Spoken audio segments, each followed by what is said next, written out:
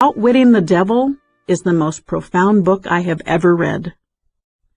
First, I was incredibly honored when Don Green, CEO of the Napoleon Hill Foundation, trusted me enough to ask me to become involved in this project. And then I read the manuscript. I couldn't sleep for a week.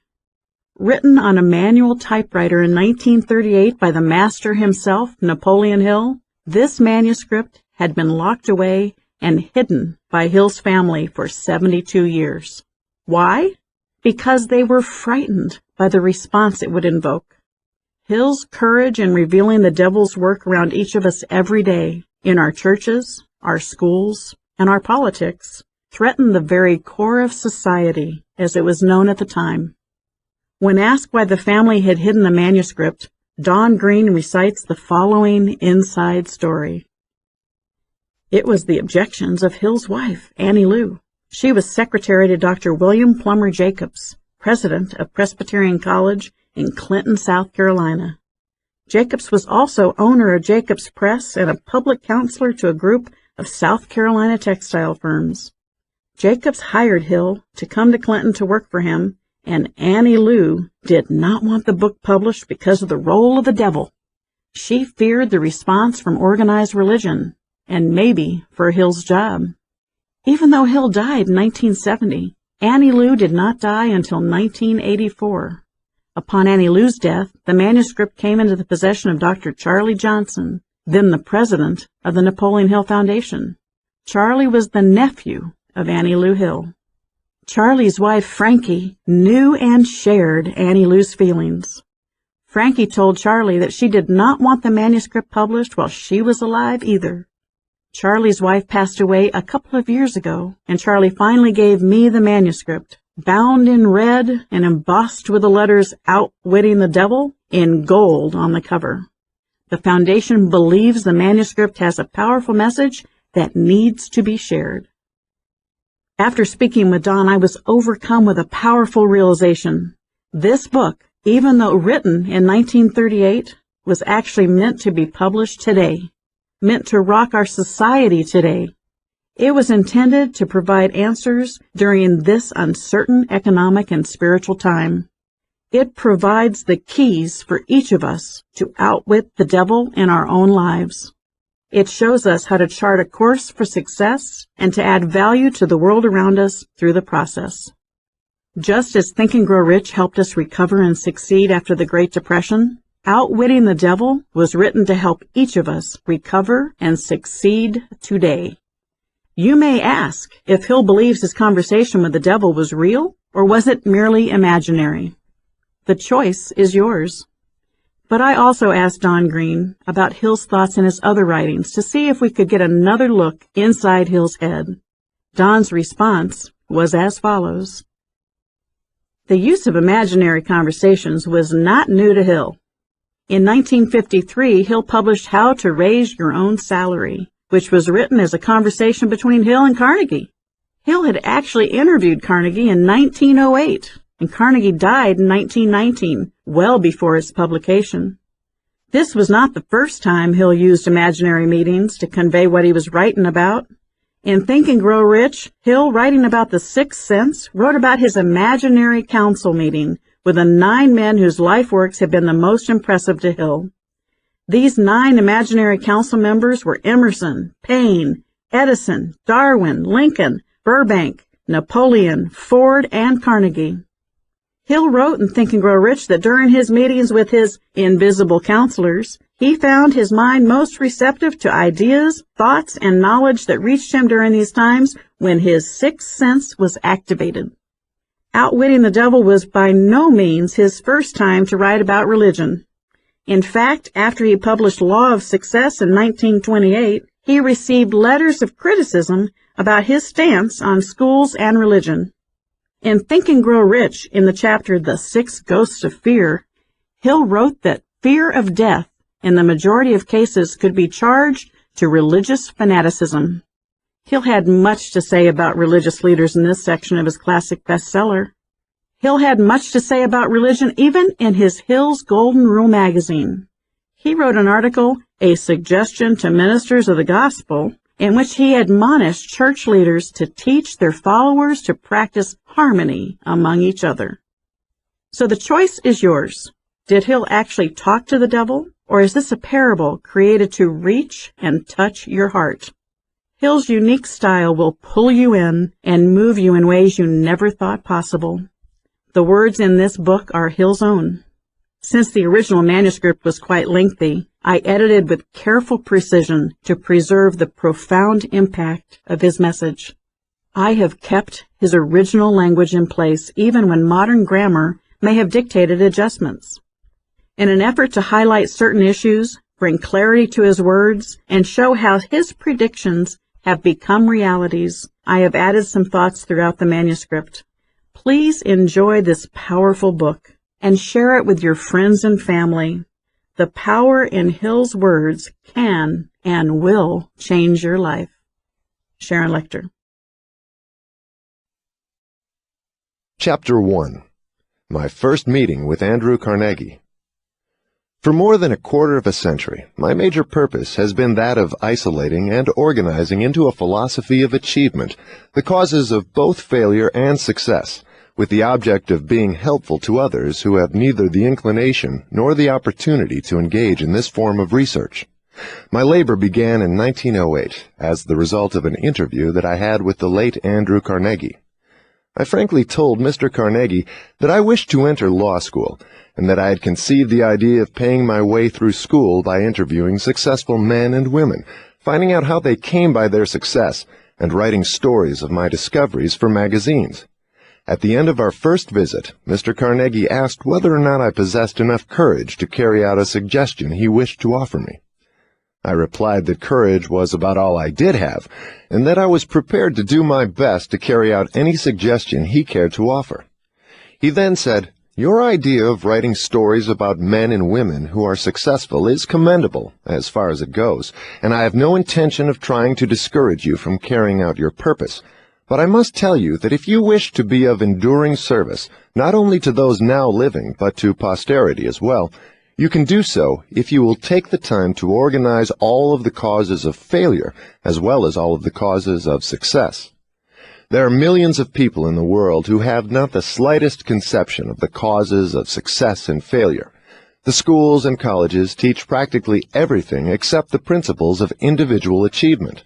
They require young men and women to spend from 4 to 8 years acquiring abstract knowledge, but do not teach them what to do with this knowledge after they get it. The world is in need of a practical, understandable philosophy of achievement, organized from the factual knowledge gained from the experience of men and women in the great university of life. In the entire field of philosophy, I find nothing which even remotely resembles the sort of philosophy which I have in mind. We have few philosophers who are capable of teaching men and women the art of living. It seems to me that here is an opportunity which should challenge an ambitious young man of your type. But ambition alone is not enough for this task which I have suggested. The one who undertakes it must have courage and tenacity. The job will require at least 20 years of continuous effort, during which the one who undertakes it will have to earn his living from some other source, because this sort of research is never profitable at the outset, and generally those who have contributed to civilization through work of this nature have had to wait 100 years or so after their own funerals to receive recognition for their labor. 20 years of labor with no pay and possibly no recognition? How would you respond to this offer? As he discusses later, Hill accepted Carnegie's challenge, and with a letter of introduction from Carnegie, set about interviewing the giants of that time, including Theodore Roosevelt, Thomas Edison, John D. Rockefeller, Henry Ford, Alexander Graham Bell, King Gillette, founder of the Gillette Safety Razor Company, and many others. His effort ultimately culminated in the publication of several books, including the 8-volume Law of Success and Think and Grow Rich, after more than 25 years of research. Think and Grow Rich is widely recognized as the seminal work in self-development, introducing essentially all the principles that continue to serve as the foundation for the teachings of the personal development gurus of today. As reflected in Hill's own description, the process of developing and publishing Think and Grow Rich was itself a study in the principles he revealed. It may be telling that the manuscript of Outwitting the Devil was written the year after Think and Grow Rich was published, since this work may reveal the frustration and revelation of Hill's other self, and how he conquered his frustrations and succeeded in using the very principles he described in Think and Grow Rich. Outwitting the Devil will reveal Hill's spiritual awakening and how each of us can learn from his encounter with the devil. If you undertake this job, you should interview not only the few who have succeeded, but the many who have failed. You should carefully analyze many thousands of people who have been classified as failures, and I mean by the term failures, men and women who come to the closing chapter of life disappointed because they did not attain the goal which they had set their hearts upon achieving. As inconsistent as it may seem, you will learn more about how to succeed from the failures than you will from the so-called successes. They will teach you what not to do. Along toward the end of your labor, if you carry it through successfully, you will make a discovery which may be a great surprise to you. You will discover that the cause of success is not something separate and apart from the man, that it is a force so intangible in nature that the majority of men never recognize it, a force which might be properly called the other self. Noteworthy is the fact that this other self seldom exerts its influence or makes itself known, excepting at times of unusual emergency, when men are forced, through adversity and temporary defeat, to change their habits and to think their way out of difficulty.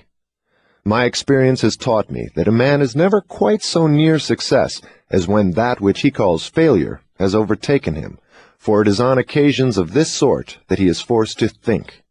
If he thinks accurately, and with persistence, he discovers that so-called failure usually is nothing more than a signal to rearm himself with a new plan or purpose. Most real failures are due to limitations which men set up in their own minds. If they had the courage to go one step further, they would discover their error. Most real failures are due to limitations which men set up in their own minds. A negative mindset and self-doubt can be the primary obstacle to success. With the current economic downturn, far too many people who have all their life done everything right are now for the first time facing severe economic adversity. The greatest barrier to their recovery is their own fear and self-doubt instilled by their recent experience. Have you allowed the current economic downturn to overtake you? Have self-doubt and self-sabotage held you back from reaching your dreams? Are you your own worst enemy? In Think and Grow Rich, Hill told the story of R.U. Darby, a gold prospector. Frustrated when a rich vein of gold apparently ran out, Darby sold his gold claim for a pittance to the town junkman. The junkman brought in the right expert advisors and found that Darby would have rediscovered the vein had he moved his digging a mere 3 feet. Had Darby persevered, he would have made his fortune, but he gave up and abandoned his dreams when he was only 3 feet from gold. Rather than being crushed by his error, Darby learned from his experience and went on to build an insurance empire. Will you abandon your quest just before reaching great success when you are only 3 feet from gold? You can listen to how many of today's icons persevered through difficult situations in the book 3 Feet from Gold. Begin life anew. Mr. Carnegie's speech reshaped my entire life and planted in my mind a burning purpose which has driven me ceaselessly, and this despite the fact that I had but a vague idea as to what he meant by the term other self. During my labor of research into the causes of failure and success, I have had the privilege of analyzing more than 25,000 men and women who were rated as failures, and over 500 who were classed as successful. Many years ago, I caught my first glimpse of that other self Mr. Carnegie had mentioned. The discovery came, as he said it would, as the result of 2 major turning points of my life, which constituted emergencies that forced me to think my way out of difficulties such as I had never before experienced. I wish it were possible to describe this discovery without the use of the personal pronoun, but this is impossible because it came through personal experiences from which it cannot be separated. To give you the complete picture, I shall have to go back to the first of these two major turning points and bring you up to the discovery, step by step. The research necessary for the accumulation of the data from which the 17 principles of achievement and the 30 major causes of failure were organized required years of labor. I had reached the false conclusion that my task of organizing a complete philosophy of personal achievement had been completed. Far from having been completed, my work had merely begun. I had erected the skeleton of a philosophy by organizing the 17 principles of achievement and the 30 major causes of failure, but that skeleton had to be covered with the flesh of application and experience. Moreover, it had to be given a soul through which it might inspire men and women to meet obstacles without going down under them. The soul, which had yet to be added, as I discovered later, became available only after my other self made its appearance, through two major turning points of my life. Resolving to turn my attention, and whatever talents I might possess, into monetary returns through business and professional channels, I decided to go into the profession of advertising, and I became the advertising manager of the LaSalle Extension University of Chicago. Everything went along beautifully for 1 year, at the end of which I was seized by a violent dislike for my job, and resigned. I then entered the chain store business with the former president of the LaSalle Extension University and became the president of the Betsy Ross Candy Company. Unfortunate, or what seemed to me at the time to be unfortunate, disagreements with business associates disengaged me from that undertaking. The lure of advertising still was in my blood, and I tried again to give expression to it by organizing a school of advertising and salesmanship as a part of Bryant and Stratton Business College. The enterprise was sailing smoothly, and we were making money rapidly when the United States entered World War I. In response to an inner urge which no words can describe, I walked away from the school and entered the service of the United States government under President Woodrow Wilson's personal direction, leaving a perfectly sound business to disintegrate. On Armistice Day, 1918, I began the publication of the Golden Rule magazine. Despite the fact that I did not have a penny of capital, the magazine grew rapidly and soon gained a nationwide circulation of nearly 500,000, ending its first year's business with a profit of $3,156. Some years later, I learned from an experienced publisher that no man experienced in the publication and distribution of national magazines would think of starting such a magazine with less than $500,000 of capital. For a proper perspective, $3,156 in 1918 would represent $45,000 today, based on the Consumer Price Index average for each year compiled by the U.S. Bureau of Labor Statistics, and $202,000 using the nominal GDP per capita tables. Not a bad profit for the first year in a magazine business, when 80 to 90% of new titles fail, and even the successful ones take 3 to 5 years to become profitable. The Golden Rule magazine and I were destined to part company. The more we succeeded, the more discontented I became, until finally, due to an accumulation of petty annoyances caused by business associates, I made them a present of the magazine and stepped out. Through that move, perhaps, I tossed a small fortune over my shoulder. This was only the beginning of Hill's love for magazines. The Golden Rule was followed by his publication of the Napoleon Hill magazine. Later in life, he became the editor of Success, a magazine that is still published today. Next, I organized a training school for salesmen. My first assignment was to train a sales army of 3,000 people for a chain store company, for which I received $10 for each salesman who went through my classes. Within 6 months, my work had netted me a little over $30,000. Success, as far as money was concerned, was crowning my efforts with abundance. Again, I became fidgety inside. I was not happy. It became more obvious every day that no amount of money would ever make me happy. Without the slightest reasonable excuse for my actions, I stepped out and gave up a business from which I might easily have earned a healthy salary. My friends and business associates thought I was crazy, and they were not backward about saying so. Frankly, I was inclined to agree with them, but there seemed nothing I could do about it. I was seeking happiness, and I had not found it. At least that is the only explanation I could offer for my unusual actions. What man really knows himself? Again, I became fidgety inside. I was not happy. It became more obvious every day that no amount of money would ever make me happy. I could have written this about myself a few years ago. But when I took action by leaving a situation that, although financially rewarding, was no longer aligned with my personal mission, new doors of opportunity opened for me. It turned out to be the best decision of my professional life. Can you think of a time in your life when you made a difficult decision, but knew it was the right one, even when others questioned you? That was during the late fall of 1923. I found myself stranded in Columbus, Ohio, without funds, and worse still, without a plan by which to work my way out of my difficulty. It was the first time in my life that I had actually been stranded because of lack of funds. Many times previously, I had found money to be rather shy, but never before had I failed to get what I needed for my personal conveniences. The experience stunned me. I seemed totally at sea as to what I could or should do. I thought of a dozen plans by which I might solve my problem, but dismissed them all as being either impractical or impossible of achievement. I felt like one who was lost in a jungle without a compass. Every attempt I made to work my way out brought me back to the original starting point. For nearly 2 months I suffered with the worst of all human ailments, indecision.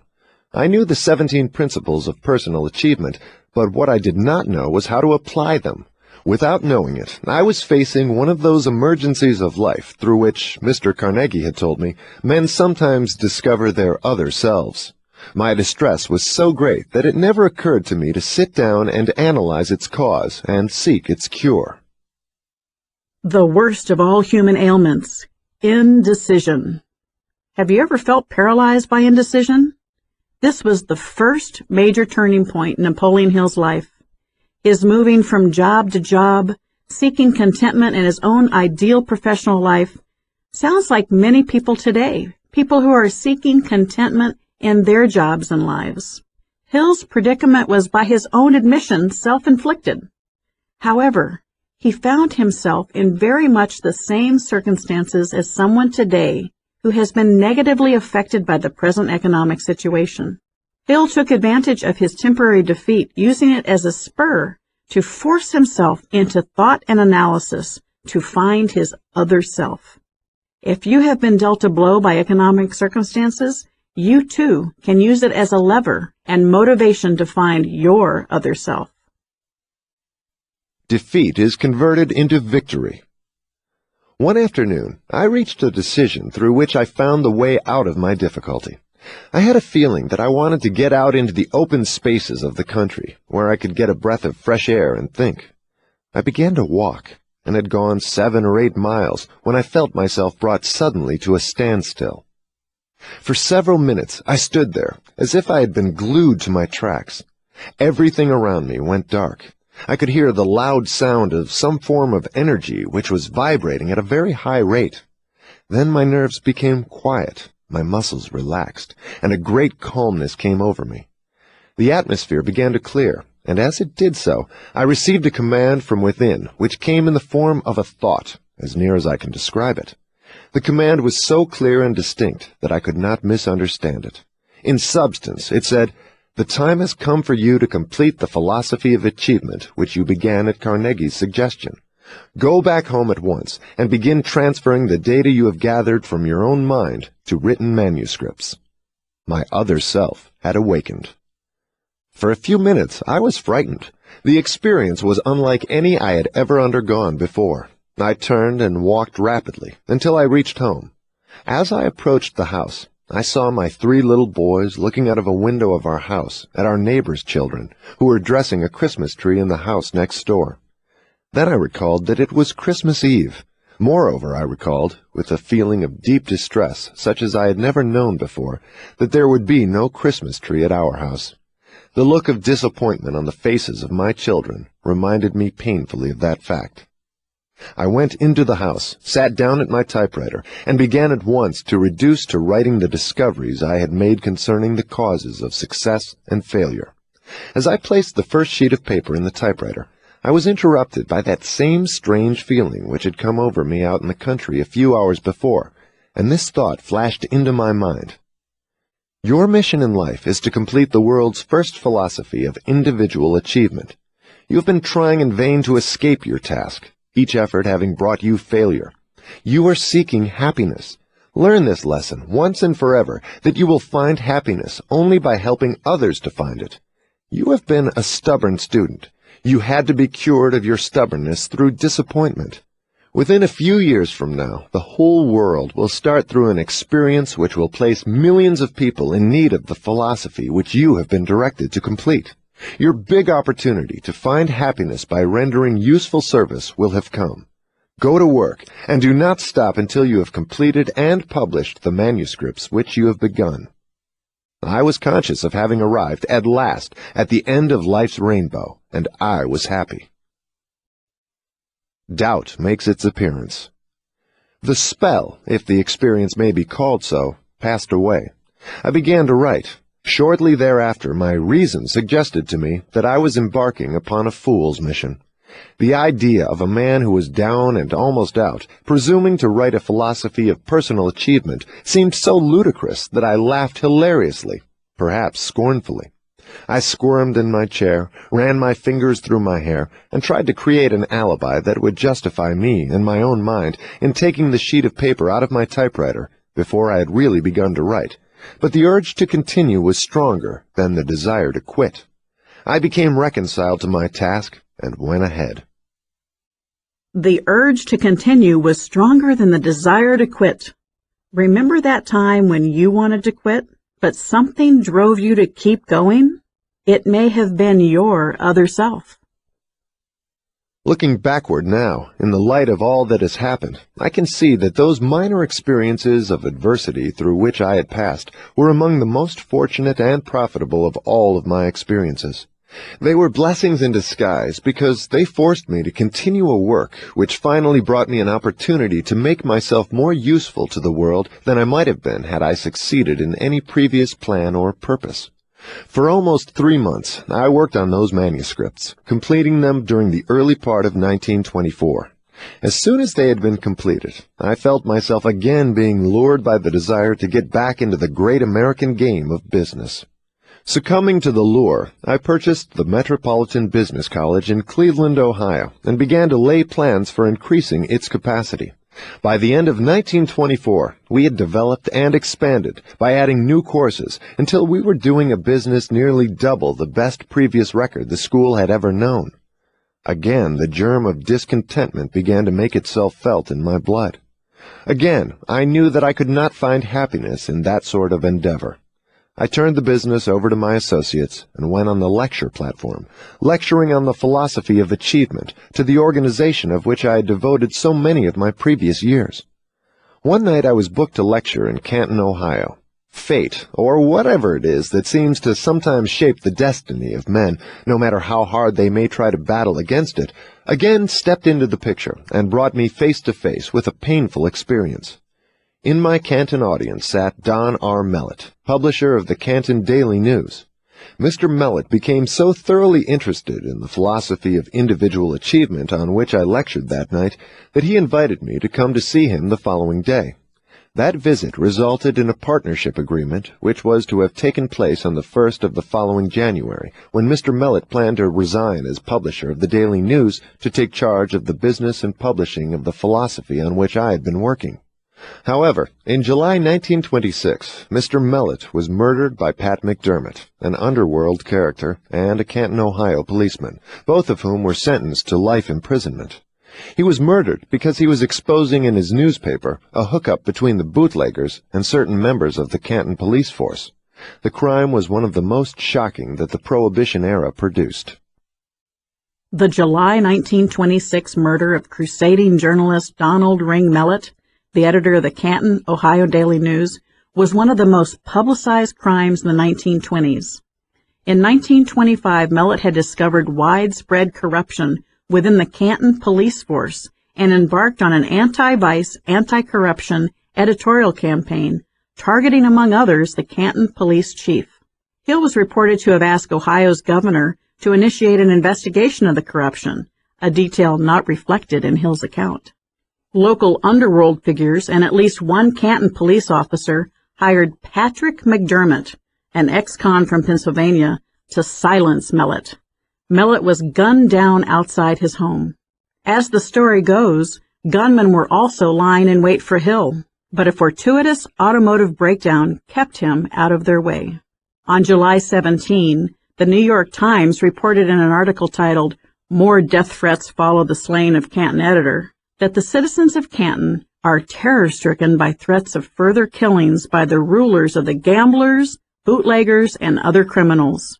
As recounted by Hill, after hearing of Mellott's murder and receiving an anonymous warning to get out of town, he fled to West Virginia.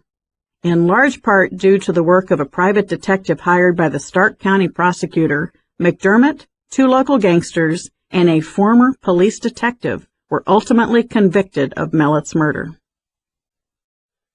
Chance saves my life. The morning after Mr. Mellott's death, I was called on the telephone and put on notice by some unknown person that I had 1 hour in which to get out of Canton, that I could go voluntarily within the hour, but if I waited longer, I probably would go in a pine box. My business association with Mr. Mellott had apparently been misunderstood. His murderers evidently believed I was directly connected with the exposé he was making in his newspapers. I did not wait for the 1 hour time limit to expire, but immediately got into my automobile and drove down to the home of relatives in the mountains of West Virginia, where I remained until the murderers had been placed in jail. That experience came well within the category described by Mr. Carnegie as an emergency that forces men to think. For the first time in my life, I knew the pain of constant fear.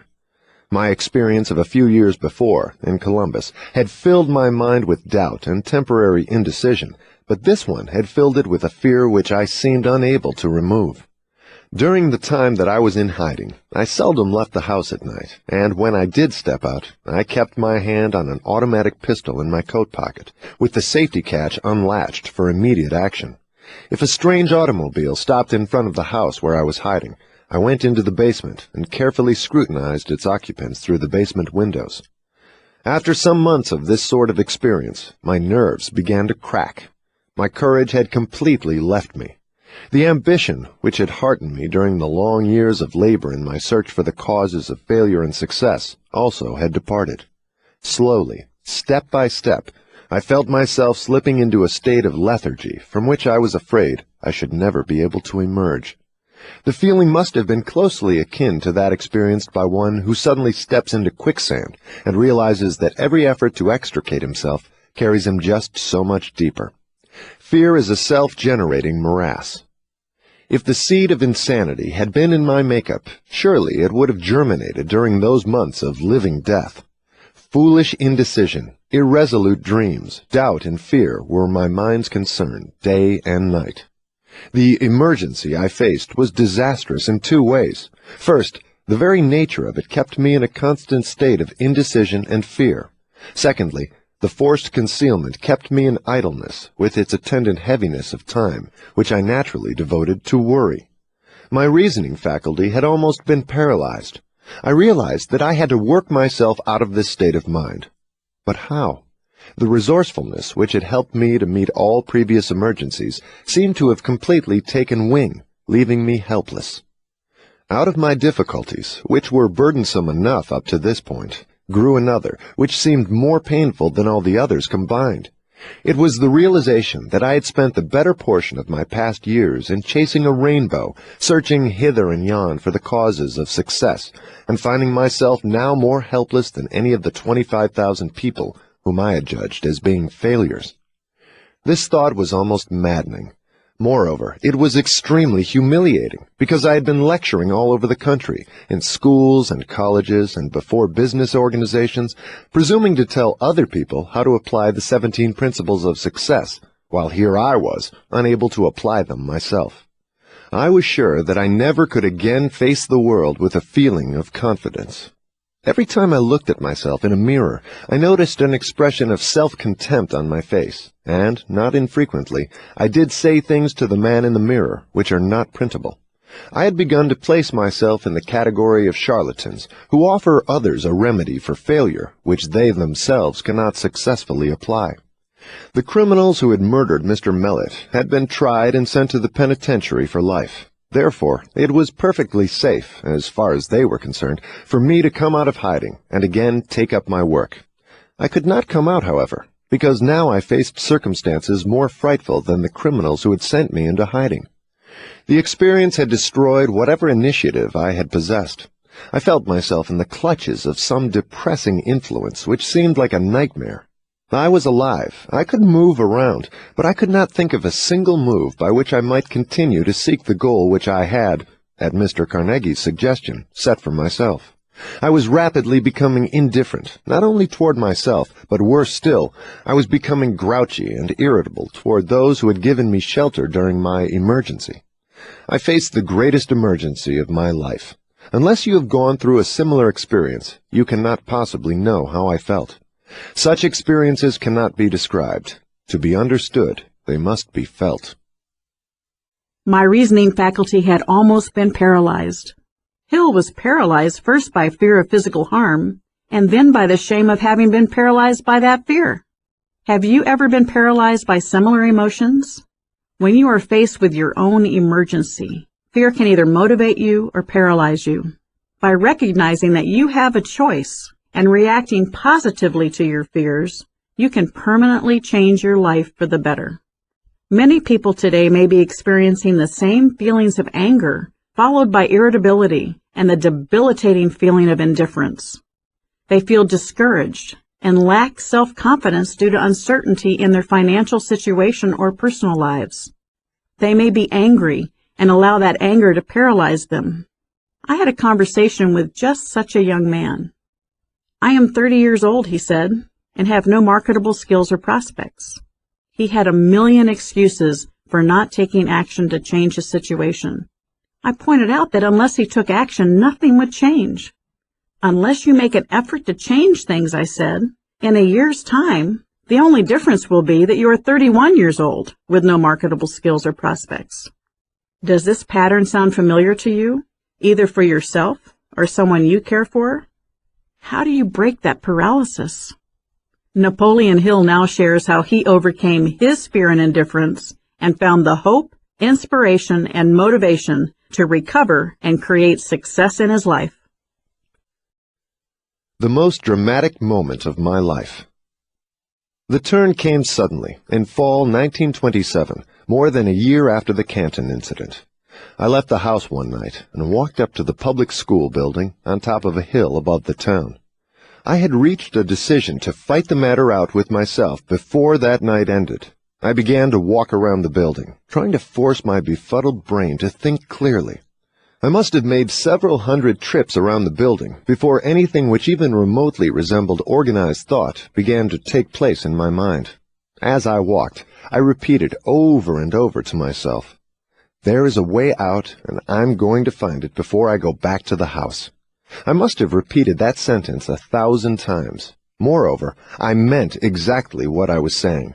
I was thoroughly disgusted with myself, but I entertained a hope of salvation. Then, like a flash of lightning out of a clear sky, an idea burst into my mind with such force that the impulse drove my blood up and down my veins. This is your testing time. You have been reduced to poverty and humiliated in order that you might be forced to discover your other self. If today's economic times have dealt you a blow, moving you toward poverty, embarrassing you, or damaging your self-confidence, consider it a test, just as Napoleon Hill did in the late 1920s and early 1930s. Force yourself to discover your other self. By working through the low points in your life and persevering, you can often gain the insight needed to truly succeed. For the first time in years, I recalled what Mr. Carnegie had said about this other self. I recalled now that he said I would discover it toward the end of my labor of research into the causes of failure and success, and that the discovery usually came as the result of an emergency, when men are forced to change their habits and to think their way out of difficulty. I continued to walk around the schoolhouse, but now I was walking on air. Subconsciously, I seemed to know that I was about to be released from the self-made prison into which I had cast myself. I realized that this great emergency had brought me an opportunity, not merely to discover my other self, but to test the soundness of the philosophy of achievement which I had been teaching others as being workable. Soon I would know whether it would work or not. I made up my mind that if it did not work, I would burn the manuscripts I had written and never again be guilty of telling other people that they were the masters of their fate, the captains of their souls.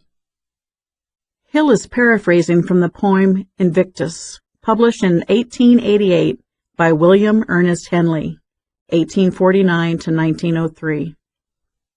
Out of the night that covers me, black as the pit from pole to pole, I thank whatever gods may be for my unconquerable soul.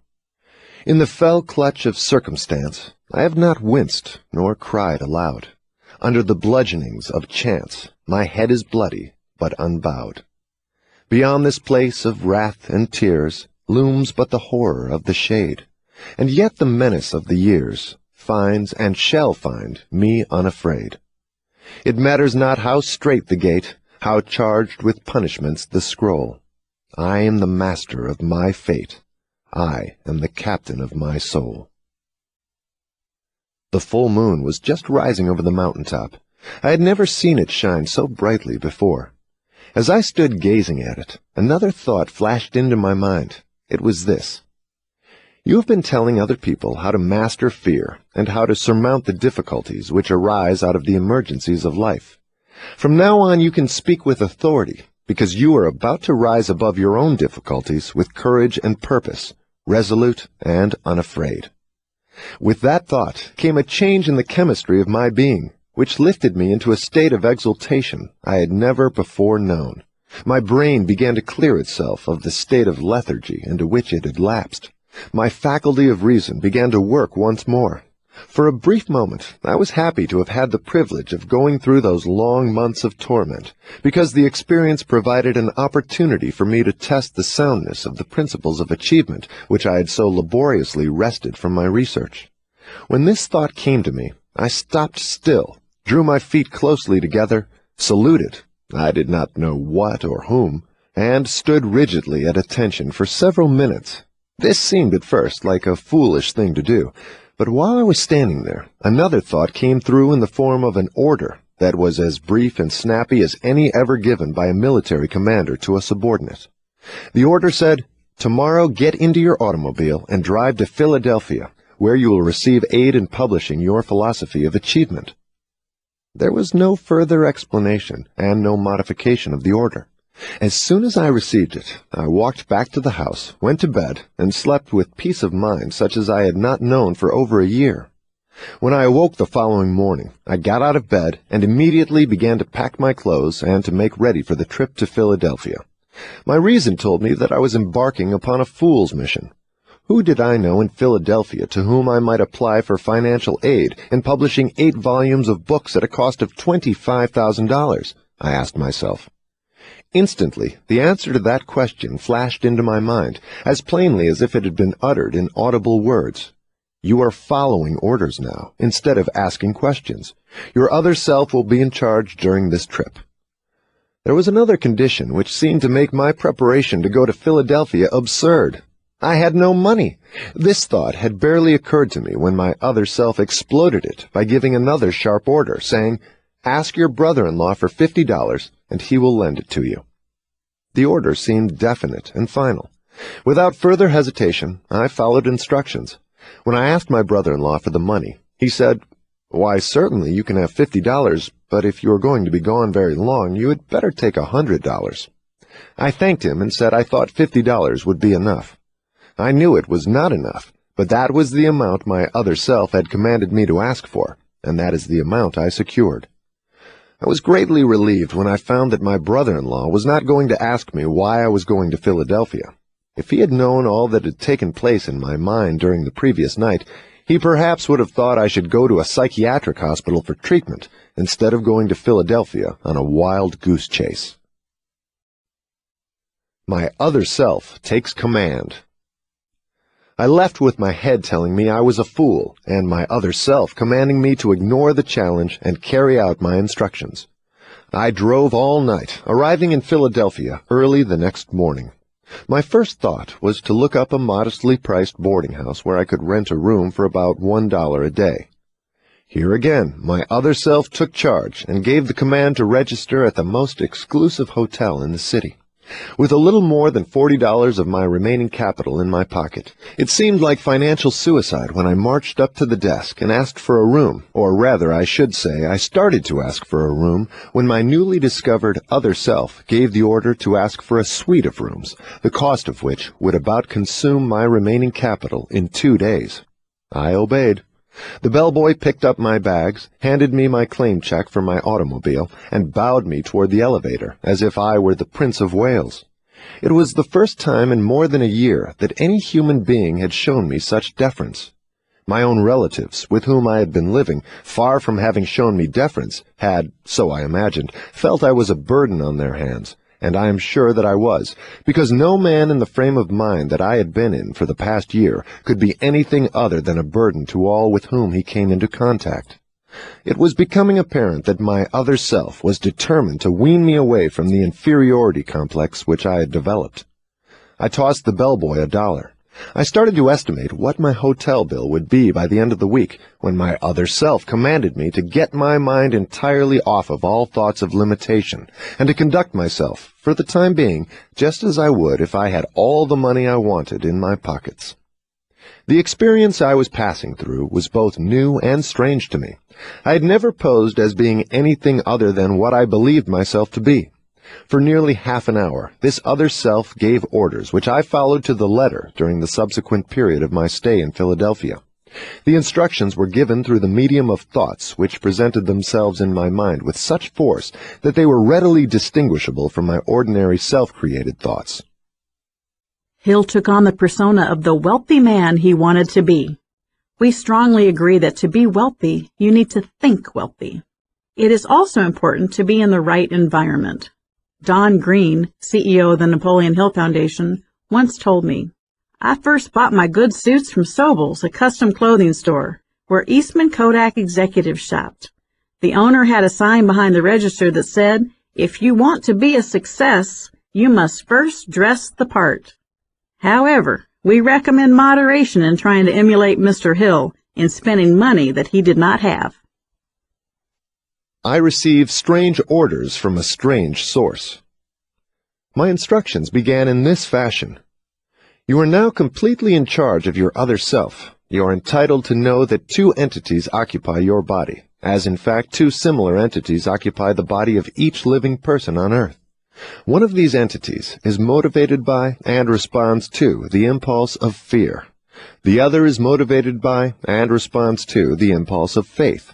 For more than a year, you have been driven, like a slave, by the fear entity. Night before last, the faith entity gained control over your physical body, and you are now motivated by that entity. For the sake of convenience, you may call this faith entity your other self. It knows no limitations, has no fears, and recognizes no such word as impossible. You are directed to select this environment of luxury in a good hotel as a means of discouraging the return to power of the fear entity. That fear-motivated old self is not dead. It has merely been dethroned. And it will follow you around wherever you go, awaiting a favorable opportunity to step in and take charge of you again. It can gain control of you only through your thoughts. Remember this, and keep the doors to your mind tightly closed against all thoughts which seek to limit you in any manner whatsoever, and you will be safe. Do not permit yourself to worry about the money you will need for your immediate expenses. That will come to you by the time you must have it. Now, let us get down to business. First of all, you should know that the faith entity now in charge of your body performs no miracles, nor does it work in opposition to any of nature's laws. As long as it is in charge of your body, it will guide you when you call on it, through impulses of thought which it will place in your mind in carrying out your plans through the most logical and convenient natural media available. Above everything else, get this fact clearly fixed in your mind, that your other self will not do your work for you, It will only guide you intelligently in achieving for yourself the objects of your desires. Will you be guided by faith, or will you allow fear to overtake you? This other self will aid you in translating your plans into reality. Moreover, you should know that it begins always with your major or most pronounced desire. At this time, your major desire, the one which brought you here, is to publish and distribute the results of your research into the causes of success and failure. You estimate that you will need approximately $25,000. Among your acquaintances, there is a man who will supply you with this needed capital. Begin at once to call into your mind the names of all persons of your acquaintance whom you have reason to believe might be induced to furnish the financial aid you require. When the name of the logical person comes into your mind, you will recognize it immediately. Communicate with that person, and the aid you seek will be given.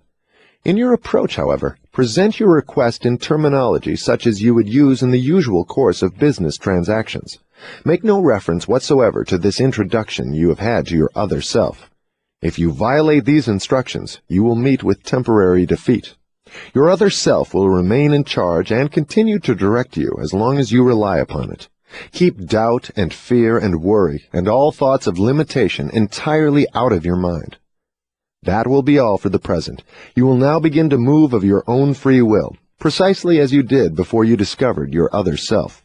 Physically, you are the same as you have always been. Therefore, no one will recognize that any change has taken place in you. I looked around the room, blinked my eyes, and to make sure that I was not dreaming, I got up and walked over to a mirror and looked at myself closely. The expression on my face had changed from one of doubt to one of courage and faith. There was no longer any doubt in my mind that my physical body was in charge of an influence far different from the one which had been dethroned 2 nights before as I walked around that schoolhouse in West Virginia. Here, in editing the manuscript, I have ended the chapter at one of the great turning points in the author's life. Have you ever undergone a life change such as the one Hill just described? It can also be described in religious terms as a conversion experience. Others may simply refer to it as a wake-up call, or a tap on the shoulder, or more vehemently as a slap in the face. Chapter 2. A New World is Revealed to Me. Obviously, I had undergone a new birth by which I had been separated from all forms of fear. I now had courage such as I never before had experienced. Despite the fact that I had not as yet been shown how, or from what source, I would be able to secure the necessary funds which I was seeking, I had such absolute faith that the money would be forthcoming that I could see it already in my possession. On but few occasions in my entire life have I experienced such faith. It was a feeling which one person cannot describe to another. There are no words in the English language suitable for such a description, a fact that all who have had similar experiences can easily verify. I proceeded immediately to carry out the instructions I had received. All feeling that I had embarked upon an impossible mission had now left me. One by one, I began to call into my mind the names of all my acquaintances I knew to be financially able to supply me with the $25,000 which I needed, starting with the name of Henry Ford and going over the entire list of more than 300 people. My other self plainly said, "Keep on searching." The darkest hour is just before dawn. But I had come to the end of my rope. My entire list of acquaintances had been exhausted, and with it my physical endurance as well. I had been at work, concentrating my mind upon that list of names for the better part of 2 days and nights, having stopped only long enough to sleep for a few hours. I leaned back in my chair, shut my eyes, and went into a sort of doze for a few minutes. I was aroused by what seemed to be an explosion in the room.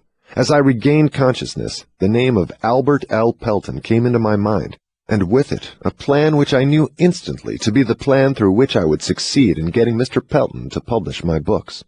I remembered Mr. Pelton only as an advertiser in the Golden Rule magazine, which I had formerly published. Hill's subconscious mind identified an acquaintance, remembered only as an advertiser in Hill's magazine, as a potential source of funding. You make an impression on everyone you meet, just as everyone you meet makes an impression on you. You never know when an acquaintance may become a business associate. There is great power in your network. I sent for a typewriter, addressed a letter to Mr. Pelton at Meriden, Connecticut, and described the plan just as it had been handed over to me. He answered by telegram, saying that he would be in Philadelphia to see me the following day. When he came, I showed him the original manuscripts of my philosophy, and briefly explained what I believed its mission to be. He turned through the pages of the manuscripts for a few minutes, then stopped suddenly, and fixed his eyes on the wall for a few seconds, and said, "I will publish your books for you." The contract was drawn, a substantial advance payment on royalties was given me, the manuscripts were turned over to him, and he took them back to Meriden.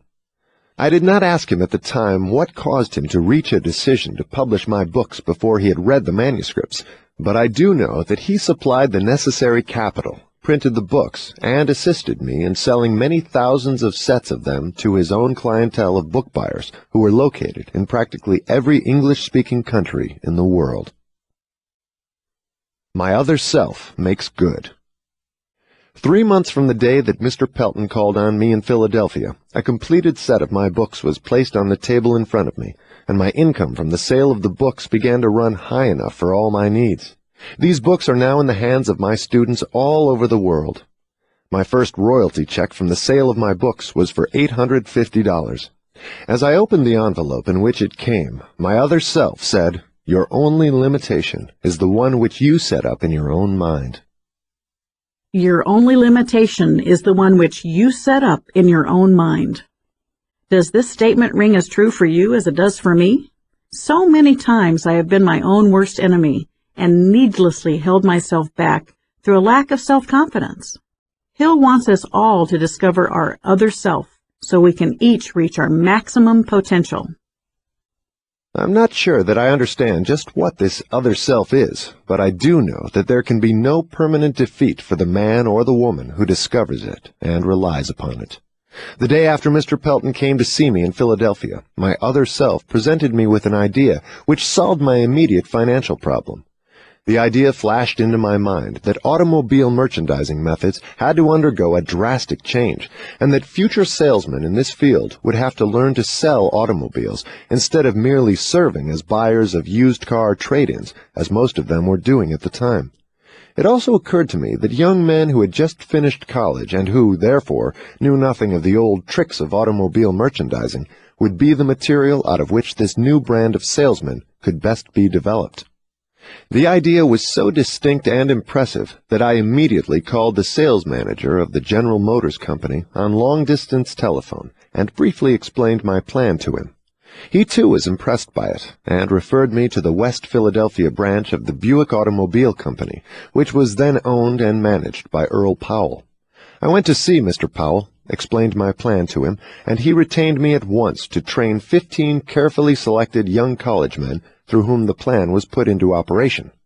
My income from that retainer was more than enough to take care of all of my expenses for the following 3 months until the returns from the sale of my books began to come in, including the cost of that expensive suite of rooms over which I had at first been so concerned. My other self had not disappointed me. The money I needed was in my hands at the proper time, just as I had been assured the money would be. By this time, I had been convinced that my trip to Philadelphia was by no means a fool's mission, as my reason had indicated it would be before I left West Virginia. From that time right up to this very minute, everything I have needed has come to me, and this despite the fact that the whole world has recently passed through a period of economic depression, when the bare necessities of life have not always been available to all people. Sometimes the arrival of the material things I needed has been a little late, but I can truthfully say that my other self has always met me at the crossroads when I have come to them, and indicated which path I should follow. The other self follows no precedents, recognizes no limitations, and always finds a way to accomplish desired ends. It may meet with temporary defeat, but not with permanent failure. I am as sure of the soundness of this statement as I am of the fact of being engaged in writing these lines. The other self may meet with temporary defeat, but not with permanent failure. How many times do we allow a temporary defeat to affect us as if it were a permanent failure, instead of learning from it and moving on? As Hill describes, he himself faced many setbacks along his journey, but each time he was able to find the seed of greater benefit and move on to greater successes. Meanwhile, I earnestly hope that some of the millions of men and women who have been wounded by the business depression and other unpleasant experiences will discover within themselves this strange entity which I have called my other self, and that the discovery will lead them, as it has led me, into a closer relationship with that source of power which surmounts obstacles and masters difficulties, instead of being mastered by them. There is a great power to be discovered in your other self. Search sincerely, and you will find it. Hill's work was published during the Great Depression, and indeed helped millions of people find hope and courage to live in faith that they would find their own paths to success. I believe we can find many parallels between his time and our own. It is during periods of great stress that we find our will and our inner strength. With the current economic uncertainties, people are choosing or being forced to find new paths to provide for themselves and their families, and many will find great success. They will be the great stories of success we will be reading about in a few years from now. Will you be among those success stories, or still watching from the sidelines? Failure, a blessing in disguise. I have made another discovery as the result of this introduction to my other self, namely, that there is a solution for every legitimate problem, no matter how difficult the problem may seem. There is a solution for every legitimate problem, no matter how difficult the problem may seem. While this concept may be difficult to acknowledge when you're in the midst of the storm, hindsight generally proves it true. I have also discovered that there comes with every experience of temporary defeat and every failure and every form of adversity the seed of an equivalent benefit. Mind you, I did not say the full-blown flower of success, but the seed from which that flower may be made to germinate and grow. I know of no exception to this rule. The seed of which I speak may not always be observed, but you may be sure it is there in one form or another. I do not pretend to understand all about this strange force which reduced me to poverty and want, and filled me with fear, and then gave me a new birth of faith, through which I have been privileged to extend help to tens of thousands who found themselves slipping. But I do know that such a force has come into my life, and that I am doing all I can to place others in communication with it. During my quarter-century of research into the causes of success and failure, I have discovered many principles of truth which have been helpful to me and to others, but nothing I have observed has impressed me more than the discovery that every great leader of the past, whose record I have examined, was beset by difficulties and met with temporary defeat before arriving. Every great leader of the past, whose record I have examined, was beset by difficulties and met with temporary defeat before arriving. Failure and temporary defeat are part of the journey to finding true success. From Christ on down to Edison, the men who have achieved most have been those who have met with the most stubborn forms of temporary defeat.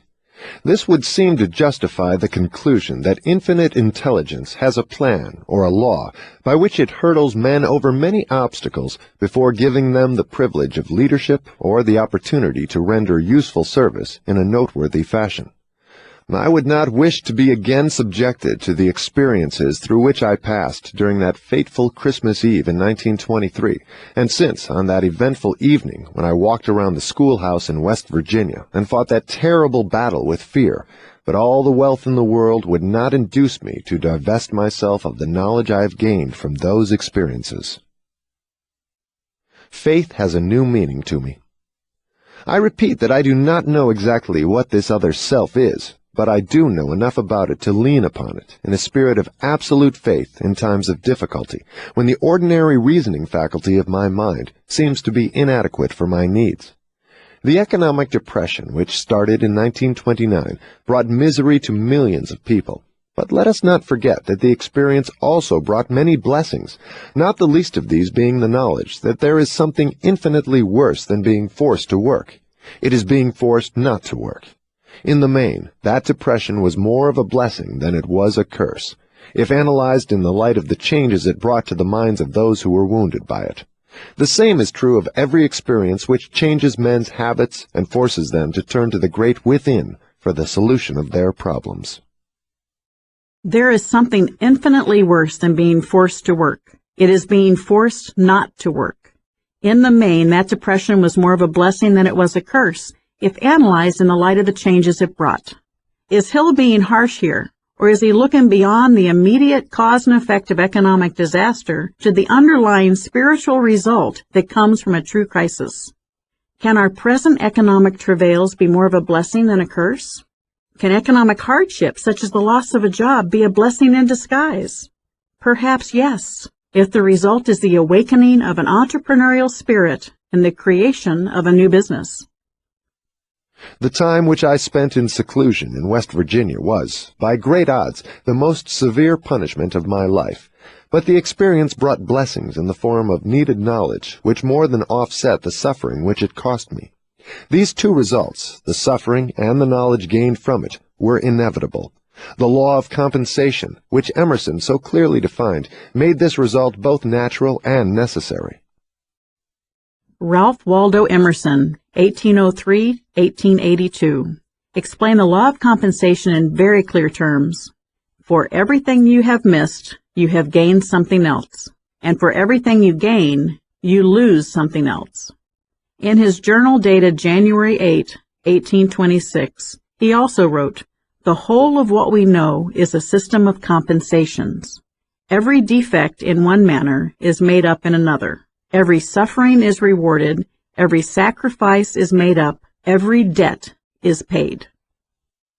What the future may hold for me in the way of disappointment through temporary defeat, I, of course, have no way of knowing.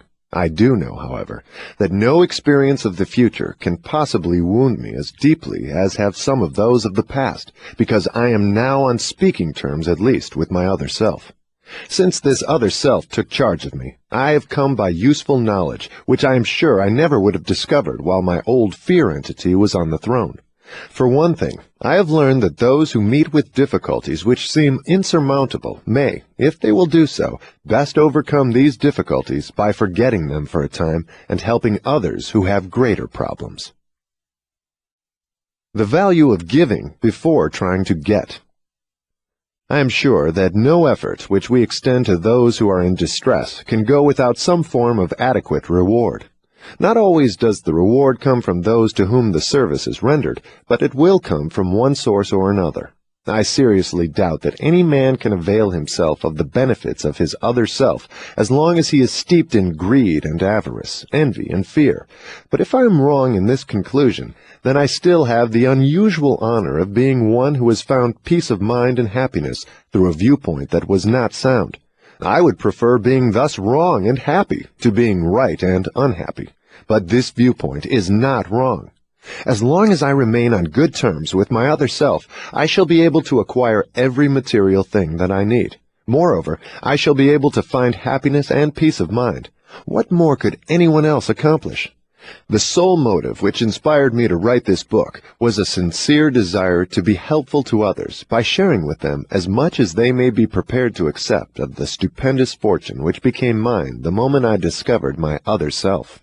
This fortune, happily, is one that cannot be measured in material or financial terms alone, because it is greater than everything which such things represent. Material and financial fortunes, when reduced to their most liquid terms, are measurable in terms of bank balances. Bank balances are no stronger than banks. This other fortune of which I speak is measurable, not only in terms of peace of mind and contentment, but as manifested in those adept at prayer. My other self has taught me to concentrate upon my purpose, and to forget about the plan by which it is to be attained when I go to prayer. I am not suggesting that material objects may be acquired without plans. What I am saying is that the power which translates one's thoughts or desires into realities has its source in an infinite intelligence which knows more about plans than the one doing the praying. Stating the case in another way, may it not be wise, when praying, to trust to the universal mind to hand over the plan best suited for the attainment of the object of that prayer? My experience with prayer has taught me that so often all which results from prayer is a plan, if the prayer is answered at all, a plan that is suited for the attainment of the object of the prayer through natural and material media. The plan must be transmuted through self-effort action. I know nothing about any form of prayer which can be induced to work favorably in a mind that is colored, in the slightest degree, by fear. Is prayer a part of your life? Do you trust God to hand over the plan best suited for the attainment of the object of your prayer? Do you acknowledge that in order for your plan to be successful, you must take action? A new way to pray. Since becoming better acquainted with my other self, my way of praying is different from what it was before. I used to go to prayer only when facing difficulty. Now I go to prayer before difficulty overtakes me, when possible. I now pray not for more of this world's goods and greater blessings, but to be worthy of that which I already have. I find that this plan is better than the old one. Infinite intelligence seems not at all offended when I give thanks and show that I am grateful for the blessings which have crowned my efforts. I was astounded when I first tried this plan of offering a prayer of thanks for what I already possessed to discover what a vast fortune I had owned without being appreciative of it. For example, I discovered that I possessed a sound body which had never been seriously damaged by illness. I had a mind which was reasonably well balanced. I had a creative imagination through which I could render useful service to great numbers of people. I was blessed with all the freedom I desired, in both body and mind. I possessed an imperishable desire to help others who were less fortunate. I discovered that happiness, the highest aim of mankind, was mine for the taking, business depression or no business depression. Last, but by no means least, I discovered that I had the privilege of approaching infinite intelligence, either for the purpose of offering thanks for what I already possessed, or to ask for more, and for guidance. It may be helpful for every listener of this audiobook to take inventory of his or her intangible assets. Such an inventory may disclose possessions of priceless value.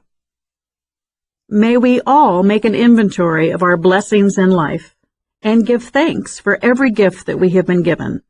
I know that when I am at a low point in my life, I force myself to think of my family and friends and the blessings they have brought to my life. It is the quickest path up and puts my temporary setbacks into perspective. Some signs we have overlooked. The whole world is undergoing a change of such stupendous proportions that millions of people have become panic-stricken with worry, doubt, indecision, and fear. It seems to me that now is a splendid time for those who have come to the crossroads of doubt to endeavor to become acquainted with their other selves. All who wish to do so will find it helpful if they take a lesson from nature. Observation will show that the eternal stars shine nightly in their accustomed places, that the sun continues to send down its rays of warmth, causing Mother Earth to yield an overabundance of food and clothing, that water continues to flow downhill, that the birds of the air and the wild animals of the forest receive their accustomed requirements of food, that useful day follows restful night, that busy summer follows the inactive winter, that the seasons come and go precisely as they did before the 1929 Depression began, that, in reality, only men's minds have ceased to function normally, and this because men have filled their minds with fear. Observation of these simple facts of everyday life may be helpful as a starting point for those who wish to supplant fear by faith.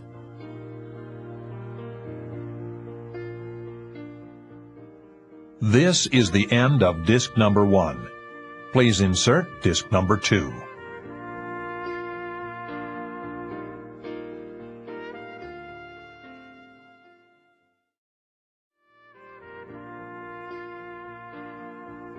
This is disc number 2. Observation of these simple facts of everyday life may be helpful as a starting point for those who wish to supplant fear by faith. I am not a prophet, but I can, with all due modesty, predict that every individual has the power to change his or her material or financial status by first changing the nature of his or her beliefs. Do not confuse the word belief with the word wish. The two are not the same. Everyone is capable of wishing for financial, material, or spiritual advantages, but the element of faith is the only sure power by which a wish may be translated into a belief, and a belief into reality.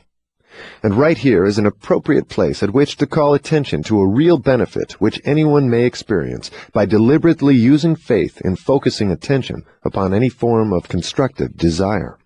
The mind acts upon one's dominating or most pronounced desires. There is no escape from this fact. It is a fact indeed. Be careful what you set your heart upon, for it surely shall be yours. Every individual has the power to change his or her material or financial status by first changing the nature of his or her beliefs. It was right after publication of Think and Grow Rich in 1937 that Napoleon Hill began this manuscript for Outwitting the Devil. Through his interview with the devil, Hill discovers and reveals how the devil may be having his way with you and how you can ignite your other self to not only conquer the devil in your own life, but to also empower your other self to achieve your greatest success. Throughout his work is a recurring theme of the importance of transforming your thoughts from fear to faith. Faith is the beginning of all great achievement. If Edison had stopped by merely wishing for the secret with which electric energy might be harnessed and made to serve through the incandescent lamp, that convenience to civilization would have remained among nature's multifarious secrets. He met with temporary defeat more than 10,000 times before wresting this secret from nature. It was finally yielded up to him because he believed it would be, and he kept on trying until he had the answer. Edison uncovered more of nature's secrets. They might have been called miracles at an earlier period in the realm of physics than did any other man who ever lived, and this because he became acquainted with his other self. I have his own word for this, but even if I did not have it, his achievements of themselves have disclosed the secret in their unfoldment. Nothing within reason is impossible to the man who knows and relies upon his other self. Whatever man believes to be true has a way of becoming true. A prayer is a released thought, sometimes expressed in audible words, and at other times expressed silently. I have observed by experience that a silent prayer is as efficacious as the one which is expressed in words. I have observed also that one's state of mind is the determining factor when prayer works, as well as when it does not. My conception of the other self, which I have tried to describe, is that it merely symbolizes a newly discovered approach to infinite intelligence, an approach which one may control and direct through the simple process of mixing faith with one's thoughts. This is only another way of saying that I now have greater faith in the power of prayer. The state of mind known as faith apparently opens to one the medium of a sixth sense through which one may communicate with sources of power and information far surpassing any available through the 5 physical senses. There comes to your aid, and to do your bidding, with the development of the sixth sense, a strange power which, let us assume, is a guardian angel who can open to you at all times the door to the temple of wisdom. The sixth sense comes as near to being a miracle as anything I have ever experienced, and it appears so, perhaps because I do not understand the method by which this principle is operated. This much I do know, that there is a power, or a first cause, or an intelligence which permeates every atom of matter and embraces every unit of energy perceptible to man. That this infinite intelligence converts acorns into oak trees, causes water to flow downhill in response to the law of gravity, follows night with day and winter with summer, each maintaining its proper place and relationship to the other. This intelligence may aid in transmuting one's desires into concrete or material form. I have this knowledge because I have experimented with it and have experienced it. I have for many years followed the habit of taking personal inventory of myself once a year for the purpose of determining how many of my weaknesses I have bridged or eliminated, and to ascertain what progress, if any, I had made during the year. This section on faith is worth listening to a few times because it contains Hill's core teachings on prayer. Faith, in his view, is a sixth sense, or spiritual power that enables one to succeed if one is in step with the first cause of all things. One of his descriptions of God. His is a practical or scientific faith that emphasizes tangible results. In the book 3 Feet from Gold, my co-author and I discussed the personal success equation that clearly reveals the importance of faith. Your personal success equation combining your passion with your talent, and then seeking the right association and taking the right action are very important components for your success. But it is when you combine all those components with a strong faith in yourself and your mission that you truly have your personal success equation. Chapter 3. A Strange Interview with the Devil. While you are listening to the interview with the devil, you will recognize from the brief description I have given you of the history of my life what a desperate effort the devil made to muzzle me before I gained public recognition. You will understand also, after listening to the interview with the devil, why the interview had to be preceded by this personal history of my background. Before you begin to listen to the interview, I want you to have a clear picture of the final fling the devil had at me, and be it remembered with profit that it was this final fling which gave Mercy a chance to turn and twist the devil's tail until he squealed out his confession. The devil's undoing began with the Depression in 1929. Through that unfortunate turn of the wheel of life, I lost my 600-acre estate in the Catskill Mountains. My income was entirely cut off. The Harriman National Bank, in which all my funds were deposited, folded up and was wiped out.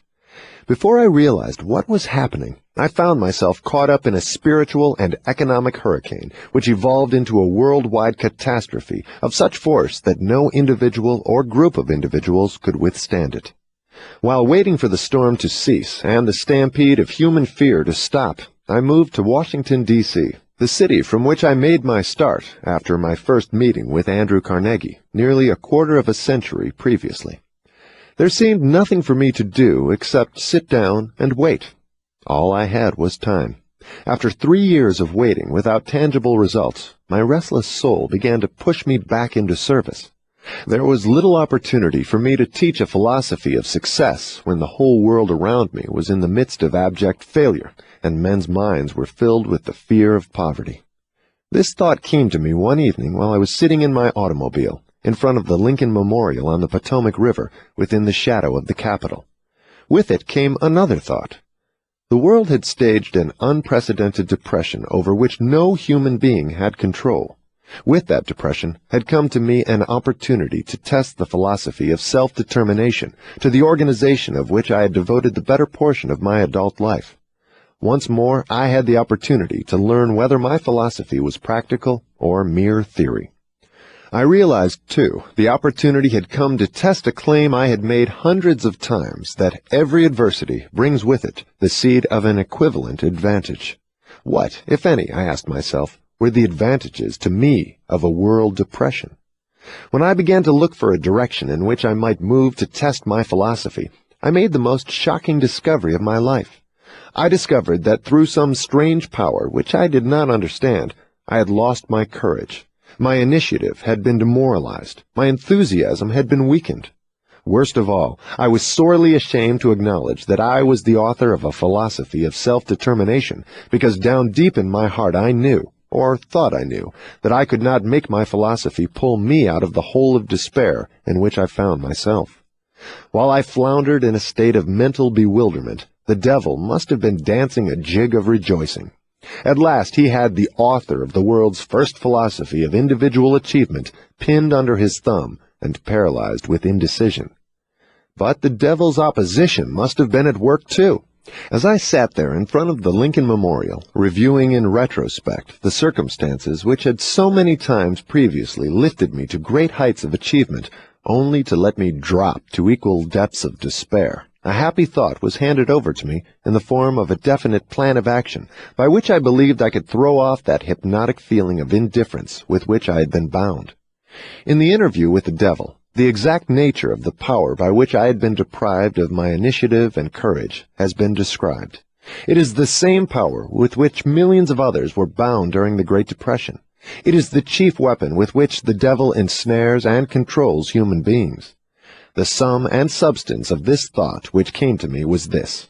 Despite the fact that I had learned from Andrew Carnegie and more than 500 others of equal business and professional achievements that noteworthy achievements in all walks of life come through the application of the master mind, the harmonious coordination of two or more minds working to a definite end.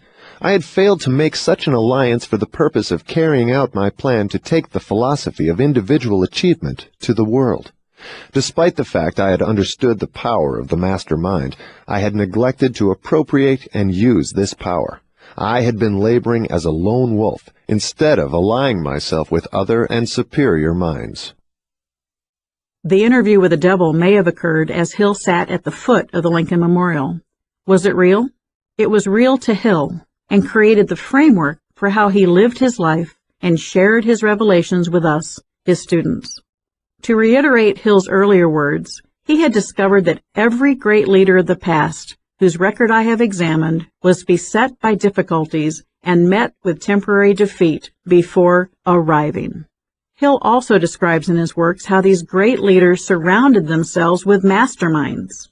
They conquered their inner struggles with adversity and then used the power of the mastermind to propel their successes. Consider how you could form a mastermind group, a team, to help you overcome adversity and propel you to success. An analysis. Let us now briefly analyze the strange interview you are about to begin. Some who listen will want to ask after they finish it, did you really interview the devil, or did you merely interview an imaginary devil? Some may wish the answer to this question before they begin the interview. I will answer in the only truthful way I could answer, by saying that the devil I interviewed may have been real, just as he claimed to be, or he may have been the creation of my own imagination. Whichever he was, whether real or imaginary, is of little importance compared with the nature of the information conveyed through the interview. The important question is this: does the interview convey dependable information which may be helpful to people who are trying to find their places in the world? If it conveys that sort of information, no matter whether it is conveyed in the form of fact or fiction, then it is worthy of serious analysis through careful reading. I am not concerned in the least as to the real source of the information, or as to the real nature of the devil whose astounding story you are about to hear. I am concerned only with the fact that the devil's confession squares perfectly with what I have seen of life. I believe the interview does convey information of practical benefit to all who have not found life to be friendly, and the reason I believe so is the fact that I have made the central theme of this book yield to me all the happiness I need in the form best suited to my nature. I have had experience with enough of the principles mentioned by the devil to assure me that they will do exactly what he says they will.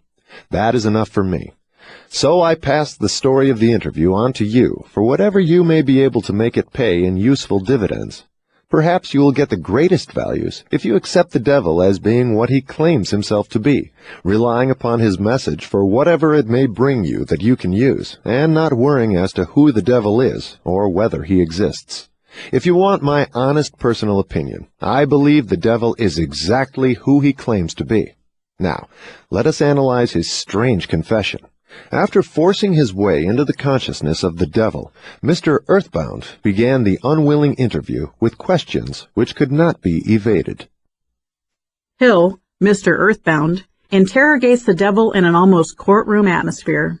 Somehow, the devil is obligated to give complete and accurate answers. How was this done?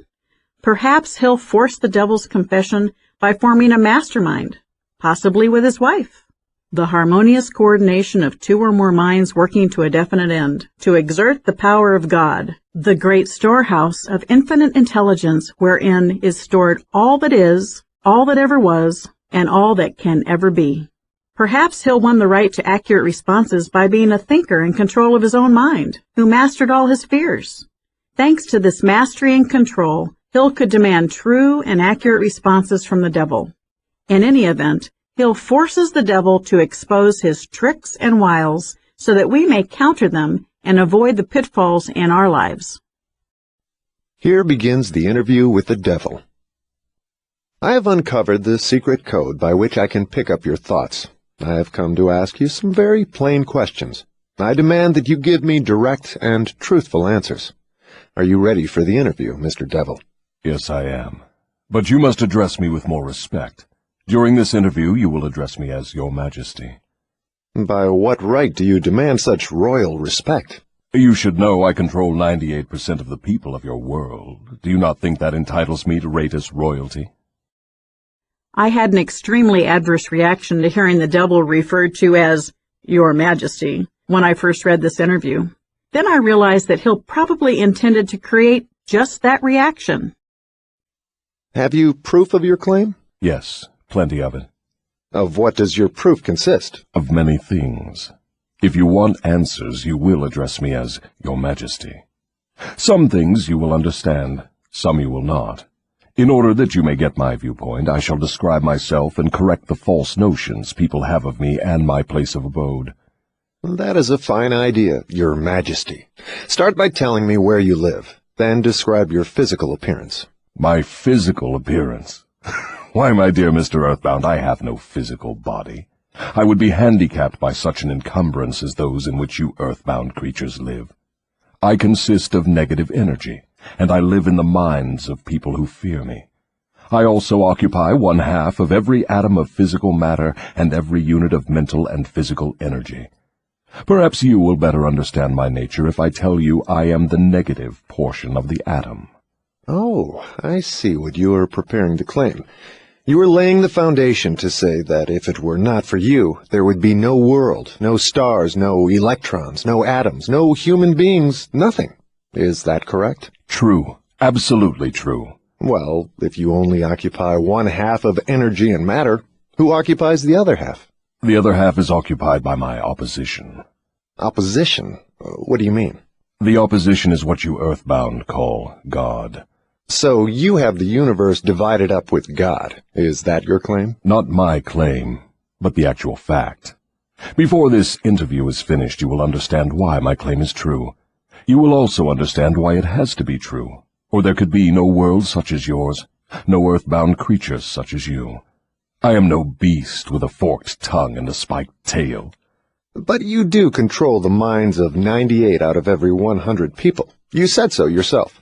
Who causes all the misery in this 98% devil-controlled world if you do not? I have not said that I do not cause all the misery of the world. On the other hand, I boast of it. It is my business to represent the negative side of everything, including the thoughts of you earthbound people. How else could I control people? My opposition controls positive thought. I control negative thought. How do you gain control of the minds of people? Oh, that is easy. I merely move in and occupy the unused space of the human brain. I sow the seeds of negative thought in the minds of people so I can occupy and control the space. You must have many tricks and devices by which you gain and hold control of the human mind. To be sure, I employ tricks and devices to control human thought. My devices are clever ones, too. Go ahead and describe your clever tricks, Your Majesty. One of my cleverest devices for mind control is fear. I plant the seed of fear in the minds of people, and as these seeds germinate and grow, through use, I control the space they occupy.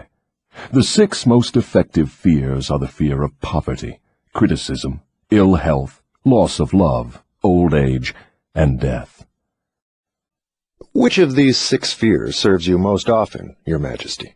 The first and the last, poverty and death.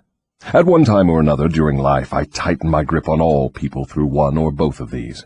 I plant these fears in the minds of people so deftly that they believe them to be their own creation. I accomplish this end by making people believe I am standing just beyond the entrance gate of the next life, waiting to claim them after death for eternal punishment. Of course, I cannot punish anyone, except in that person's own mind, through some form of fear. But fear of the thing which does not exist is just as useful to me as fear of that which does exist. All forms of fear extend the space I occupy in the human mind. Your Majesty, will you explain how you gained this control over human beings? The story is too long to be told in a few words. It began over 1,000,000 years ago when the first man began to think. Up to that time I had control over all mankind, but enemies of mine discovered the power of positive thought, placed it in the minds of men, and then began a battle on my part to remain in control. So far I have done quite well by myself, having lost only 2% of the people to the opposition. I take it from your answer that men who think are your enemies. Is that right? It is not right, but it is correct. Tell me something more about the world in which you live. I live wherever I choose. Time and space do not exist for me. I am a force best described to you as energy.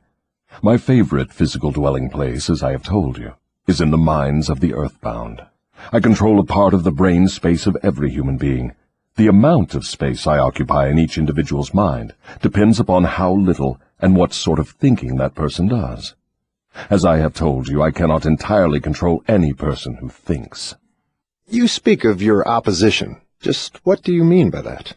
My opponent controls all the positive forces of the world, such as love, faith, hope, and optimism. My opponent also controls the positive factors of all natural law throughout the universe, the forces which keep the earth and the planets and all the stars balanced in their courses. But these forces are meek in comparison with those which operate in the human mind under my control. You see, I do not seek to control stars and planets. I prefer the control of human minds. Where did you acquire your power, and by what means do you add to it? I add to my power by appropriating the mind power of the earthbound as they come through the gate at the time of death. 98 out of every 100 who come back to my plane from the earth plane are taken over by me, and their mind power is added to my being. I get all who come over with any form of fear. You see, I am constantly at work, preparing the minds of people before death, so I can appropriate them when they come back to my plane. Will you tell me how you go about your job of preparing human minds so you can control them? I have countless ways of gaining control of human minds while they are still on the earth plane. My greatest weapon is poverty.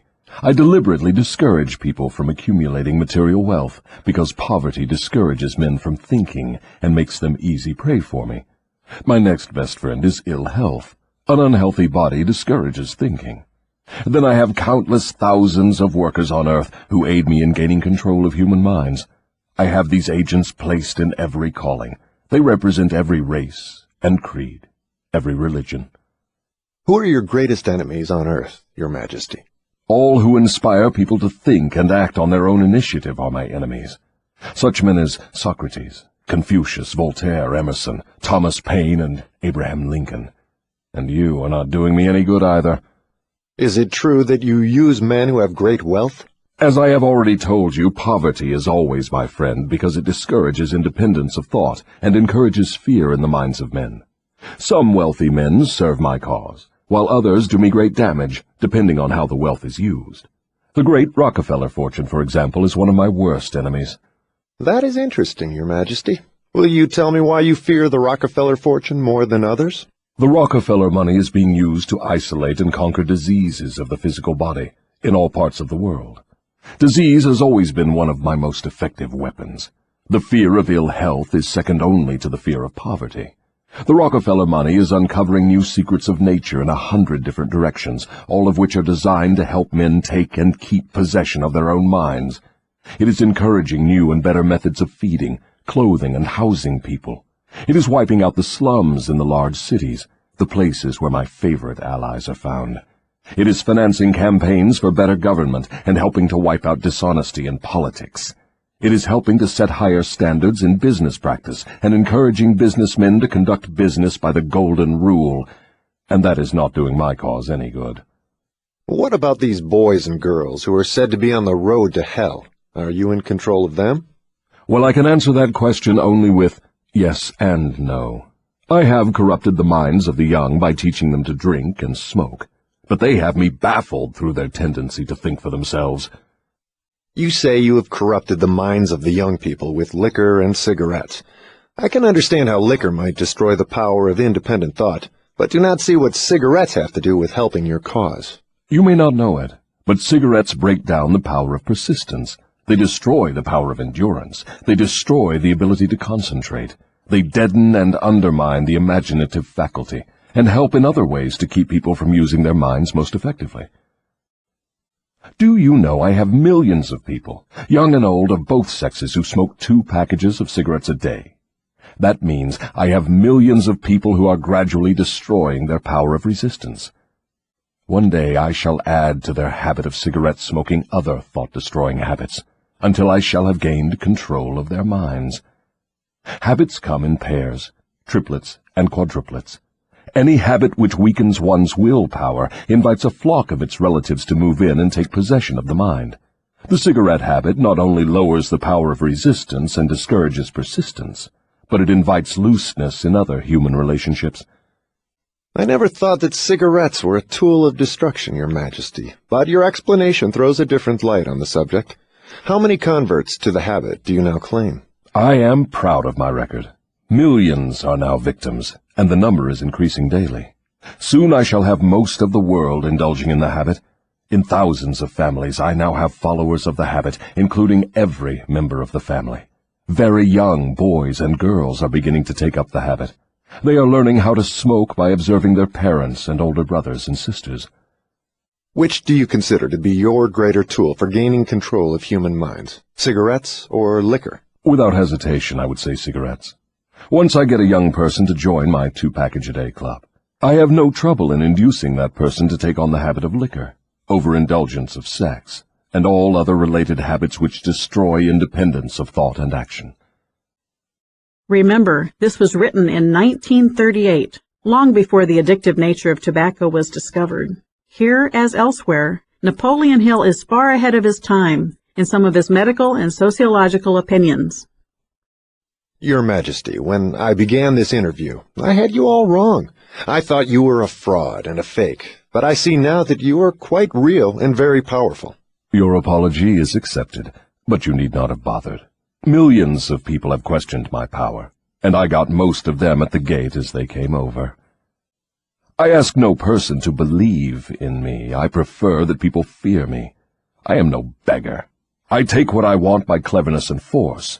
Begging people to believe is the business of my opposition, not mine.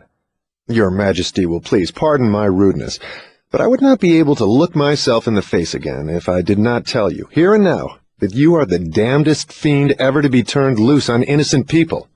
I always had the wrong conception of you. I thought you were kind enough to let people alone while they were living, that you merely tortured their souls after death. Now I learn from your own brazen confession that you destroy their right to freedom of thought and cause them to go through a living hell on earth. What do you have to say to that? I get what I want by exercising self-control. It is not so good for my own business, but I suggest you emulate me instead of criticizing me.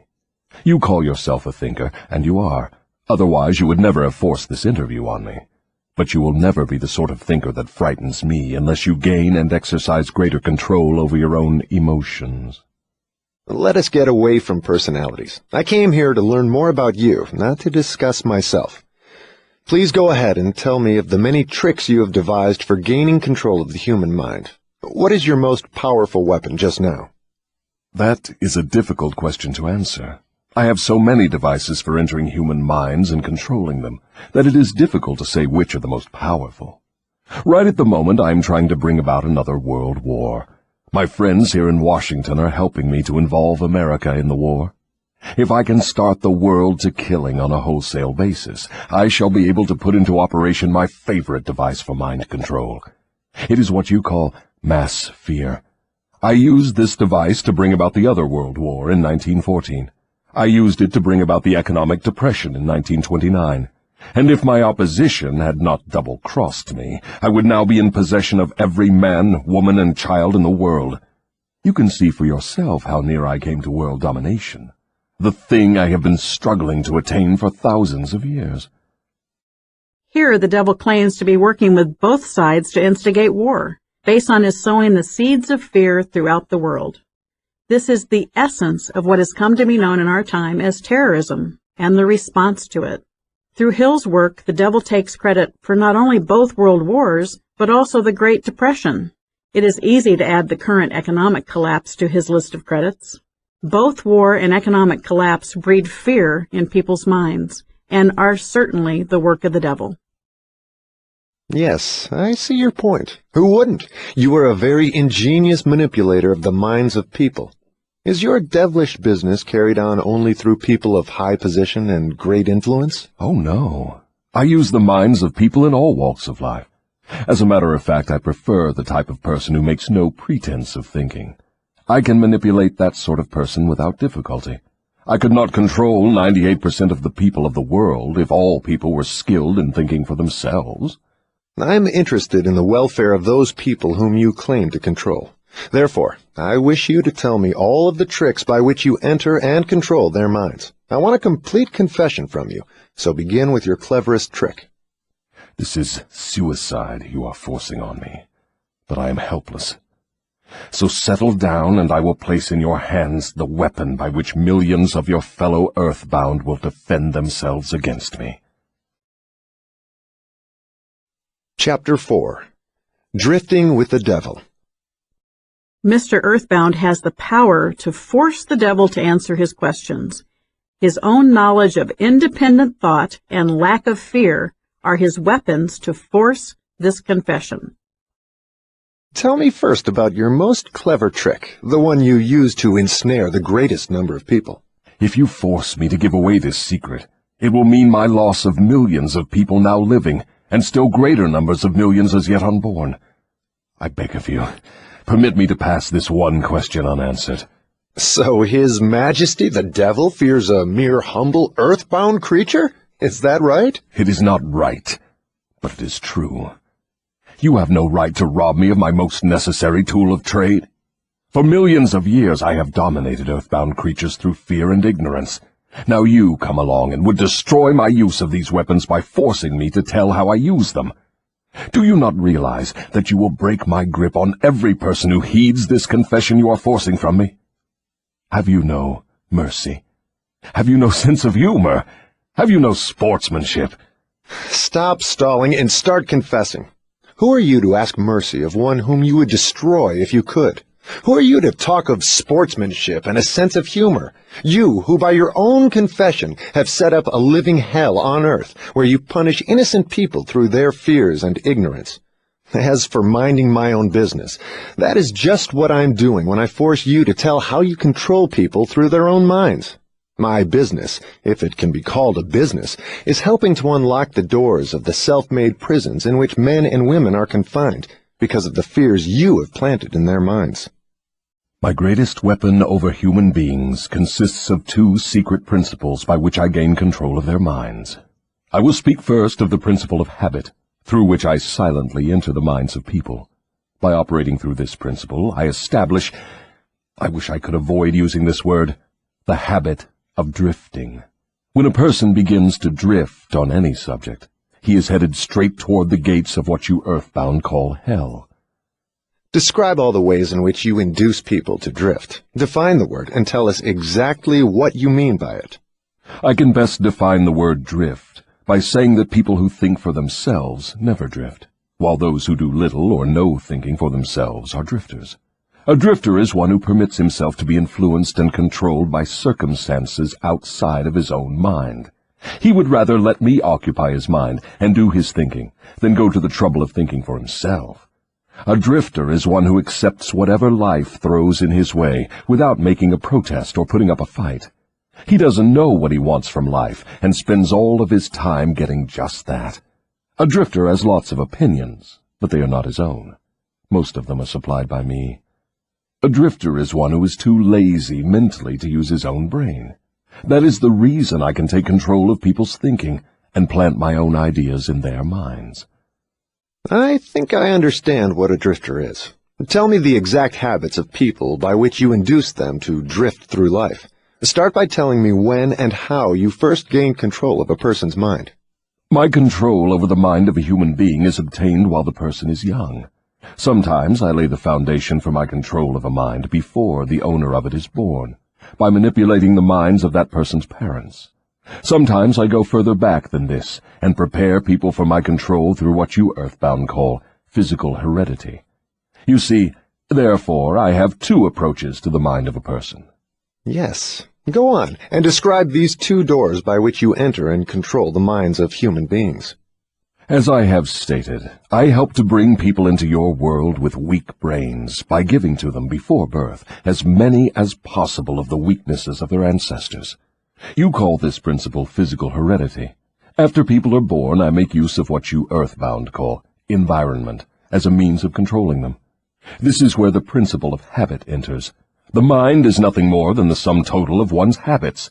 One by one, I enter the mind and establish habits which lead finally to my absolute domination of the mind. Tell me of the most common habits by which you control the minds of people. That is one of my cleverest tricks. I enter the minds of people through thoughts which they believe to be their own.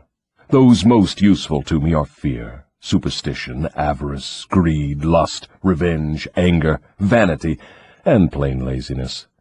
Through one or more of these I can enter any mind, at any age. But I get my best results when I take charge of a mind while it is young, before its owner has learned how to close any of these 9 doors. Then I can set up habits which keep the doors ajar forever.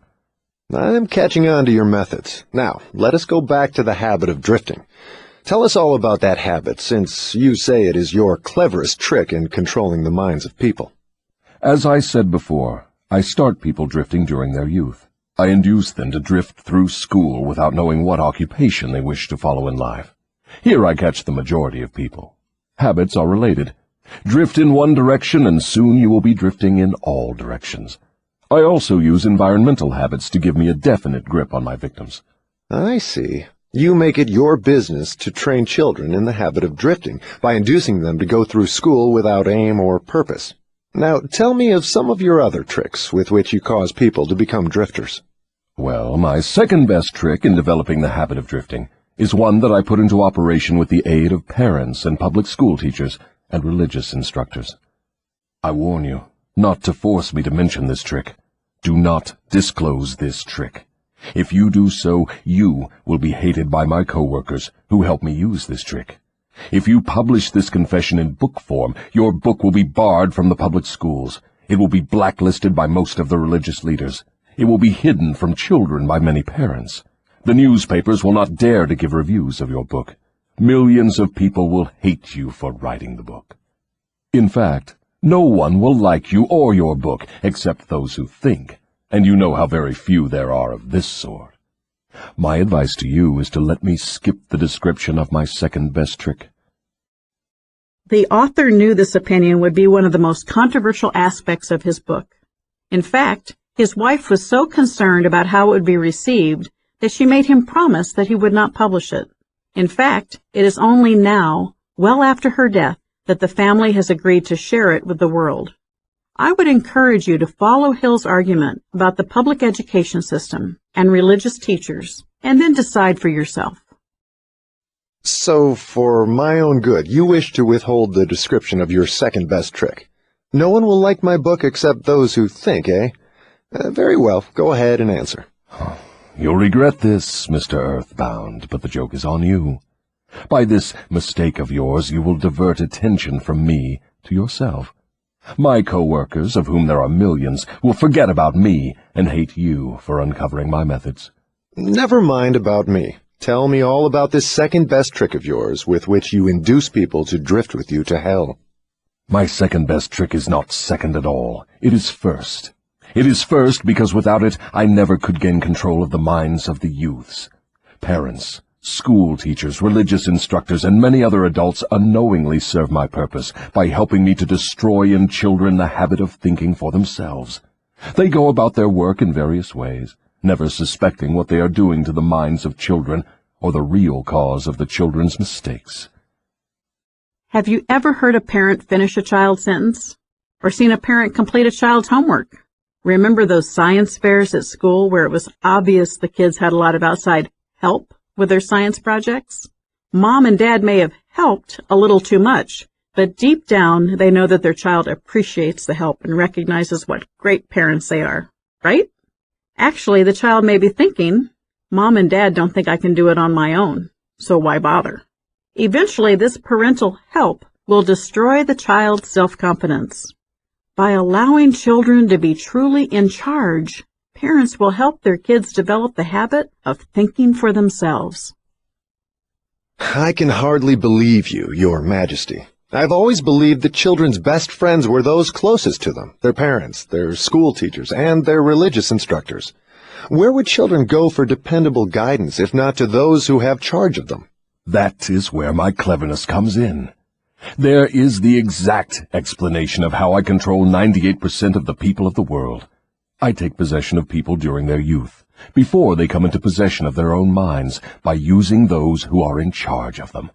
I especially need the help of those who give children their religious instruction, because it is here that I break down independent thought and start people on the habit of drifting, by confusing their minds with unprovable ideas concerning a world of which they know nothing. It is here also that I plant in the minds of children the greatest of all fears, the fear of hell. I understand that it is easy for you to frighten children with threats of hell, but how do you continue to make them fear you and your hell after they grow up and learn to think for themselves? Children grow up, but they do not always learn to think for themselves. Once I capture the mind of a child through fear, I weaken that child's ability to reason and to think for himself, and that weakness goes with the child all through life. Is that not taking unfair advantage of a human being by contaminating his mind before he comes into full possession of it? Everything is fair that I can use to further my ends. I have no foolish limitations of right and wrong. Might is right with me. I use every known human weakness to gain and keep control of the human mind. I understand your devilish nature. Now, let us get back to further discussion of your methods of inducing people to drift to hell here on earth. From your confession, I see that you take charge of children while their minds are young and pliable. Tell me more of how you use parents, teachers, and religious leaders to ensnare people into drifting.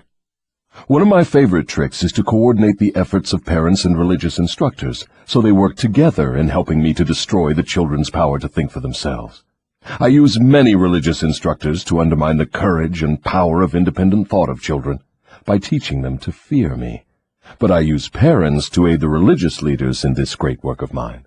How do parents help religious leaders destroy their children's power to think for themselves? I never heard of such a monstrosity. I accomplish this through a very clever trick. I cause the parents to teach their children to believe as the parents do in connection with religion, politics, marriage, and other important subjects. In this way, as you can see, when I gain control of the mind of a person, I can easily perpetuate the control by causing that person to help me fasten it upon the minds of his offspring. In what other ways do you use parents to convert children into drifters? I cause children to become drifters by following the example of their parents, most of whom I have already taken over and bound eternally to my cause. In some parts of the world, I gain mastery over children's minds and subdue their willpower in exactly the same way that men break and subdue animals of lower intelligence. It makes no difference to me how a child's will is subdued, as long as it fears something. I will enter its mind through that fear and limit the child's power to think independently. The devil will enter a child's mind through fear and then limit the child's power to think independently. I can remember the many religious leaders I have known in the past and instantly divide them between fear-based instructors and faith-based instructors. In fact, I still get a chill from reliving the fire and brimstone of some of the fear-based sermons I heard as a child. In contrast, I remember the uplifted feeling of hope and courage from the faith-based sermons. Hill's words of wisdom certainly ring true for me. Does fear then paralyze independent thought? It seems that you go out of your way to keep people from thinking. Yes, accurate thought is death to me. I cannot exist in the minds of those who think accurately. I do not mind people thinking, as long as they think in terms of fear, discouragement, hopelessness, and destructiveness. When they begin to think in constructive terms of faith, courage, hope, and definiteness of purpose, they immediately become allies of my opposition, and are therefore lost to me. I'm beginning to understand how you gain control of the minds of children through the help of their parents and religious instructors, but I do not see how the school teachers help you in this damnable work. School teachers help me gain control of the minds of children, not so much by what they teach the children, as because of what they do not teach them. The entire public school system is so administered that it helps my cause by teaching children almost everything except how to use their own minds and think independently. I live in fear that someday some courageous person will reverse the present system of school teaching and deal my cause a death blow by allowing the students to become the instructors, using those who now serve as teachers only as guides to help the children establish ways and means of developing their own minds from within. When that time comes, the school teachers will no longer belong to my staff. Here is the essence of Hill's critique of public education, written in 1938. Do you agree with him? Think of young children during kindergarten and first grade. They are enthusiastic and volunteer for everything, raising their hands and excited to learn. Now fast forward 10 years, and think about those same children as high school students, the ones sitting in the back of the class, never making eye contact with adults, and absolutely never volunteering or asking a question. They have disengaged from the learning process. What happened to these children? 10 years of schooling. They perceive that to make an error will subject them to ridicule and scorn. So they cease to participate in order to protect themselves. They are taught that the solutions to all problems and conflicts lie not in their own hands and minds, but in the hands and mind of the teacher, the representative of the authorities. To act independently in the face of conflict brings swift rebuke and reprisal from the teacher. The children are thus discouraged from independent thought and indoctrinated with the concept that they are incapable of resolving their own problems. While there are many excellent teachers, Hill's critique seems validated by the state of education today. If you agree with Hill, what do you think we can do about it? One thing we should do is seek out those teachers and schools who encourage independent thought in their students and applaud them for their courage. I was under the impression that the purpose of all schooling was to help children to think. That may be the purpose of schooling, but the system in most of the schools of the world does not carry out the purpose. School children are taught not to develop and use their own minds, but to adopt and use the thoughts of others. This sort of schooling destroys the capacity for independent thought, except in a few rare cases where the children rely so definitely upon their own willpower that they refuse to allow others to do their thinking. Accurate thought is the business of my opposition, not mine. What relationship, if any, has your opposition with the homes, the churches, and the schools? Your reply to this question should be interesting. Here is where I make use of some more of my clever tricks. I cause it to appear that everything done by the parents, the school teachers, and the religious instructors is being done by my opposition. This diverts attention from me, while I manipulate the minds of the young. When religious instructors try to teach children the virtues of my opposition, they generally do so by frightening them with my name. That is all I ask of them. I kindle the flame of fear into proportions which destroy the child's power to think accurately. In the public schools, the teachers further my cause by keeping the children so busy cramming non-essential information into their minds, they have no opportunity to think accurately or to analyze correctly the things their instructors teach them. Do you claim for your cause all those who are bound by the habit of drifting? No. Drifting is only one of my tricks through which I take over the power of independent thought. Before a drifter becomes my permanent property, I must lead him on and ensnare him with another trick. I will tell you about this other trick after I finish describing my methods of converting people into drifters. Do you mean you have a method by which you can cause people to drift so far away from self-determination that they can never save themselves? Yes, a definite method, and it is so effective it never fails. Do I understand you to claim your method is so powerful your opposition cannot reclaim those whom you have permanently ensnared through drifting? I claim just that. Do you think I would control so many people if my opposition could prevent me? Nothing can stop me from controlling people except people themselves. Nothing can stop me except the power of accurate thought. People who think accurately do not drift on any subject. They recognize the power of their own minds. Moreover, they take over that power and yield it to no person or influence. Go ahead and tell me more of the methods by which you cause people to drift to hell with you. I cause people to drift on every subject through which I can control independent thought and action. Take the subject of health, for example. I cause most people to eat too much food, and the wrong sort of food. This leads to indigestion and destroys the power of accurate thought. If the public schools and the churches taught children more about proper eating, they would do my cause irreparable damage. Marriage. I cause men and women to drift into marriage without plan or purpose designed to convert the relationship into harmony. Here is one of my most effective methods of converting people into the habit of drifting. I cause married people to bicker and nag one another over money matters. I cause them to quarrel over the bringing up of their children. I engage them in unpleasant controversies over their intimate relationships and in disagreements over friends and social activities.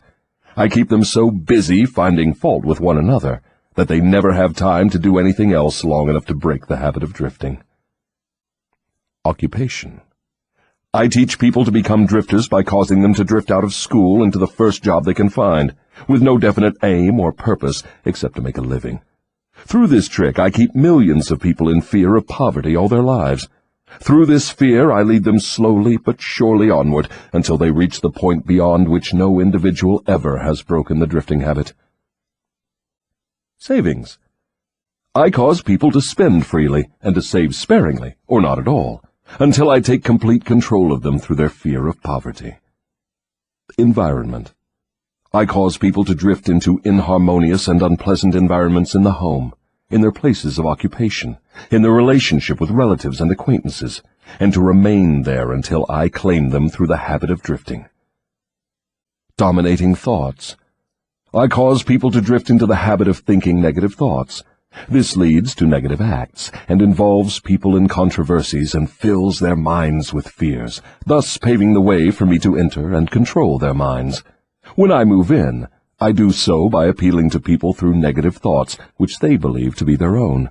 I plant the seeds of negative thought in the minds of people through the pulpit, the newspapers, the moving pictures, the radio, and all other popular methods of appeal to the mind.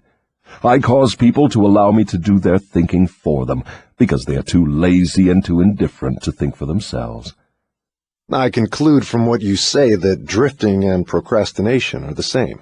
Is that true? Yes, that is correct. Any habit which causes one to procrastinate, to put off reaching a definite decision, leads to the habit of drifting. I cause people to allow me to do their thinking for them because they are too lazy and too indifferent to think for themselves. Laziness plus indifference equals procrastination equals drifting. This describes a true drifter as defined by Hill. Since I have been a true procrastinator for most of my life, this hits a little too close to home for me. I like to use the excuse that I work best under pressure, but that is all it is, an excuse for why I procrastinate. Can you think of examples in your own life when laziness and indifference led you off your path to success? When an opportunity slipped through your fingers because you were too slow to seize it in time? Is man the only creature who drifts? Yes. All other creatures move in response to definite laws of nature. Man alone defies nature's laws and drifts when he wills. Everything outside the minds of men is controlled by my opposition, by laws so definite that drifting is impossible. I control the minds of men solely because of their habit of drifting, which is only another way of saying that I control the minds of men only because they neglect or refuse to control and use their own minds. This is getting to be pretty deep stuff for a mere human being. Let us get back to the discussion of something less abstract. Please tell me how this drifting habit affects people in the everyday walks of life, and tell me in terms the average person can understand. I would prefer to keep this interview up among the stars. No doubt you would. That would save you from being exposed. But let us come back to Earth. Tell me now what drifting is doing to us as a nation here in the United States. Frankly, I may as well tell you that I hate the United States as only the devil can hate. That is interesting. What is the cause of this hatred? The cause was born on July 4, 1776, when 56 men signed a document which destroyed my chances of controlling the nation. You know that document as the Declaration of Independence. Had it not been for the influence of that damnable document, I would now have a dictator running the country, and I would stop this right to free speech and independent thought that is threatening my rule on earth. Am I to understand from what you say that nations controlled by self-appointed dictators belong in your camp? There are no self-appointed dictators. I appoint them all. Moreover, I manipulate them and direct them in their work.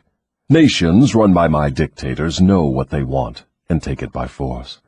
Look what I have done through Mussolini in Italy. Look what I am doing through Hitler in Germany. Look what I am doing through Stalin in Russia. My dictators run those nations for me because the people have been subdued through the habit of drifting. My dictators do no drifting. That is why they rule for me the millions of people under their control. What would happen if Mussolini, Stalin, and Hitler turned traitors and disavowed you and your rule? That will not happen because I have them too well bribed. I am paying each of them with the sop of his own vanity, by making him believe he is acting on his own account. That is another trick of mine.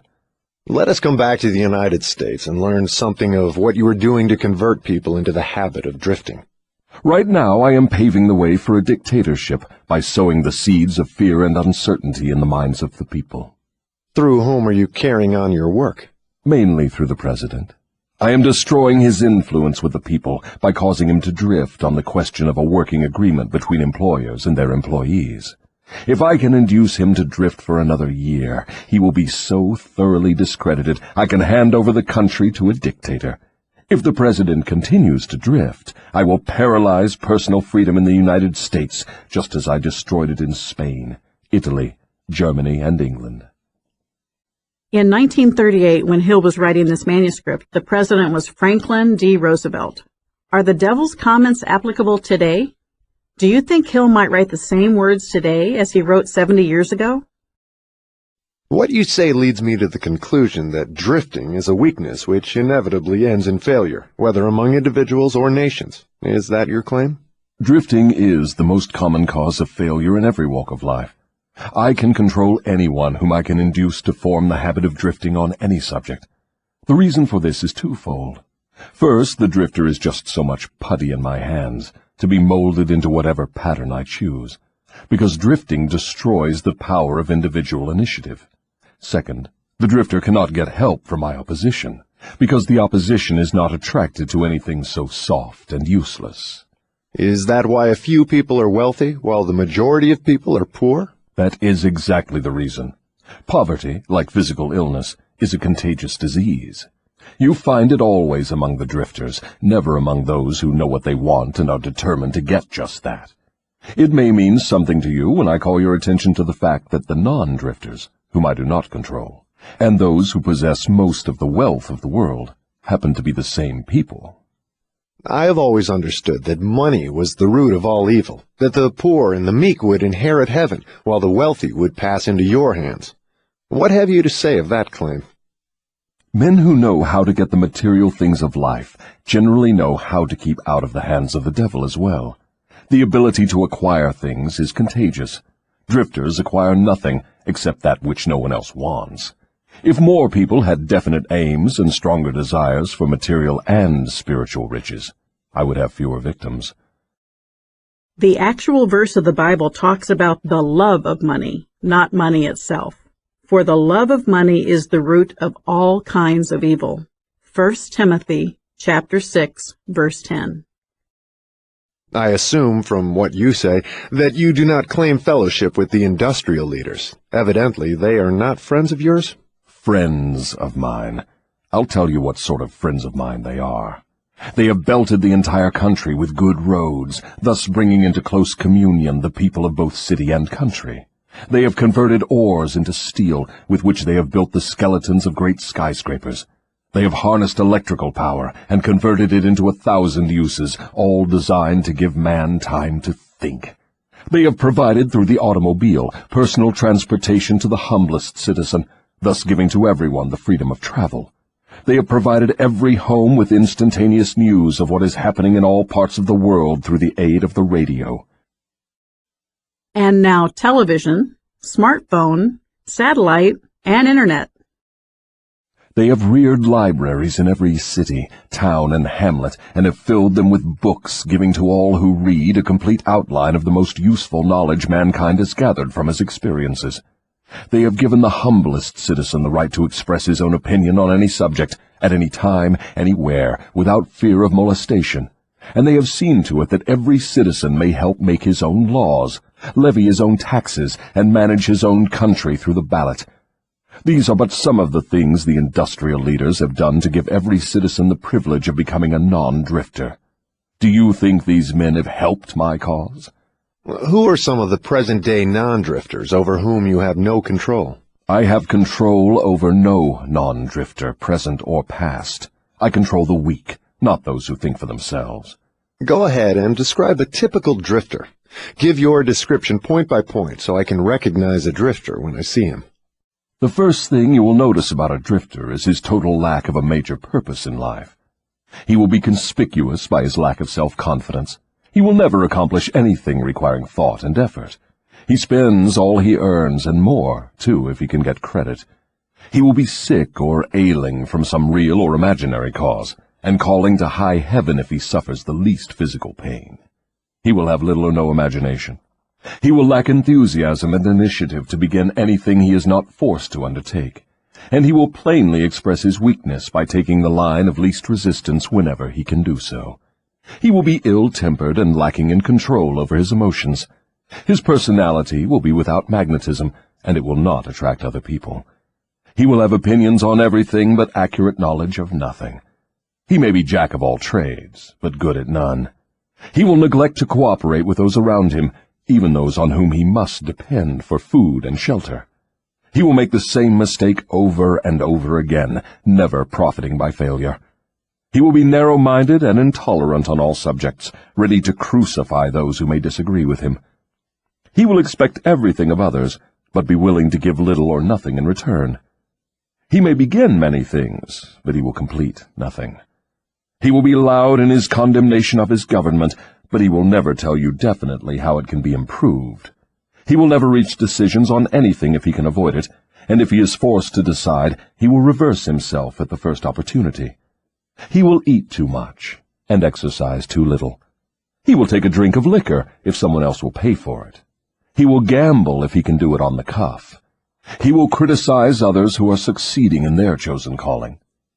In brief, the drifter will work harder to get out of thinking than most others work in earning a good living.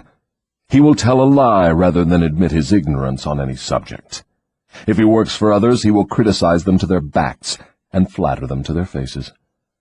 You have given me a graphic description of the drifter. Please now describe the non-drifter so that I may recognize him on sight. The first sign of a non-drifter is this. He is always engaged in doing something definite, through some well-organized plan which is definite. He has a major goal in life toward which he is always working, and many minor goals, all of which lead toward his central scheme. The tone of his voice, the quickness of his step, the sparkle in his eyes, the quickness of his decisions clearly mark him as a person who knows exactly what he wants and is determined to get it, no matter how long it may take, or what price he must pay. If you ask him questions, he gives you direct answers and never falls back on evasions or resorts to subterfuge. He extends many favors to others, but accepts favors sparingly, or not at all. He will be found up front, whether he is playing a game or fighting a war. If he does not know the answers, he will say so, frankly. He has a good memory, never offers an alibi for his shortcomings. He never blames others for his mistakes, no matter if they deserve the blame. He used to be known as a go-getter, but in modern times he is called a go-giver. You will find him running the biggest business in town, living on the best street, driving the best automobile, and making his presence felt wherever he happens to be. He is an inspiration to all who come into contact with his mind. The major distinguishing feature of the non-drifter is this. He has a mind of his own, and uses it for all purposes. Can you think of someone you know who fits this description? Is that person a non-drifter? Is the non-drifter born with some mental, physical, or spiritual advantage not available to the drifter? No. The major difference between the drifter and the non-drifter is something equally available to both. It is simply the prerogative right of each to use his own mind and think for himself. What brief message would you send to the typical drifter if you wished to cure him of this evil habit? I would admonish him to wake up and give. Give what? Some form of service useful to as many people as possible. So the non-drifter is supposed to give, is he? Yes, if he expects to get, and he must give before he gets. Some people doubt that you exist. I wouldn't worry about that if I were you. Those who are ready to be converted from the habit of drifting will recognize the authenticity of this interview by its soundness of counsel. The others are not worth the trouble it would take to convert them. Why do you not try to stop me from publishing this confession I'm wringing from you? Because that would be the surest of all ways to guarantee you will publish it. I have a better plan than trying to suppress publication of my confession. I will urge you to go ahead with the publication, then sit back and watch you suffer when some of my faithful drifters begin to make things hot for you. I will not need to deny your story. My followers will do that for me. See if they don't. Knowing that indeed this book was not published for more than 70 years after Hill wrote these words, I am intrigued and anxious to learn what else he will reveal. There are plenty of fireworks still ahead. Chapter 5. The Confession Continues. If this confession of yours stopped right here, your statement would be sound, but fortunately for millions of your victims who will gain their release because of your confession, this interview will continue until you have supplied me with the weapon by which you will eventually be restrained from domination of people through their fears and superstitions. Remember, Your Majesty, your confession has just begun. After I wring from you a description of the methods by which you control people, I will force you also to give the formula by which your control can be broken at will. It is true I shall not remain here long enough to defeat you, but the published word I leave behind me will be deathless because it will consist of truth. You fear the opposition of no individual because you know it will be short, but you do fear truth. You fear truth and nothing else, for the reason it is slowly but definitely giving human beings freedom from all manner of fear. Without the weapon of fear, you would be helpless and entirely unable to control any human being. Is that true or false? It is true I shall not remain here long enough to defeat you, but the published word I leave behind me will be deathless because it will consist of truth. Indeed, Napoleon Hill passed away in 1970. And this work, being published in 2011, becomes deathless. I have no alternative but to admit that what you say is true. Now that we understand each other, let us go ahead with your confession. But before we continue, I may as well take time out to do a little boasting on my own account, now that you have had your fling at it. I will confine myself to one question, the answer to which will give me all the satisfaction I want. Is it not true that you control only the minds of those who have allowed the drifting habit to be fixed upon them? Yes, that is true. I have already admitted this truth in a dozen or more different ways. Why do you tantalize me by repeating the question? There is power in repetition. I'm forcing you to repeat the highlights of your confession in as many different ways as possible, so your victims may check this interview and determine its soundness by their own experiences with you. That is one of my little tricks. Do you approve of my method? You couldn't be setting a trap for me for the purpose of doing some more boasting, could you? I am asking the questions and you are doing the answering. Go ahead now and confess why you are powerless to stop me from forcing this confession from you. I want your confession for aid and comfort to victims of yours whom I intend to release from your control the moment they read your confession. I am powerless to influence or control you, because you have found the secret approach to my kingdom. You know that I exist only in the minds of people who have fears. You know that I control only the drifters who neglect to use their own minds. You know that my hell is here on earth, and not in the world that comes after death. And you know also that drifters supply all the fire I use in my hell. You know that I am a principle or form of energy which expresses the negative side of matter and energy, and that I am not a person with a forked tongue and a spiked tail. You have become my master because you have mastered all your fears. Lastly, you know that you can release all of my earthbound victims whom you contact, and this definite knowledge is the blow with which you will deal me the greatest damage. I cannot control you because you have discovered your own mind, and you have taken charge of it. There now, Mr. Earthbound, that confession should feed your vanity to the bursting point.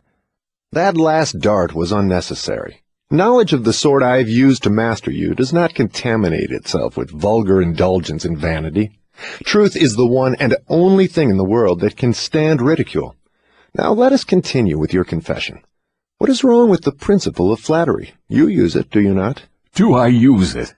Man alive, flattery is one of my most useful weapons. With this deadly instrument I slay the big ones and the little ones. Your admission interests me. Go ahead now and tell me how you make use of flattery. I make use of it in so many ways it is difficult to know where to begin. I warn you, before I answer in detail, that publishing my answers will bring down an avalanche of ridicule on your head for bringing up the question. I'll take the responsibility. Proceed. Well, I may as well here admit that you have stumbled onto the major secret of how I convert people to the habit of drifting. That is a startling admission. Go ahead with your confession, and stick strictly to this subject of flattery. No more side remarks and no more facetiousness for the present. Tell me all about your use of flattery in gaining control over people. Flattery is a bait of incomparable value to all who wish to gain control over others. It has powerful pulling qualities because it operates through two of the most common human weaknesses, vanity and egotism. There is a certain amount of vanity and egotism in everyone. In some people, these qualities are so pronounced, they literally serve as a rope by which one may be bound. The best of all ropes is flattery. Flattery is the chief bait through which men seduce women. Sometimes, in fact, frequently, women use the same bait to gain control of men, especially men who cannot be mastered through sex appeal. I teach its use to both men and women. Flattery is the chief bait with which my agents weave their way into the confidence of people from whom they procure information needed to carry on warfare. Wherever anyone stops to feed his vanity on flattery, I move in and begin to build another drifter. Non-drifters are not easily flattered. I inspire people to use flattery in every human relationship where its use is possible, because those who are influenced by it become easy victims of the drifting habit. Can you control anyone who is amenable to flattery? Very easily. As I have already told you, flattery is of major importance in alluring people into the habit of drifting. At what age are people most susceptible to flattery? Age has nothing to do with one's susceptibility to flattery. People respond to it in one way or another from the time they become conscious of their own existence until they die. Through what motive can women be most easily flattered? Their vanity. Tell a woman she is pretty or that she wears clothes well. What motive is most effective in harpooning men? Egotism, with a capital E. Tell a man he has a strong Herculean body or that he is a great business tycoon, and he will purr like a cat and smile like an opossum.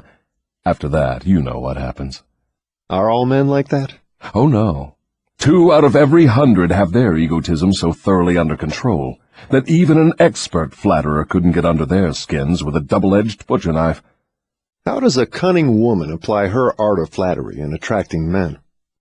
Great heavens, man, do I have to draw a picture of her method for you? Have you no imagination? Oh, yes, I have imagination enough, Your Majesty. But I'm thinking of the poor dupes of the world who need to understand the exact technique with which they may be flattered into the habit of drifting. Go on and tell us how a woman can harpoon rich and presumably smart men.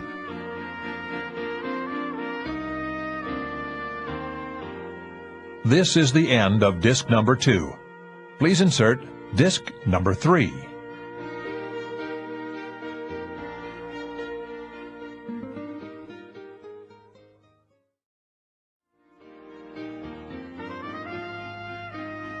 This is disc number 3. Great heavens, man, do I have to draw a picture of her method for you? Have you no imagination? Oh, yes, I have imagination enough, Your Majesty. But I'm thinking of the poor dupes of the world who need to understand the exact technique with which they may be flattered into the habit of drifting. Go on and tell us how a woman can harpoon rich and presumably smart men. This is a devilish trick to play on women, but since you demand the information, I am helpless to withhold it. Women influence men through a technique consisting first of ability to inject soft, cooing baby tones into their voices, and second, by closing their eyes into a half-closed position, which registers hypnotism in connection with the flattery of men. I am sure there are a few women agitated by this. In fact, I was at first. Roll your eyes and keep going. There is truth here.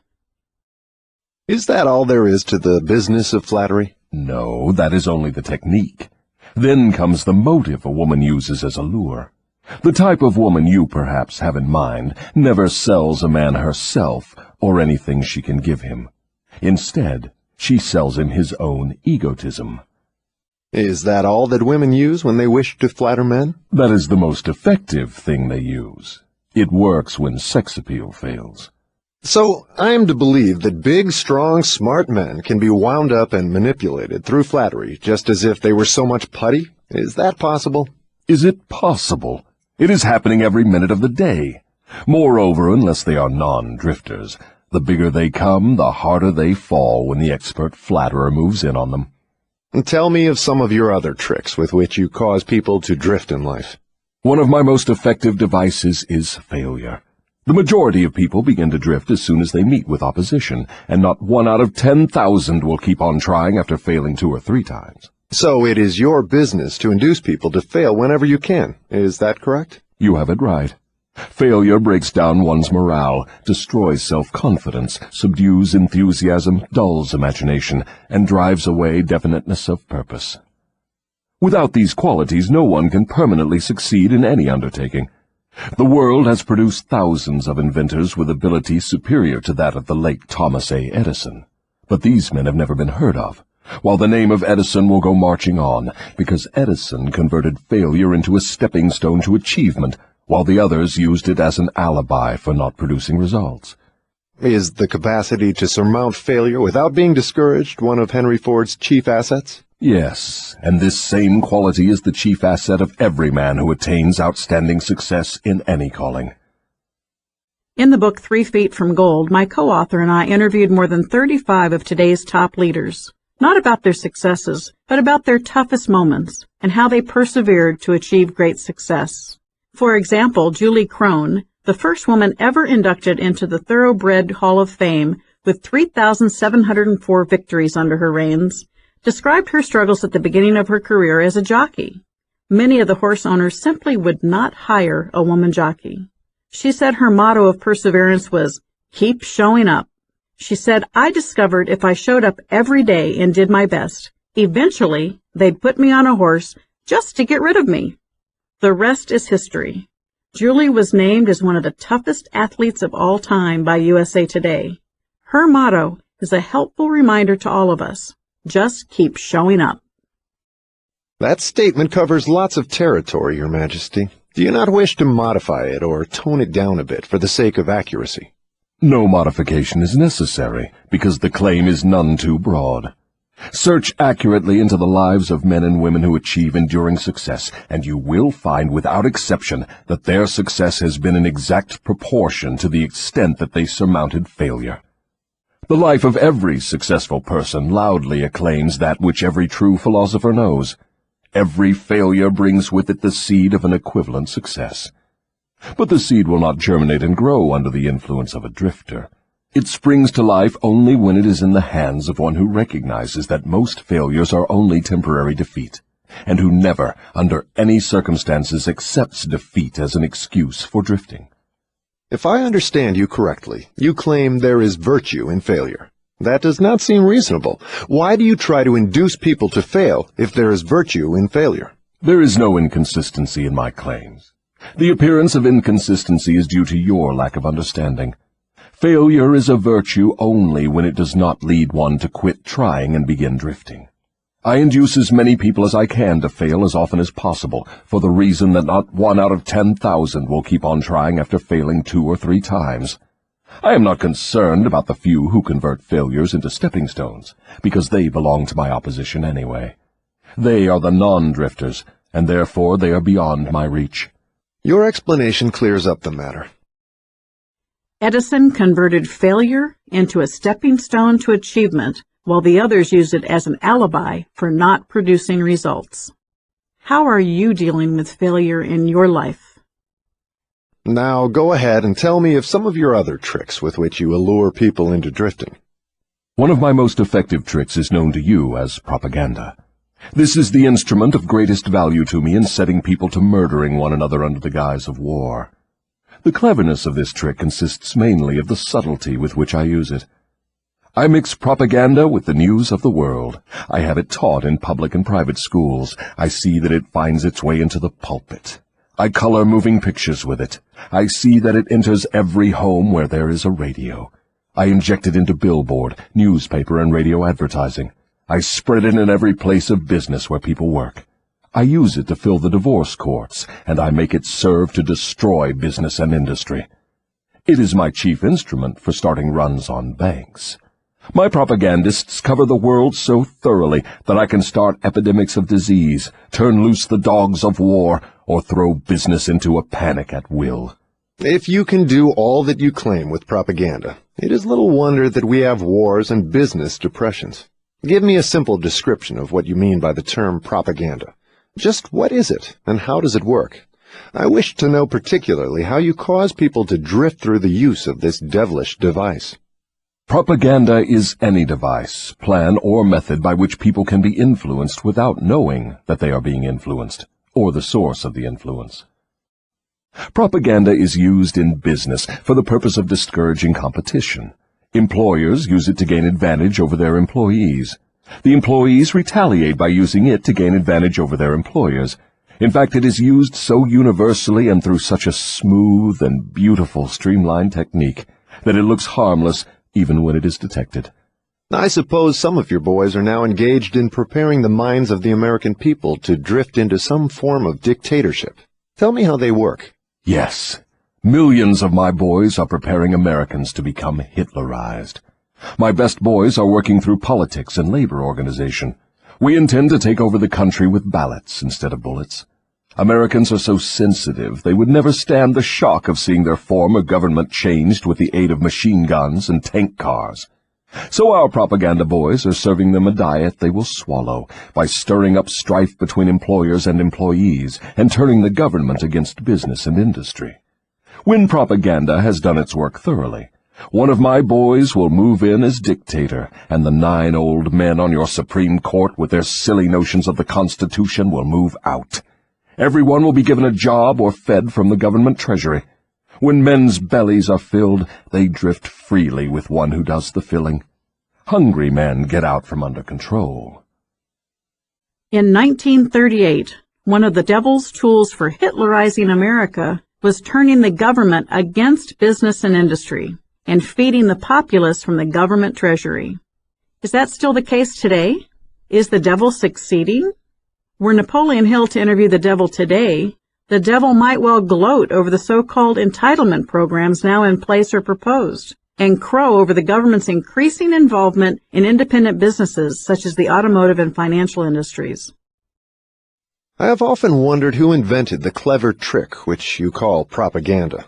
From what you tell me of its source and nature, I understand why it is so deadly. Only one as clever as your Majesty could have invented such a device with which to dull the reason, dethrone the will, and lure men into drifting. Why do you not use your powerful propaganda to gain control of your victims, instead of subduing them through fear and annihilating them through warfare? What is fear of the devil except propaganda? You have not observed my technique very carefully, or you would have seen that I am the world's greatest propagandist.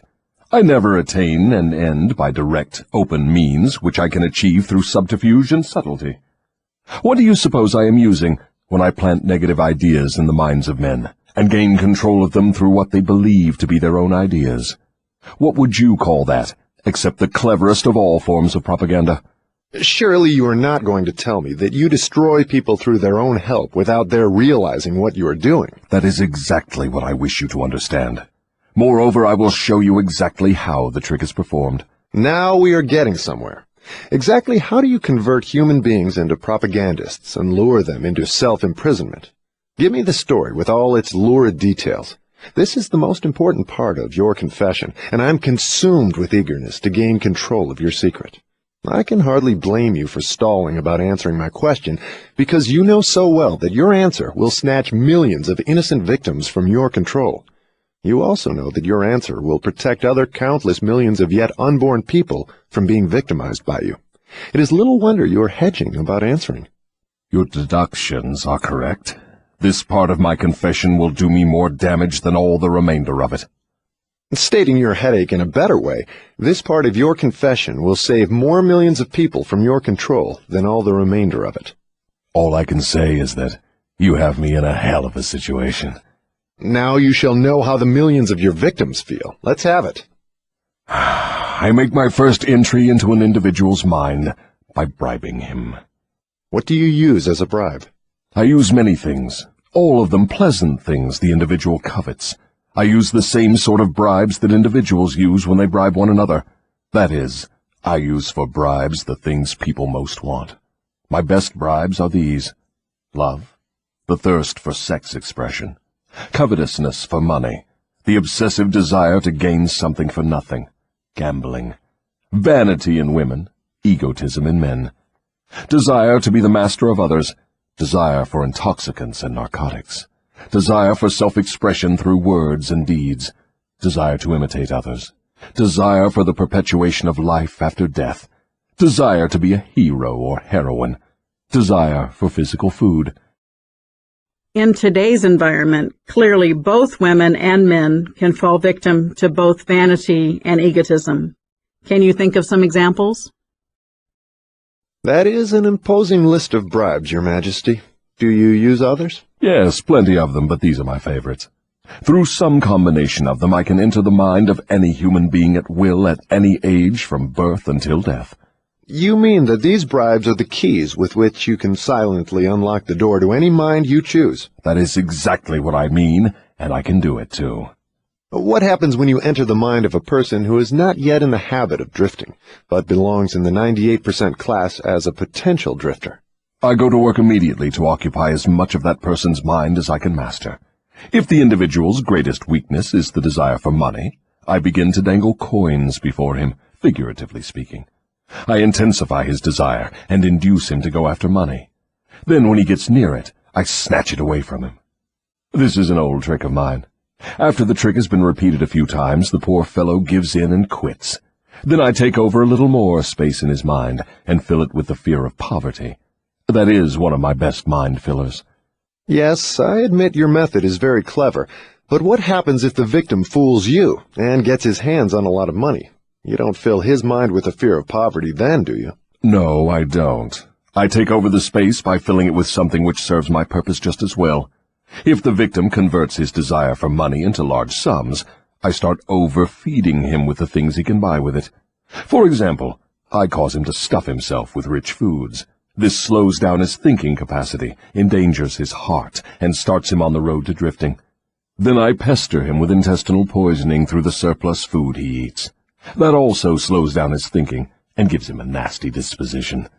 What if the victim is not a glutton? What other follies can you induce him to pick up that lead to drifting?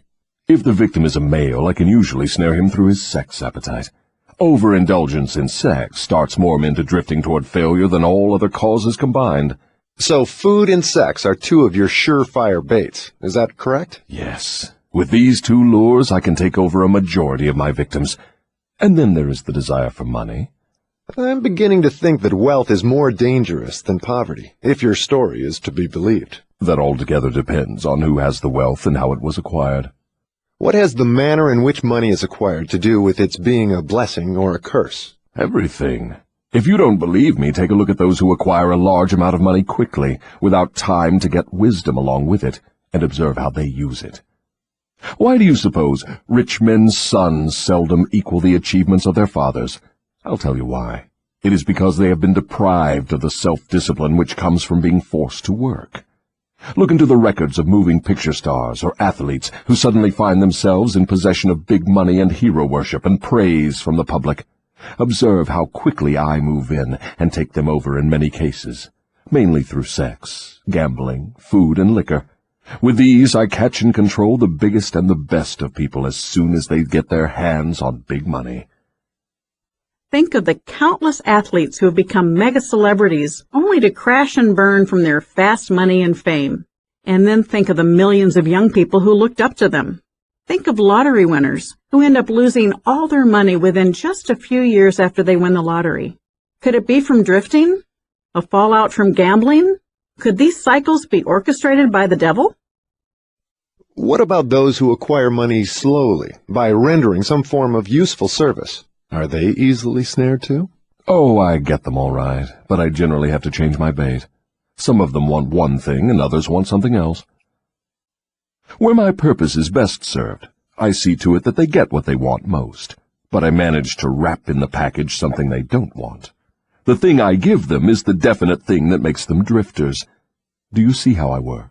And very clever work it is. You lure people on through their natural desires, but you slip your deadly poison into the object of those desires wherever you can. Now you are catching on. You see, I play both ends against the middle, so to speak. From all you say, I infer that you cannot induce a non-drifter to help you gain control of his mind by baiting him with your bribes. Is that correct? That is exactly correct. I can, and I do, interest non-drifters in my bribes, because I use for the purpose of bribery the things all people naturally desire. But the non-drifter resembles a fish that steals the bait from your hook, but refuses to take the hook. The non-drifter takes from life whatever he wants, but he takes it on his own terms. The drifter takes whatever he can get, but he takes what he gets on my terms.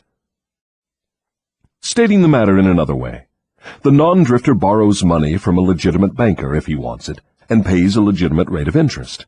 The drifter goes to the pawn shop, hawks his watch, and pays a suicidal rate of interest for his loan.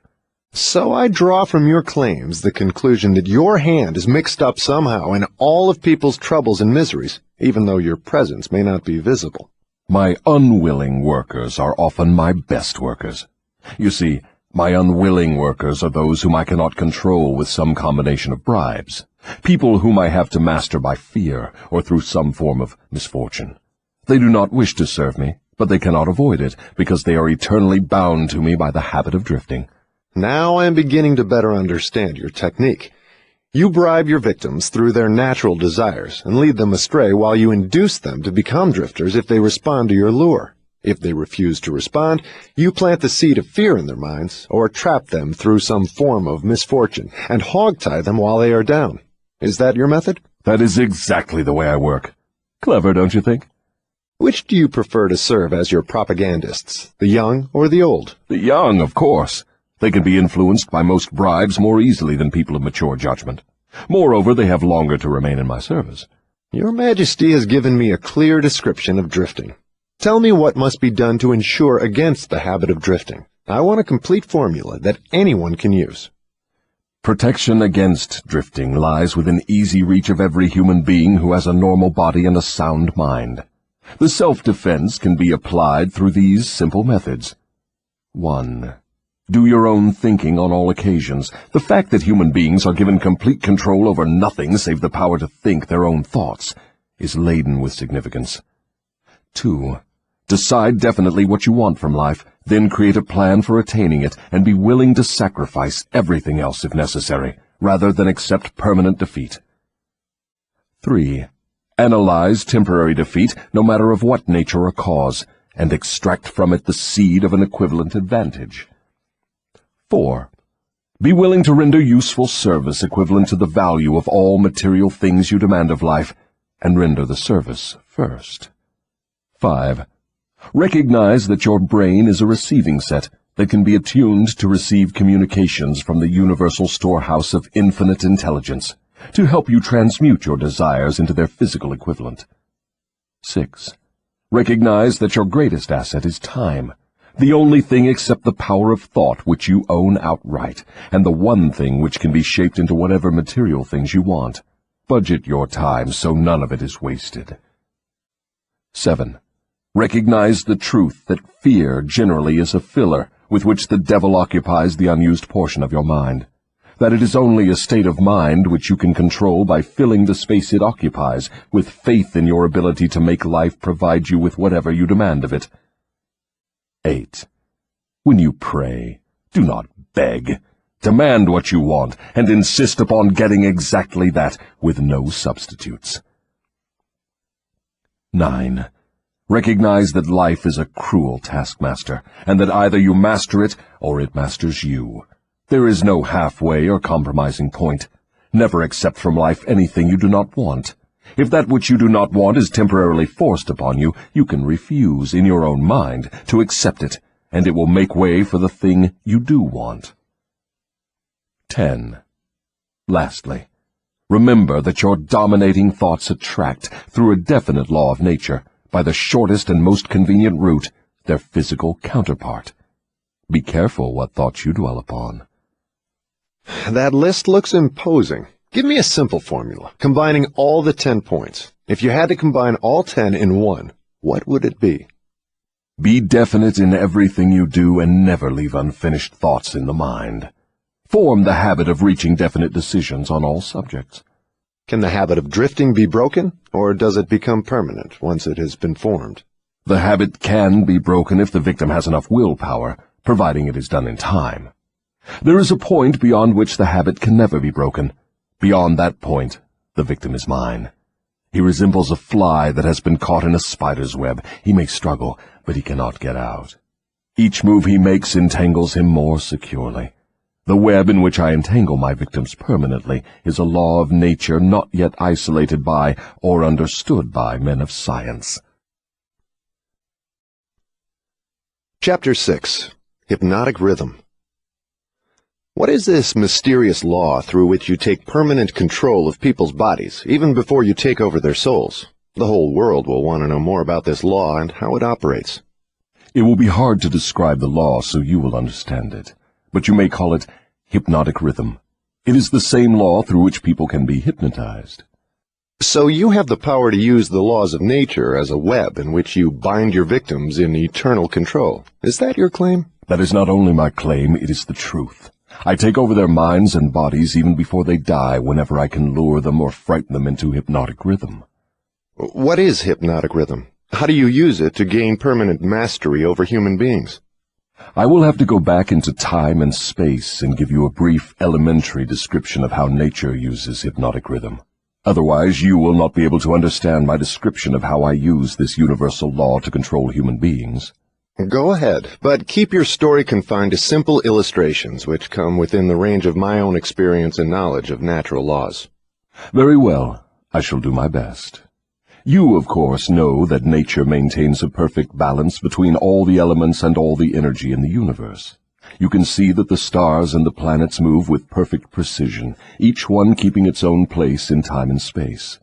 You can see that the seasons of the year come and go with perfect regularity. You can see that an oak tree grows from an acorn, and a pine grows from the seed of its ancestor. An acorn never produces a pine, and a pine seed never produces an oak. These are simple things which anyone can understand.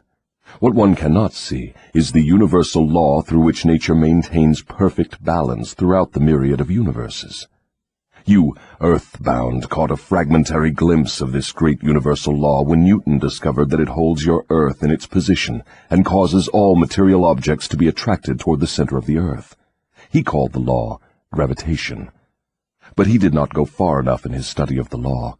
If he had, he would have discovered that the same law which holds your earth in position and helps nature maintain a perfect balance over the 4 dimensions, in which all matter and energy are contained, is the web in which I entangle and control the minds of human beings. Tell me more of this astounding law of hypnotic rhythm. As I have already stated, there is a universal form of energy with which nature keeps a perfect balance between all matter and energy. She makes specialized use of this universal building material by breaking it up into different wavelengths. The breaking up process is carried on through habit. You will better understand what I am trying to convey if I compare it with the method by which one learns to play music. At first, the notes are memorized in the mind. Then they are related to one another through melody and rhythm. By repetition, the melody and rhythm become fixed in the mind. Observe how relentlessly the musician must repeat a tune before he masters it. Through repetition, the musical notes blend, and then you have music. Any impulse of thought that the mind repeats over and over through habit forms an organized rhythm. Undesirable habits can be broken. They must be broken before they assume the proportions of rhythm. Are you following me? Yes. Well, to continue. Rhythm is the last stage of habit.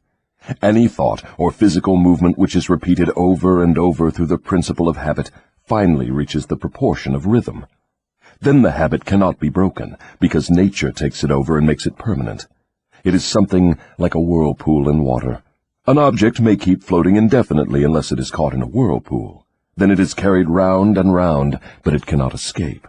The energy with which people think may be compared with water in a river. So this is the way in which you take control of the minds of people, is it? Yes. All I have to do to gain control over any mind is to induce its owner to drift. Am I to understand that the habit of drifting is the major danger through which people lose their prerogative or privilege of thinking their own thoughts and shaping their own earthly destinations? That and much more. Drifting is also the habit through which I take over their souls after they give up their physical bodies. Then the only way a human being can be saved from eternal annihilation is by maintaining control over his own mind while he is on this earth. Is that true? You have stated the truth perfectly. Those who control and use their minds escape my web. I get all the others as naturally as the sun sets in the west. Is that all there is to the business of being saved from eternal annihilation? Doesn't what you call your opposition have anything to do with saving people? I can see that you do think very deeply. My opposition, the power you earthbound call God, has everything to do with the salvation of people from eternal annihilation, and for that reason it is my opposition who provides every human being with the privilege of using his own mind. If you use that power by maintaining control over your own mind, you become a part of it when you give up your physical body. If you neglect to use it, then I have the privilege of taking advantage of the neglect through the law of hypnotic rhythm. How much of a person do you take over when you gain control of him? Everything that is left after he ceases to control and use his own mind. In other words, when you gain control of a person, you take over all there is of his individuality up to the time that he quits using his own mind. Is that correct? That is how I operate. What do you do with people whom you control before death? Of what good are they to you while they live? I use them, or what is left of them after I take charge, as propagandists to help me prepare the minds of others to drift. You not only fool people into destroying their power to control their own minds, but you use them to help you trap others? Yes, I let no opportunity get away from me. Let us come back to the subject of hypnotic rhythm. Tell me more of how this law works. Show me how you use individuals to help you gain control over others. I want to know something of the most effective way you use hypnotic rhythm. Oh, that is easy. The thing I like best is to fill the minds of people with fear. Once I fill one's mind with fear, I have little trouble causing him to drift until I have entangled him in the web of hypnotic rhythm. What human fear best serves your purpose? The fear of death. Why is the fear of death your favorite weapon? Because no one knows, and by the very nature of the laws of the universe, no one can prove definitely what happens after death. This uncertainty frightens people out of their wits. People who give over their minds to fear, any sort of fear, neglect to use their minds and begin to drift. Eventually they drift into the whirlpool of hypnotic rhythm, from which they may never escape. Then you do not mind what religious leaders think or say of you when they speak of death? Not as long as they say something. If the churches should stop talking about me, my cause would receive a severe setback. Every attack made against me fixes the fear of me in the minds of all who are influenced by it. You see, opposition is the thing that keeps some people from drifting, providing they do not yield to it. Since you claim the churches help instead of hindering your cause, tell me what would give you cause to worry. My only worry is that someday a real thinker may appear on Earth. What would happen if a thinker did appear? You ask me what would happen. I'll tell you what would happen. People would learn the greatest of all truths, that the time they spend in fearing something would, if reversed, give them all they want in the material world and save them from me after death. Isn't that worth thinking about?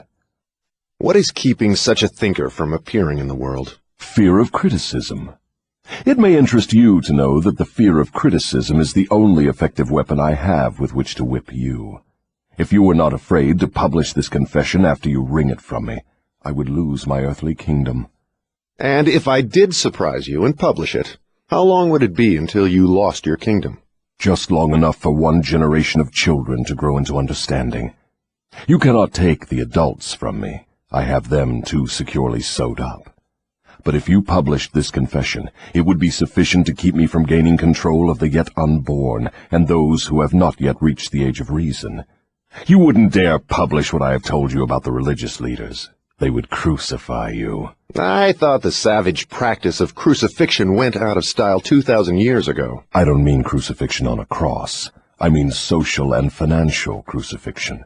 Your income would be shut off. You would become a social outcast. Religious leaders and their followers alike would treat you with scorn. Suppose I should choose to throw in my lot with the select few who make a pretense of using their own minds rather than fear the masses who do not, the masses of whom you claim 98%. If you have courage enough to do this, you will crimp my style. A chill ran down my spine when I first read this, since circumstances did indeed prevent this manuscript, written in 1938, from being published until now, well after Hill's death in 1970. Was the delayed publication of the work truly caused by his wife's fear of criticism and concern over the reaction of religious leaders and public school advocates? Or was it due to the work of the devil himself? And now, the family and the foundation have decided it is time to share the manuscript with the world.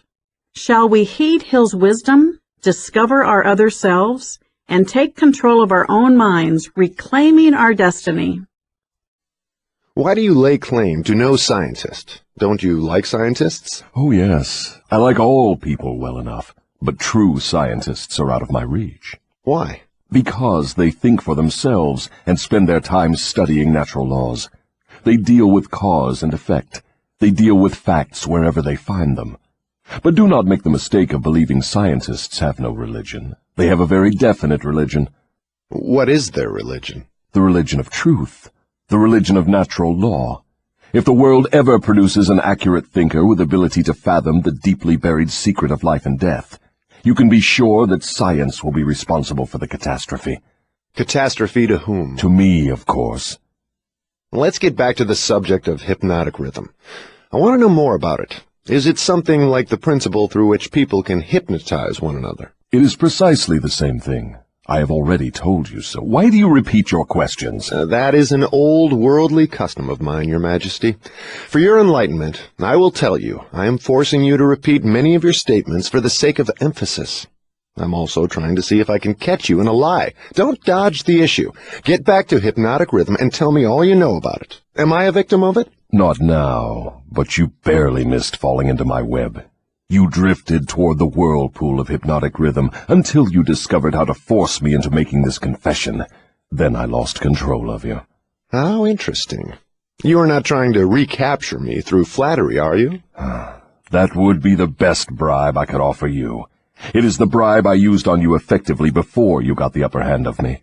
With what did you flatter me? With many things. Chief among them sex and the desire for self-expression.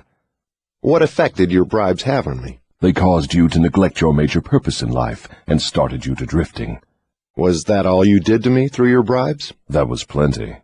But I am back on the track and out of your reach now, am I not? Yes, you are temporarily out of my reach because you are not drifting. What broke your spell over me and released me from the habit of drifting?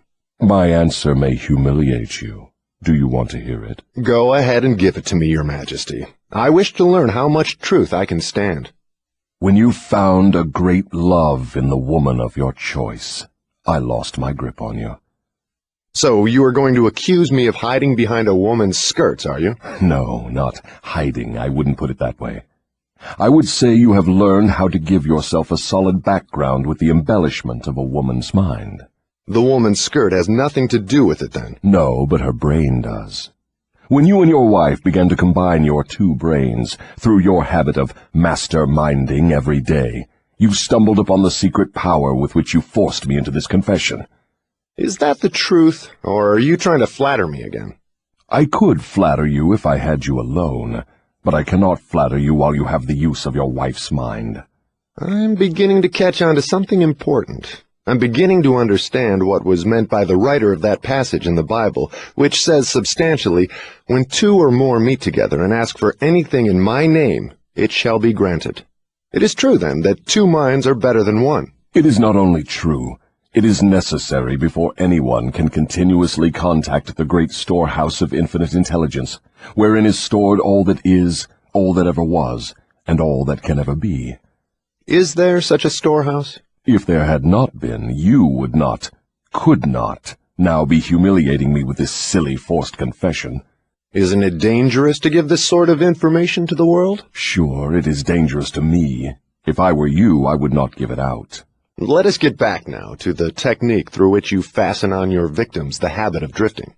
What is the very first step a drifter must take to break the habit? A burning desire to break it. You, of course, know that no one can be hypnotized by another person without his willingness to be hypnotized. Neither can nature place one under the spell of hypnotic rhythm without his willingness to be hypnotized. The willingness may assume the form of indifference toward life generally, lack of ambition, fear, lack of definiteness of purpose, and many other forms. Nature does not need one's consent in order to place him under the spell of hypnotic rhythm. It needs only to find him off guard, through any form of neglect to use his own mind. Remember this. Whatever you have, you use it or you lose it. All successful attempts to break the habit of drifting must be done before nature makes the habit permanent through hypnotic rhythm.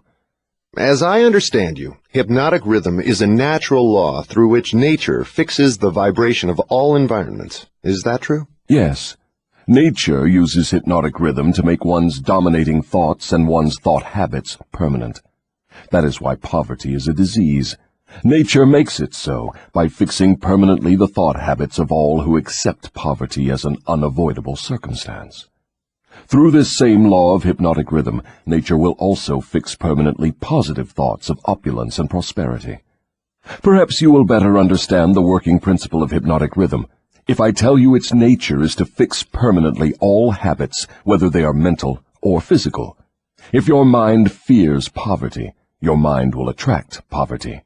If your mind demands opulence and expects it, your mind will attract the physical and financial equivalents of opulence. This is in accordance with an immutable law of nature. Hill first wrote about the law of attraction in a March 1919 issue of his Golden Rule magazine.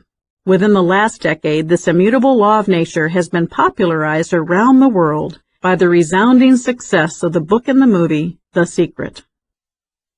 Did the writer of that sentence in the Bible, "Whatsoever a man soweth, that shall he also reap," have in mind this law of nature? He could have nothing else in mind. The statement is true. You can see evidence of its truth in all human relationships. And that is why the man who forms the habit of drifting through life must accept whatever life hands him. Is that correct? That is absolutely correct. Life pays the drifter its own price on its own terms.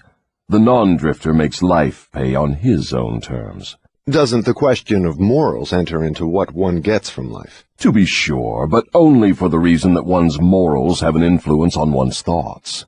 No one can collect what he wants from life merely by being good, if that is what you want to know. No, I guess not. I see what you mean.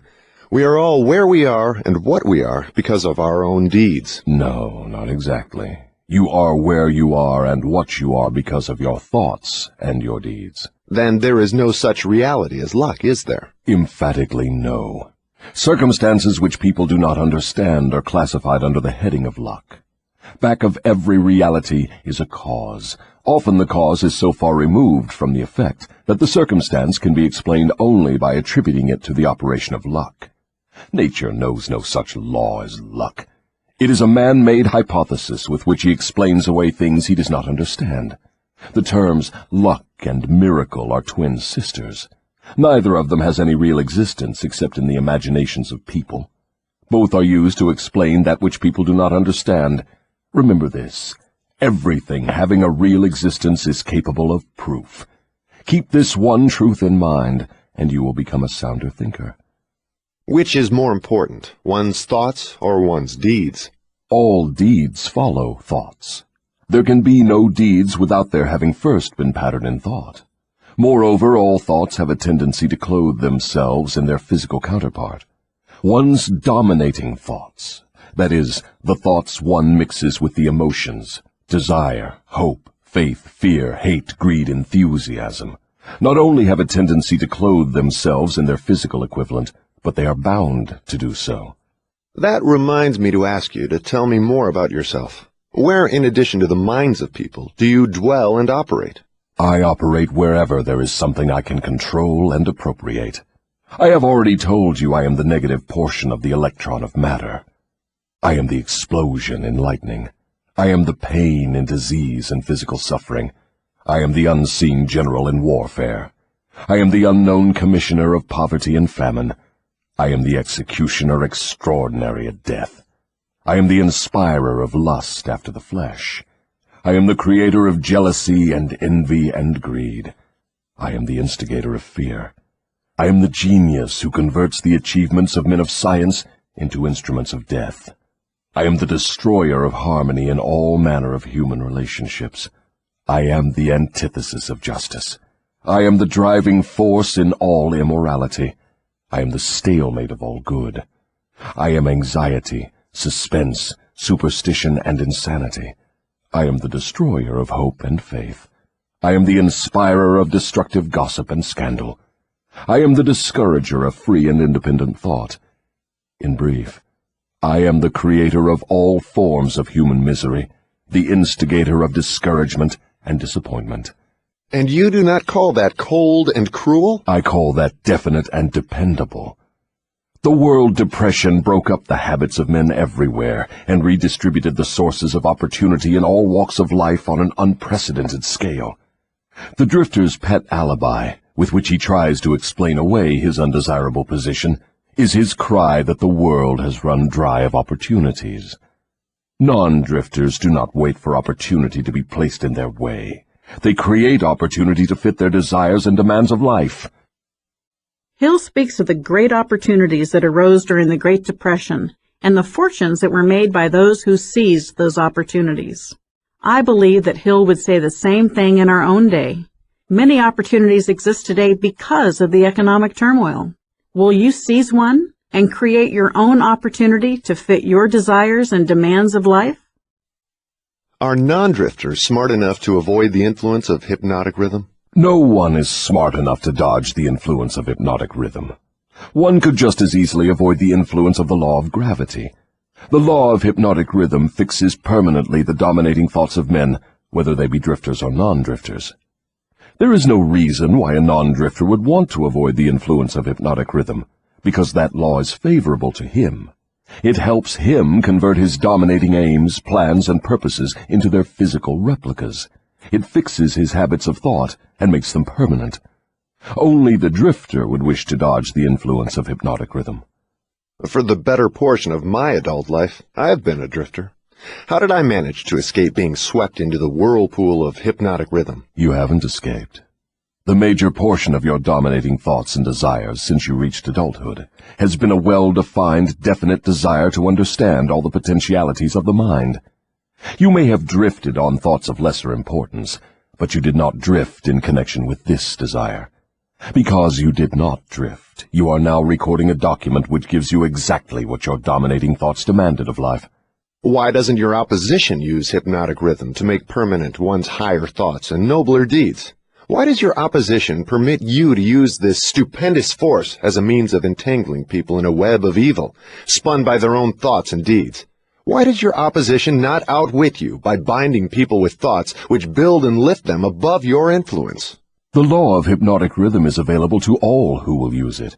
I make use of it more effectively than does my opposition, because I offer people more attractive bribes to think my sort of thoughts and indulge in my sort of deeds.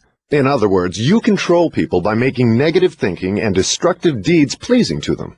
Is that correct? That is the idea exactly. Chapter 7. Seeds of Fear.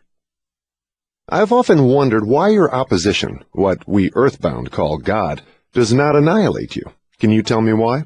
Because the power is as much mine as his. It is as available to me as to him. That is what I have been trying to get over to you. The highest power in the universe can be used for constructive purposes, through what you call God, or it can be used for negative purposes, through what you call the devil. And something more important still, it can be used by any human being just as effectively as by God or the devil. You make a far-reaching claim. Can you prove your claim? Yes, but it would be better if you proved it for yourself. The devil's word is not worth much among your earthbound sinners. Neither is God's word. You fear the devil and refuse to trust your God. Therefore, you have but one source available through which you may appropriate the benefits of universal power, and that is by trusting and using your own power of thought. This is the direct road to the universal storehouse of infinite intelligence.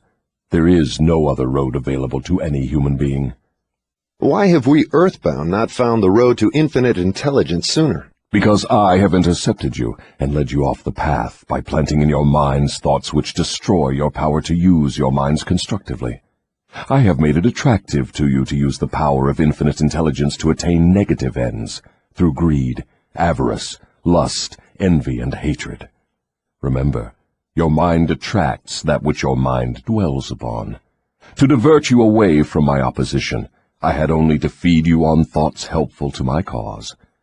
If I understand what you're saying, you're admitting that no human being need fear the devil or worry about how to flatter God.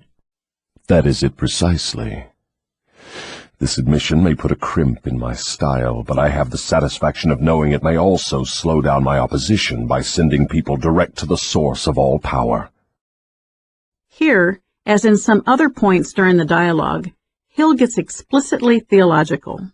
Using the devil as a foil and letting words come out of the mouth of the symbol of evil, Napoleon Hill can lay out his thoughts and feelings about God, infinite intelligence, as the ultimate source for his overall philosophy of success.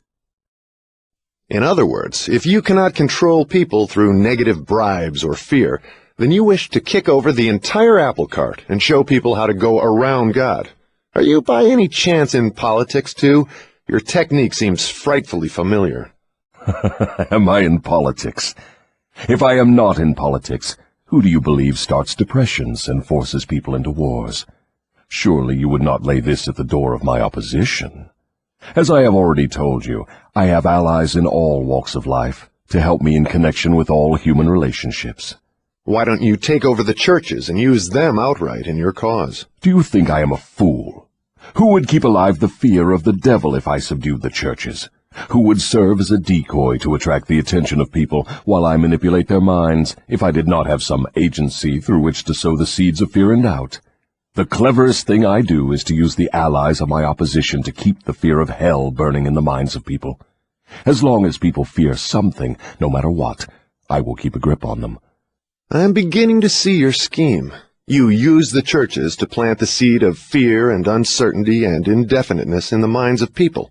These negative states of mind cause people to form the habit of drifting. This habit crystallizes into permanency through the law of hypnotic rhythm. Then the victim is helpless to help himself. Is that right? Hypnotic rhythm, then, is something to be watched and respected. A better way of stating the truth is that hypnotic rhythm is something to be studied, understood, and voluntarily applied to attain definite desired ends. If the force of hypnotic rhythm is not voluntarily applied to attain definite ends, may it be a great danger? Yes, and for the reason that it operates automatically. If it is not consciously applied to attain a desired end, it can, and it will, operate to attain undesired ends. Take the simple illustration of climate, for example. Anyone can see and understand that nature forces every living thing and every element of matter to adjust itself to her climates. In the tropics, she creates trees which bear fruit and reproduce themselves. She forces the trees to adjust themselves to her scorching sun. She forces them to put out leaves suitable for protection against the rays of the sun. These same trees could not survive if removed to the Arctic regions, where nature has established an entirely different climate. In the colder climate, she creates trees which are adjusted to survive and to reproduce themselves, but they could not survive if transplanted in the tropical regions. In the same manner, nature clothes her animals, giving to those in each different climate a covering suited to their comfort and survival in that climate. In a similar manner, nature forces upon the minds of men the influences of their environment, which are stronger than the individual's own thoughts. Children are forced to take on the nature of all influences of those around them, unless their own thoughts are stronger than the influences. Nature sets up a definite rhythm for every environment, and everything within the range of that rhythm is forced to conform to it. Man alone has the power to establish his own rhythm of thought, providing he exercises this privilege before hypnotic rhythm has forced upon him the influences of his environment. Every home, every place of business, every town and village, and every street and community center has its own definite, discernible rhythm. If you wish to know what a difference there is in the rhythms of streets, take a walk up Fifth Avenue in New York, and then down a street in the slums. All forms of rhythm become permanent with time. Does each individual have his own rhythm of thought? Yes, that is precisely the major difference between individuals. The person who thinks in terms of power, success, opulence, sets up a rhythm which attracts these desirable possessions. The person who thinks in terms of misery, failure, defeat, discouragement, and poverty attracts these undesirable influences.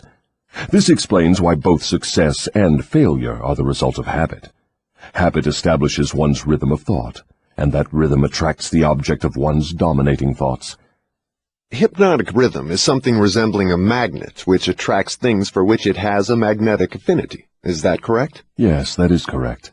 That is why the poverty-stricken herd themselves into the same communities. It explains that old saying, misery loves company. It also explains why people who begin to succeed in any undertaking find that success multiplies with less effort as time goes on. All successful people use hypnotic rhythm, either consciously or unconsciously, by expecting and demanding success. The demand becomes a habit, hypnotic rhythm takes over the habit, and the law of harmonious attraction translates it into its physical equivalent. In other words, if I know what I want from life, demand it, and back my demand by a willingness to pay life's price for what I want, and refuse to accept any substitutes, the law of hypnotic rhythm takes over my desire and helps, by natural and logical means, to transmute it into its physical counterpart. Is that true? That describes the way the law works. Science has established irrefutable evidence that people are what they are because of heredity and environment. They bring over with them at birth a combination of all the physical qualities of all their numberless ancestors. After they arrive here, they reach the age of self-consciousness, and from there on, they shape their own personalities and more or less fix their own earthly destinations as the result of the environmental influences to which they are subjected, especially the influences which control them during early childhood. These two facts have been so well established, there's no room for any intelligent person to question them. How can hypnotic rhythm change the nature of a physical body, which is a combination of thousands of ancestors who have lived and died before one is born? How can hypnotic rhythm change the influence of one's environment?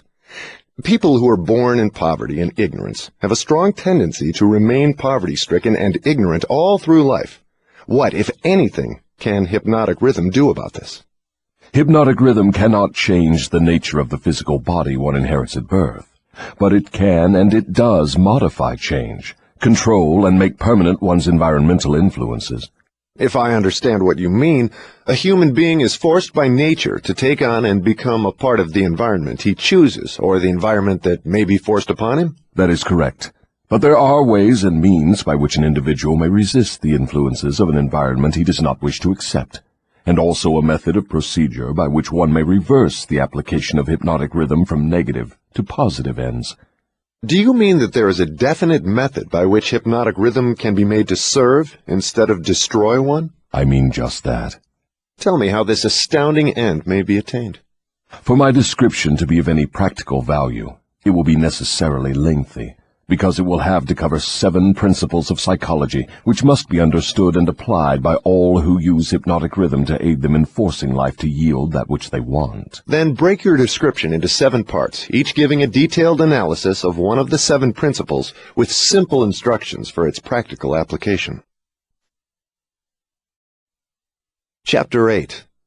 Definiteness of Purpose. I have always been fascinated with how Hill's mind works. After building a case for impending doom, he now reveals the lifeline for anyone seeking success. This is a critical turning point. As you listen further, will his 7 principles capture your imagination as they did mine? In the rest of the book, Hill discusses these 7 principles to attain spiritual, mental, and physical freedom. 1. Definiteness of purpose. 2. Mastery over self. 3. Learning from adversity. 4. Controlling environmental influence, associations. 5. Time. giving permanency to positive rather than negative thought habits and developing wisdom. 6.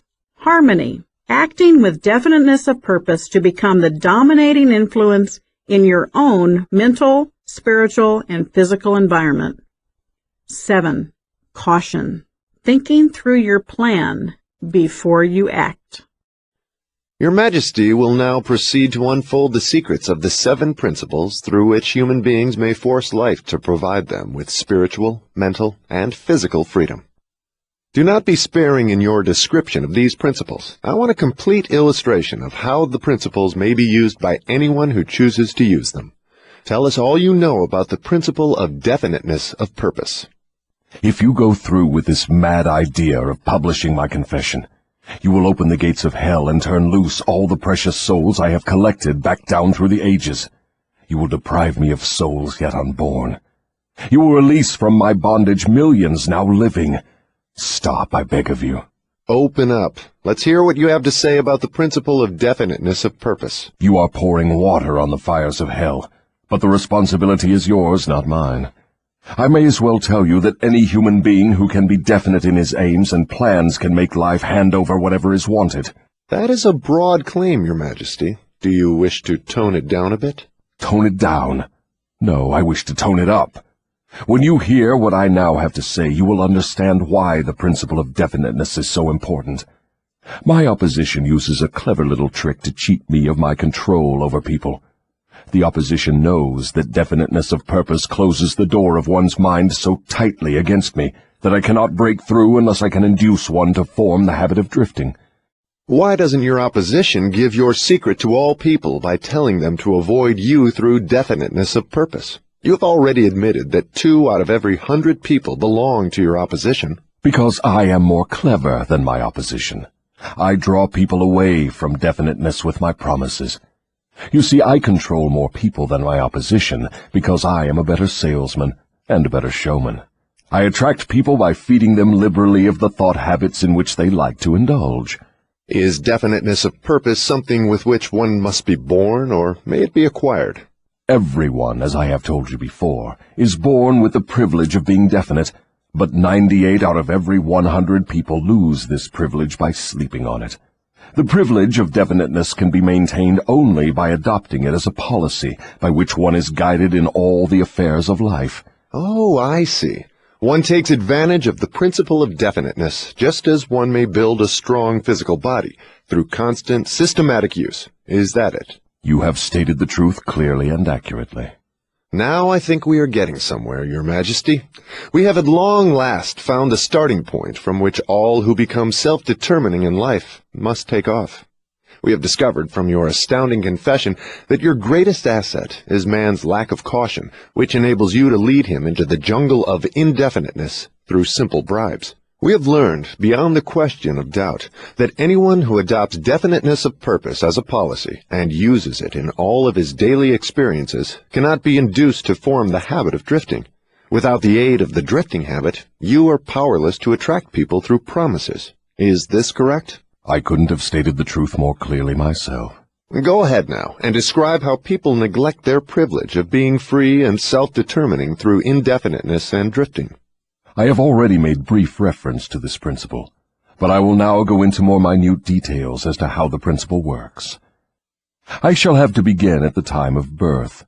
When a child is born, it brings with it nothing but a physical body representing the evolutionary results of millions of years of ancestry. Its mind is a total blank. When the child reaches the age of consciousness and begins to recognize the objects of its surroundings, it begins also to imitate others. Imitation becomes a fixed habit. Naturally, the child imitates, first of all, its parents. Then it begins to imitate its other relatives and daily associates, including its religious instructors and school teachers. The imitation extends not merely to physical expression, but also to thought expression. If a child's parents fear me and express that fear within range of the child's hearing, the child picks up the fear through the habit of imitation and stores it away as part of its subconscious stock of beliefs. If the child's religious instructor expresses any form of fear of me, and they all do in one form or another, that fear is added to the similar fear passed to the child by its parents, and the two forms of negative limitation are stored away in the subconscious mind to be drawn upon and used by me later in life. In a similar way, the child learns by imitation to limit its power of thought by filling its mind with envy, hatred, greed, lust, revenge, and all the other negative impulses of thought which destroy all possibility of definiteness. Meanwhile, I move in and induce the child to drift until I bind its mind through hypnotic rhythm. Am I to understand from your remarks that you have to gain control of people while they are very young, or lose your opportunity at them altogether? I prefer to claim them before they come into possession of their own minds. Once any person learns the power of his own thoughts, he becomes positive and difficult to subdue. As a matter of fact, I cannot control any human being who discovers and uses the principle of definiteness. Is the habit of definiteness a permanent protection against your control? No, not by any means. Definiteness closes the door of one's mind to me only as long as that person follows the principle as a matter of policy. Once any person hesitates, procrastinates, or becomes indefinite about anything, he is just one step removed from my control. Once any person hesitates, procrastinates, or becomes indefinite about anything, he is just one step removed from my control. The metaphysical and spiritual aspects of the author's philosophy are on display in these responses by the devil. What he calls definiteness is today often called intention, or being goal-driven, or purpose-driven. What has definiteness to do with one's material circumstances? I want to know if one may acquire power through definiteness of purpose without inviting destruction through the law of compensation. Your question limits my illustrations because there are so few people in the world who understand, and there have been so few in the past who understood, how to use definiteness of purpose without attracting to themselves the negative application of the law of compensation. Here you are forcing me to disclose one of my most prized tricks. I am bound to tell you that I eventually reclaim for my cause all who escape me temporarily through definiteness of purpose. The reclamation is made by filling the mind with greed for power and the love of egotistical expression, until the individual falls into the habit of violating the rights of others. Then I step in with the law of compensation and reclaim my victim. So I see from your admission that definiteness of purpose may be dangerous in proportion to its possibility as a power. Is that true? Yes. And what is more important, every principle of good carries with it the seed of an equivalent danger. That is hard to believe. What danger, for example, can there be in the habit of love of truth? The danger lies in the word habit. All habits, save only that of the love of definiteness of purpose, may lead to the habit of drifting. Love for truth, unless it assumes the proportion of definite pursuit of truth, may become similar to all other good intentions. You know, of course, what I do with good intentions. Is love for one's relatives also dangerous? The love for anything or anyone, save only the love of definiteness of purpose, may become dangerous. Love is a state of mind which beclouds reason, saps willpower, and blinds one to facts and truth. Everyone who becomes self-determining and gains spiritual freedom to think his own thoughts must examine carefully every emotion that seems even remotely related to love. You may be surprised to know that love is one of my most effective baits. With it I lead into the habit of drifting those whom I could attract with nothing else. That is why I have placed it at the head of my list of bribes. Show me what any person loves most, and I will have my cue as to how that person can be induced to drift until I bind him with hypnotic rhythm. Love and fear combined give me the most effective weapons with which I induce people to drift. One is as helpful to me as the other. Both have the effect of causing people to neglect to develop definiteness in the use of their own minds. Give me control over a person's fears and tell me what he loves most, and you may as well mark that person down as my slave. Both love and fear are emotional forces of such stupendous potency that either may completely set aside the power of will and the power of reason. Without will and reason, there is nothing left to support definiteness of purpose. But, Your Majesty, life would not be worth living if people never felt the emotion of love. Ah! You are right as far as your reasoning goes, but you neglected to add that love should be under one's definite control at all times. Of course, love is a desirable state of mind, but it also is a palliative which may be used to limit or destroy reason and willpower, both of which rate above love in importance to human beings who want freedom and self-determination. I understand from what you say that people who gain power must harden their emotions, master fear, and subdue love. Is that correct? People who gain and maintain power must become definite in all their thoughts and all their deeds. If that is what you call hard, then they must become hard. Let us look into the sources of advantage of definiteness in the everyday affairs of life. Which is more apt to succeed, a weak plan applied with definiteness, or a sound, strong plan indefinitely applied? Weak plans have a way of becoming strong if definitely applied. You mean that any plan definitely put into continuous action in pursuit of a definite purpose may be successful, even if it is not the best plan? Yes, I mean just that. Definiteness of purpose plus definiteness of plan by which the purpose is to be achieved generally succeeds, no matter how weak the plan may be. The major difference between a sound and an unsound plan is that the sound plan, if definitely applied, may be carried out more quickly than an unsound plan. In other words, if one cannot be always right, one can and should be always definite. Is that what you were trying to get across to me? That is the idea.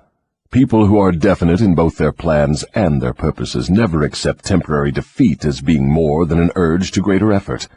You can see for yourself that this sort of policy is bound to win if it is followed with definiteness.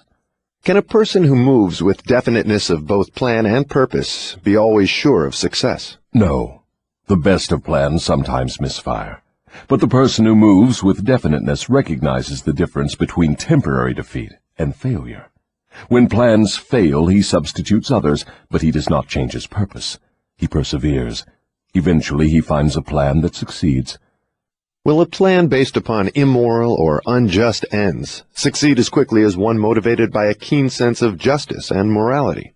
Through the operation of the law of compensation, everyone reaps that which he sows. Plans based on unjust or immoral motives may bring temporary success, but enduring success must take into consideration the fourth dimension, time. Time is the enemy of immorality and injustice. It is the friend of justice and morality. Failure to recognize this fact has been responsible for the crime wave among the youths of the world. The youthful, inexperienced mind is apt to mistake temporary success for permanency. The youth often makes the mistake of coveting the temporary gains of immoral, unjust plans, but neglects to look ahead and observe the penalties which follow as definitely as night follows day. Chapter 9.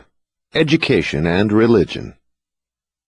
This is pretty deep stuff, Your Majesty. Let us get back to the discussion of lighter and more concrete subjects that are likely to interest the majority of people. I'm interested in discussing the things that make people happy and miserable, rich and poor, sick and healthy. In brief, I'm interested in everything that can be used by human beings to make life pay satisfactory dividends in return for the effort that one puts into the business of living. Very well, let us be definite. You have my idea. Your Majesty has a tendency to stray off into abstract details which most people can neither understand nor use in the solution of their problems. Could that, by any chance, be a definite plan of yours to answer my questions with indefinite answers? If that is your plan, it is a slick trick, but it will not work. Go ahead now, and tell me something more of the miseries and failures of human beings growing directly out of indefiniteness. Why not permit me to tell you more of the pleasures and successes of people who understand and apply the principle of definiteness? I observe that sometimes people with definiteness of plan and purpose get what they ask from life, only to find after they get it that they do not want it. What then? Generally, one can get rid of whatever is not wanted by application of the same principle of definiteness with which the thing was acquired. A life that is lived with fullness of peace of mind, contentment, and happiness always divests itself of everything it does not want. Anyone who submits to annoyance by things he does not want is not definite. He is a drifter. A life that is lived with fullness of peace of mind, contentment, and happiness always divests itself of everything it does not want. How many of us are truly content? In a world where so many people are trying to keep up with the Joneses, Could we not all learn something here? Is there something in your life that you need to divest yourself of? Make a commitment to catch yourself when you are feeling annoyed, and remember the devil's words. Anyone who submits to annoyance by things he does not want is not definite. He is a drifter. What about married people who cease to want each other? Should they separate? Or is it true that all marriages are made in heaven, and the contracting parties are, therefore, forever bound by their bargain, even though it may prove to be a poor one for both? First, let me correct that old saying that all marriages are made in heaven. I know of some which were made on my side of the fence. Minds which do not harmonize should never be forced to remain together in marriage or any other relationship. Friction and all forms of discord between minds lead inevitably to the habit of drifting, and of course to indefiniteness.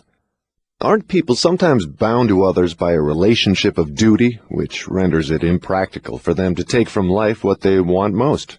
Duty is one of the most abused and misunderstood words in existence. The first duty of every human being is to himself. Every person owes himself the duty of finding how to live a full and happy life. Beyond this, if one has time and energy, not needed in the fulfillment of his own desires, one may assume responsibility for helping others. The first duty of every human being is to himself. Every person owes himself the duty of finding how to live a full and happy life. Of course, though compelled to answer accurately, the devil still responds from the perspective of the devil. Is it possible that Mother Teresa or Gandhi had a very different opinion on this issue? They lived their lives in service of others. How do you feel?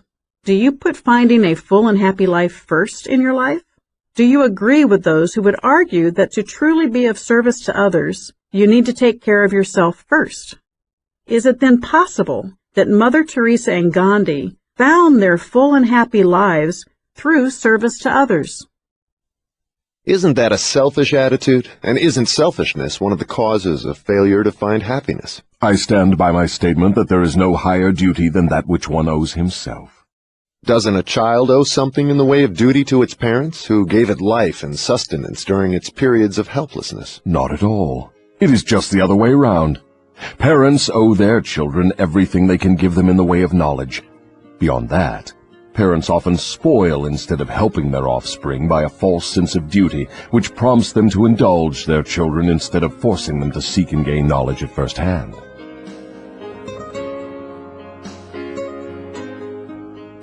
This is the end of disc number 3. Please insert disc number 4.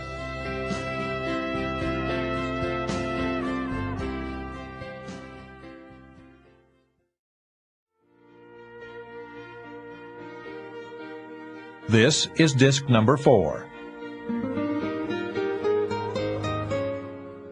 Doesn't a child owe something in the way of duty to its parents, who gave it life and sustenance during its periods of helplessness? Not at all. It is just the other way round. Parents owe their children everything they can give them in the way of knowledge.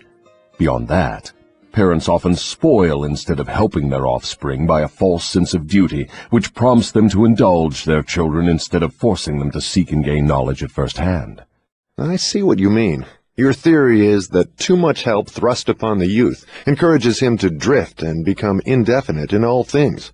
You believe that necessity is a teacher of great sagacity, that defeat carries with it an equivalent virtue, that unearned gifts of every nature may become a curse instead of a blessing. Is that correct? You have stated my philosophy perfectly. My belief is not theory, it is fact. Then you do not advocate prayer as a means of gaining desirable ends. On the contrary, I do advocate prayer, but not the sort of prayer that consists of empty, begging, meaningless words. The sort of prayer against which I am helpless is the prayer of definiteness of purpose.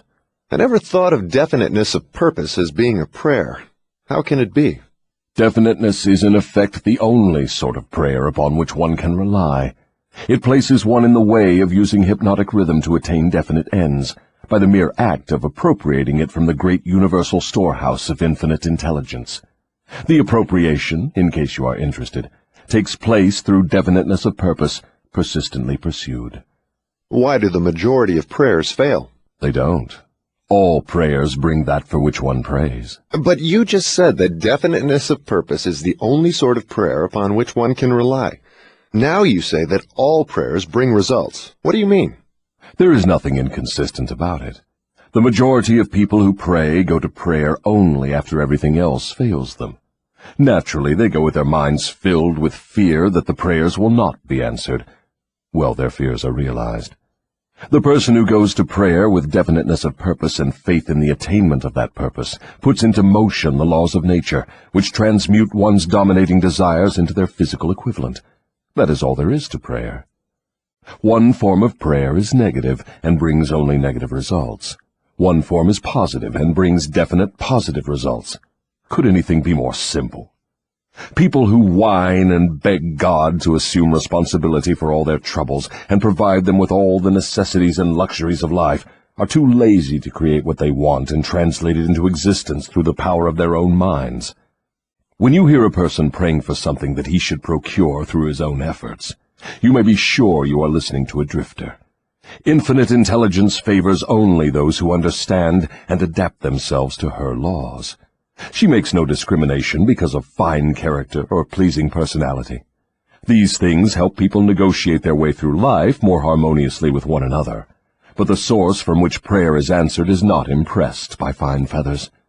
Nature's law is, know what you want, adapt yourself to my laws, and you shall have it. Does that harmonize with the teachings of Christ? Perfectly. Also, it harmonizes with the teachings of all truly great philosophers. The preceding question and answer push the boundaries of Hill's critique of organized religion versus personal spirituality and responsibility. Is your theory of definiteness in harmony with the philosophy of men of science? Definiteness is the major difference between a scientist and a drifter. Through the principle of definiteness of purpose and plan, the scientist forces nature to hand over her most profound secrets. It was through this principle that Edison uncovered the secret of the talking machine, the incandescent electric light, and scores of other benefits for mankind. Then I understand that definiteness is the first requisite for success in all earthly undertakings. Is that right? Exactly. Anything which teaches people to examine facts and coordinate them into definite plans through accurate thinking is hard on my profession. If this thirst for definite knowledge now spreading over the world keeps up, my business will be shot to pieces within the next few centuries. I thrive on ignorance, superstition, intolerance, and fear, but I cannot stand up under definite knowledge properly organized into definite plans in the minds of people who think for themselves. Why don't you take over omnipotence and manage the whole works in your own way? You might as well ask why the negative portion of the electron doesn't take over the positive portion and run the entire works.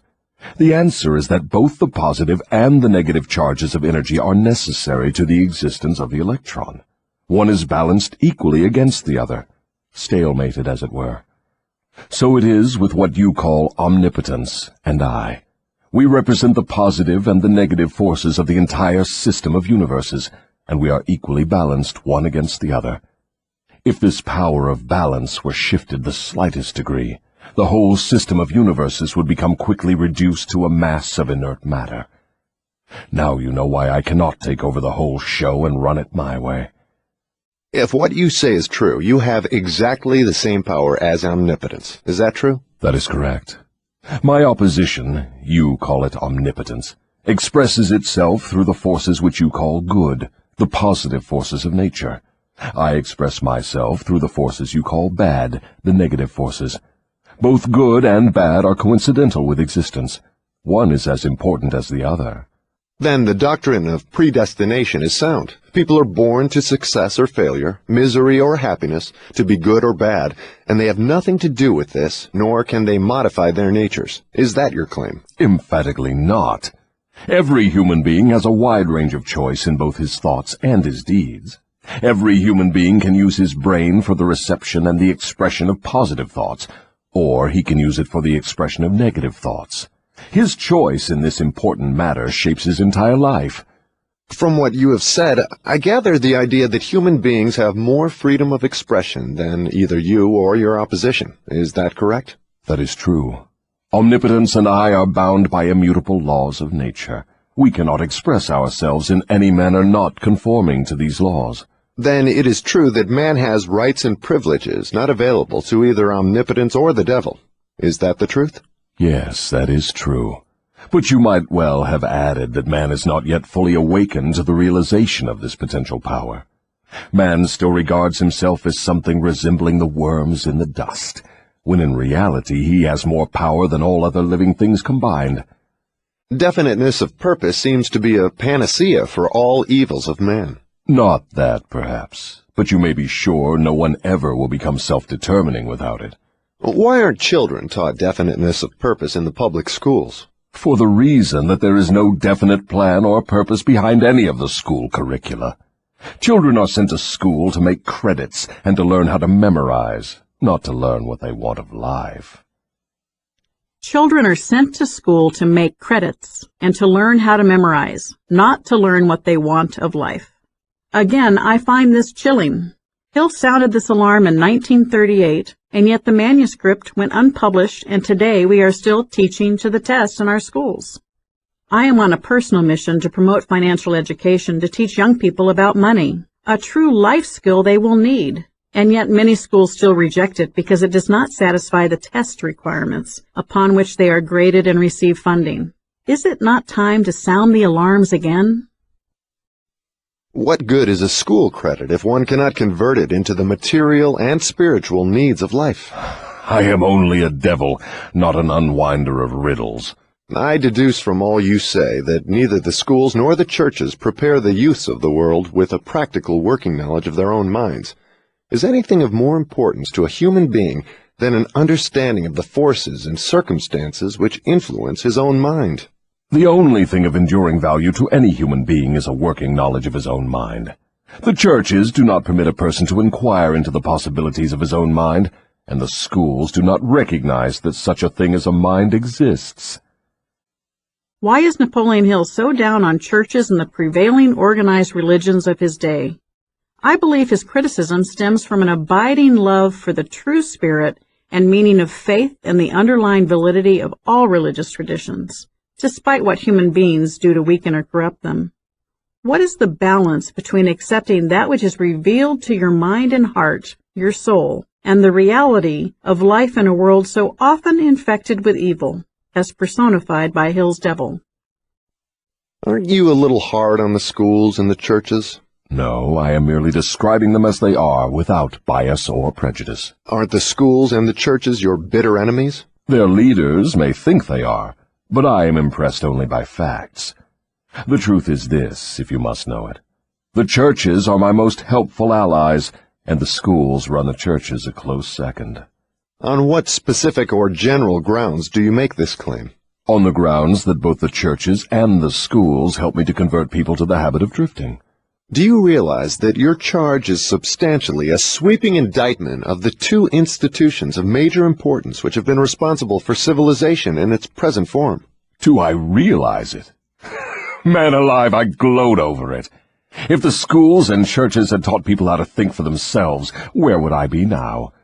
This confession of yours will disillusion millions of people whose only hope for salvation is in their churches. Isn't that a cruel thing to do to them? Wouldn't most people be better off living in the bliss of ignorance than to know the truth about you? What do you mean by the term salvation? From what are people being saved?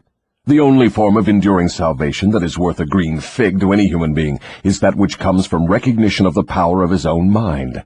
Ignorance and fear are the only enemies from which men need salvation. You seem to hold nothing sacred. You are wrong.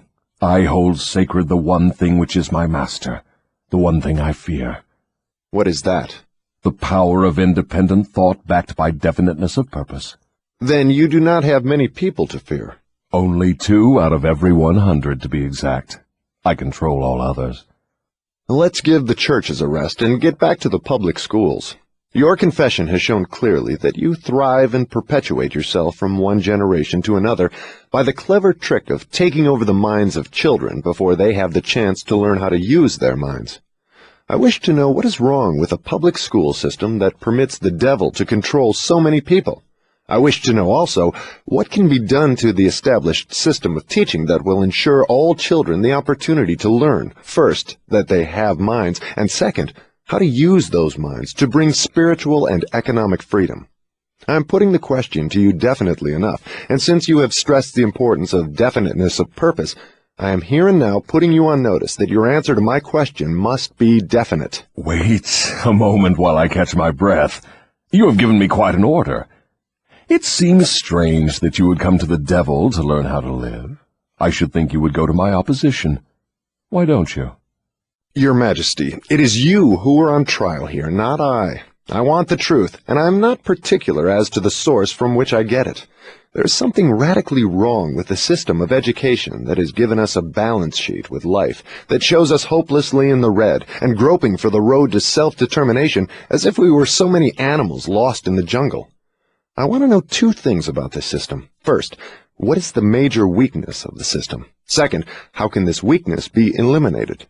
The floor is yours again. Please, stick to the question and stop trying to decoy me into the discussion of deep abstract subjects. That's definite, is it not? You leave me no choice but that of direct answer. To begin with, the public school system approaches the subject of education from the wrong angle. The school system endeavors to teach children to memorize facts, instead of teaching them how to use their own minds. Is that all that is wrong with the system? Oh no, that is only the beginning. Another major weakness of the school system is that it does not establish in the minds of children either the importance of definiteness of purpose, or make any attempt to teach youths how to be definite about anything. The major object of all schooling is to force the students to cram their memories with facts, instead of teaching them how to organize and make practical use of facts. This cramming system centers the attention of students on the accumulation of credits, but overlooks the important question of how to use knowledge in the practical affairs of life. This system turns out graduates whose names are inscribed upon parchment certificates, but whose minds are empty of self-determination. The school system got off to a bad start at the beginning. The schools began as institutions of higher learning, operated entirely for the select few whose wealth and family entitled them to education. Thus, the entire school system was evolved by beginning at the top and working back down to the bottom. It is no wonder the system neglects to teach children the importance of definiteness of purpose, when the system itself has literally evolved through indefiniteness. What would correct this weakness of the public school system? Let's not complain of the weakness of the system unless we are prepared to offer a practical remedy with which it can be corrected. In other words, while we are discussing the importance of definiteness of plan and purpose, let us take our own medicine and be definite. Why don't you lay off the schools and churches and save yourself plenty of trouble? Don't you know that you are poking your nose into the affairs of the two forces that control the world? Suppose you do show up the schools and the churches as being weak and inadequate for the needs of human beings. What then? With what are you going to replace these two institutions? Stop trying to evade my questions by the old trick of asking a counter-question. I do not propose to replace the schools and churches, but I do propose to find out, if I can, how these organized forces can be modified so that they will serve people instead of keeping them in ignorance. Go ahead now and give me a detailed catalog of all the changes in the public school system which would improve it. So you want the entire catalog, do you? Do you want the suggested changes in the order of their importance? This is another point at which the questioner forces the devil out of his comfort zone. It is amusing and instructive to witness this exchange, which provides a roadmap for improvement of our public schools. Describe the changes needed, just as they come to you. You are forcing me to commit an act of treason against myself. But here it is. Reverse the present system by giving children the privilege of leading in their schoolwork instead of following orthodox rules designed only to impart abstract knowledge. Let instructors serve as students, and let the students serve as instructors. As far as possible, organize all schoolwork into definite methods through which the student can learn by doing, and direct the classwork so that every student engages in some form of practical labor connected with the daily problems of life. Ideas are the beginning of all human achievement.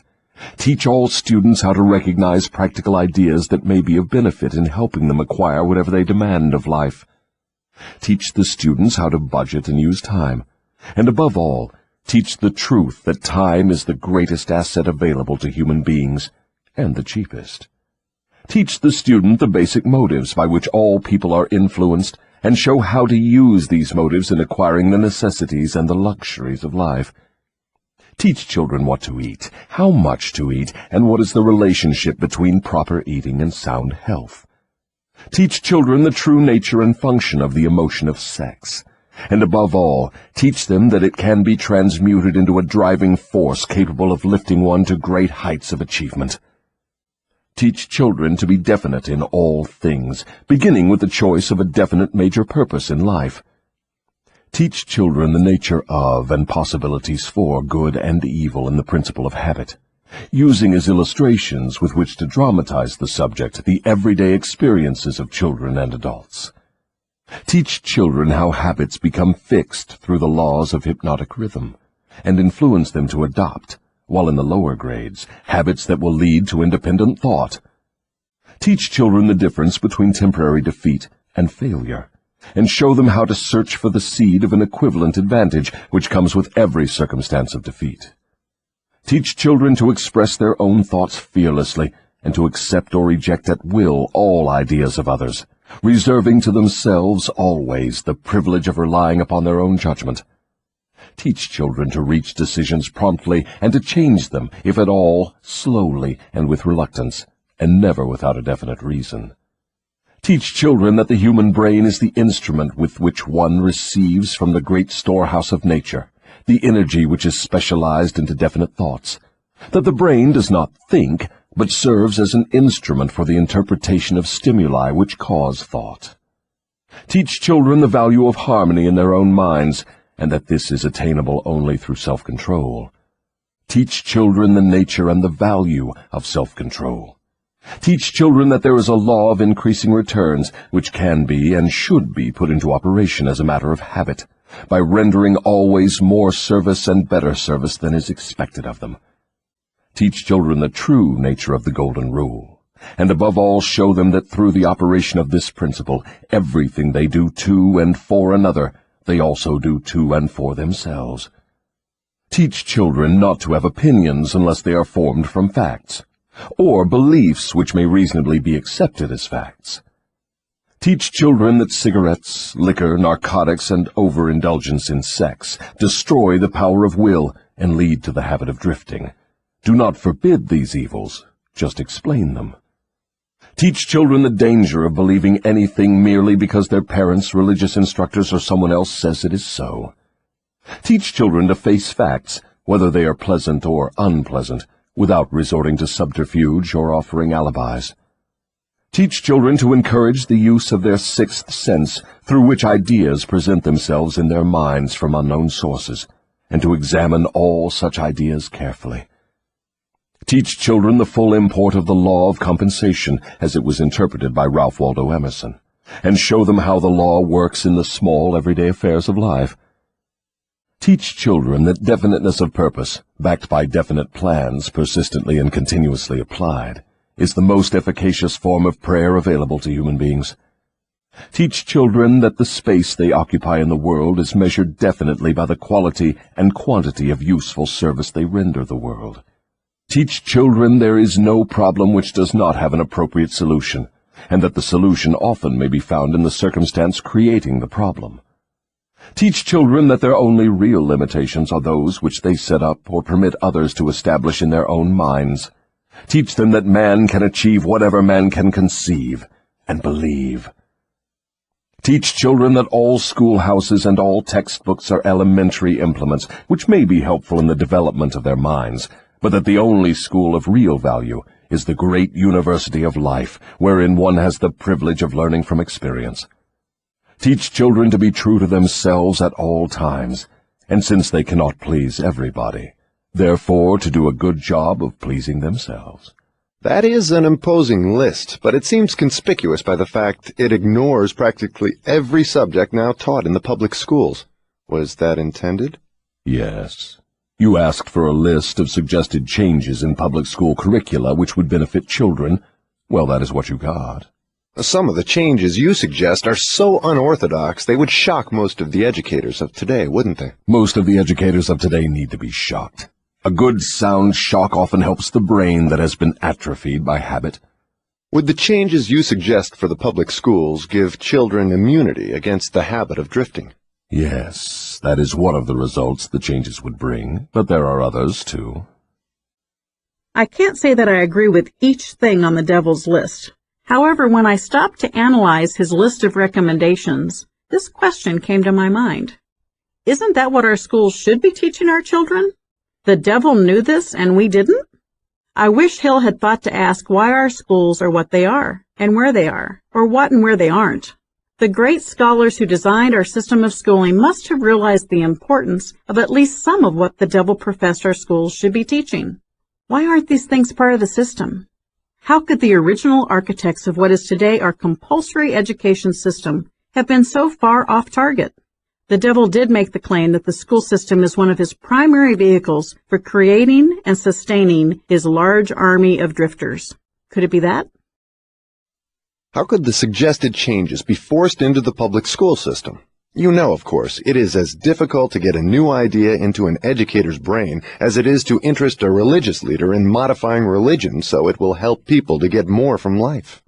The quickest and surest way to force practical ideas into the public schools is to first introduce the ideas through private schools and establish such a demand for their use that public school officials will be compelled to employ them. Should any other changes be made in the public school system? Yes, many. Among other changes needed in all public school programs is the addition of a complete course of training in the psychology of harmonious negotiation between people. All children should be taught how to sell their way through life with the minimum amount of friction. Every public school should teach the principles of individual achievement through which one may attain to a position of financial independence. Classes should be abolished altogether. They should be replaced by the round table or conference system, such as businessmen employ. All students should receive individual instruction and guidance in connection with subjects which cannot be properly taught in groups. Every school should have an auxiliary group of instructors consisting of business and professional people, scientists, artists, engineers, and newspapermen, each of whom would impart to all the students a practical working knowledge of his own profession, business, or occupation. This instruction should be conducted through the conference system to save the time of the instructors. What you have suggested is, in effect, an auxiliary system of instruction that would give all school children a working knowledge of the practical affairs of life, direct from the original source. Is that the idea? You've stated it correctly. This is another subject that strikes close to home.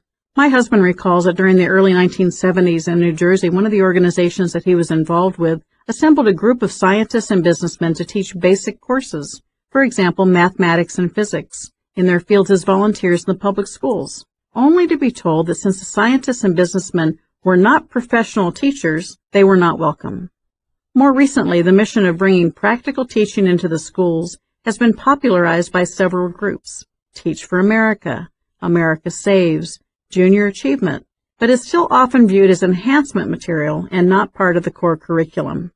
This and many other shifts in how content, context, principles, and skills are delivered to our children in our compulsory system of education need to be included as part of an interactive, experiential process that will determine how our children live their lives and what impact they will have on this complex world in which we live.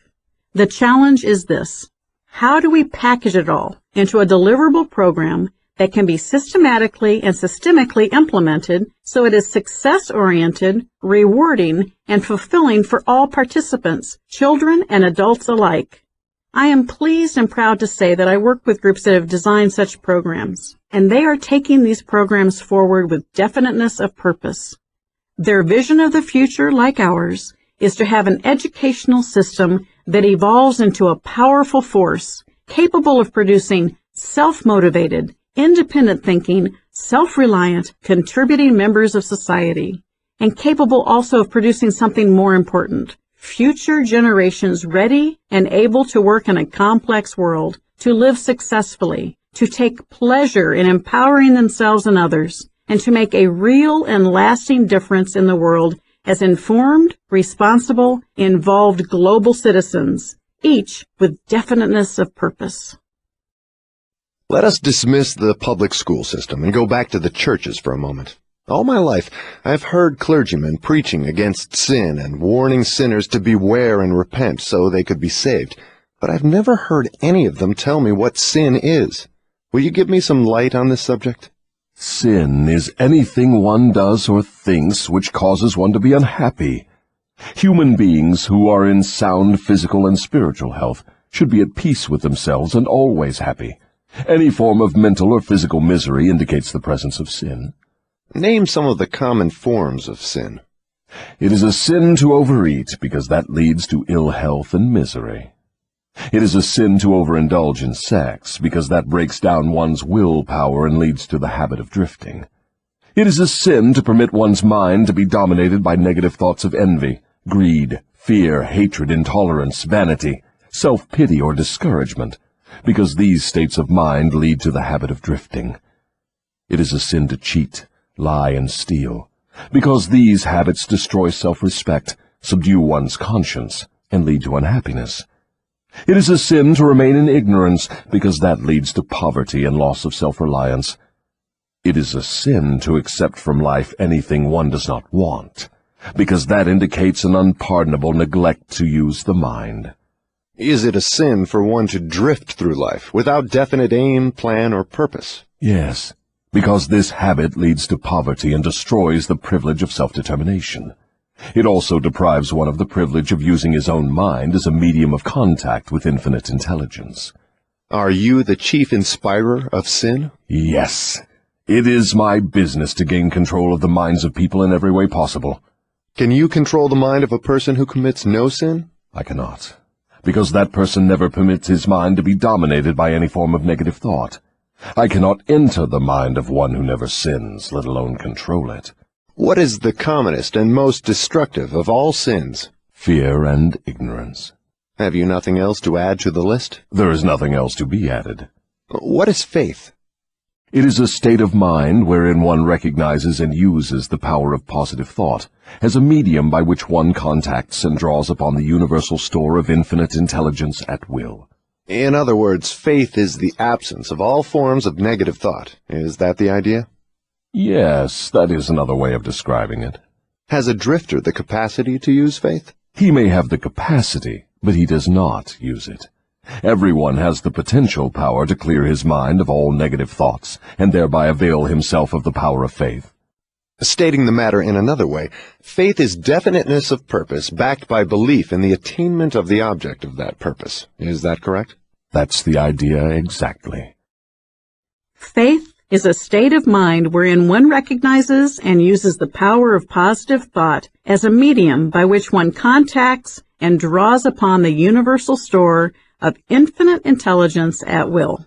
Hill succinctly sums up the definition. Faith is definiteness of purpose backed by belief in the attainment of the object of that purpose. Chapter 10. Self-Discipline. The person who is not master of himself can never be master of others. How true this is. Think of our political leaders who have fallen from grace because they could not control their own behavior. How can we trust them to control ours? What preparation must one undergo before being able to move with definiteness of purpose at all times? One must gain mastery over self. This is the second of the 7 principles. The person who is not master of himself can never be master of others. Lack of self-mastery is, of itself, the most destructive form of indefiniteness. Where should one begin when making a start at control over self? By mastering the 3 appetites responsible for most of one's lack of self-discipline. The 3 appetites are 1. The desire for food, 2. The desire for expression of sex, 3. The desire to express loosely organized opinions. Does man have other appetites which need control? Yes, many of them. But these 3 are the ones which should be conquered first. When a man becomes master of these 3 appetites, he has developed enough self-discipline to conquer easily those of lesser importance. But these are natural appetites. They must be indulged if one is to be healthy and happy. To be sure, they are natural appetites, but they are also dangerous, because people who have not mastered themselves overfeed the appetites. Self-mastery contemplates sufficient control over the appetites to enable one to feed them what they need and withhold food not needed. Your viewpoint is both interesting and educational. Describe the details through which I may understand how and under what circumstances people overfeed the appetites. Take the desire for physical food, for example. The majority of people are so weak in self-discipline they fill their stomachs with combinations of rich food which please the taste but overwork the organs of digestion and elimination. They pour into their stomachs both quantity and combinations of food which the body chemist can dispose of only by converting the food into deadly toxic poisons.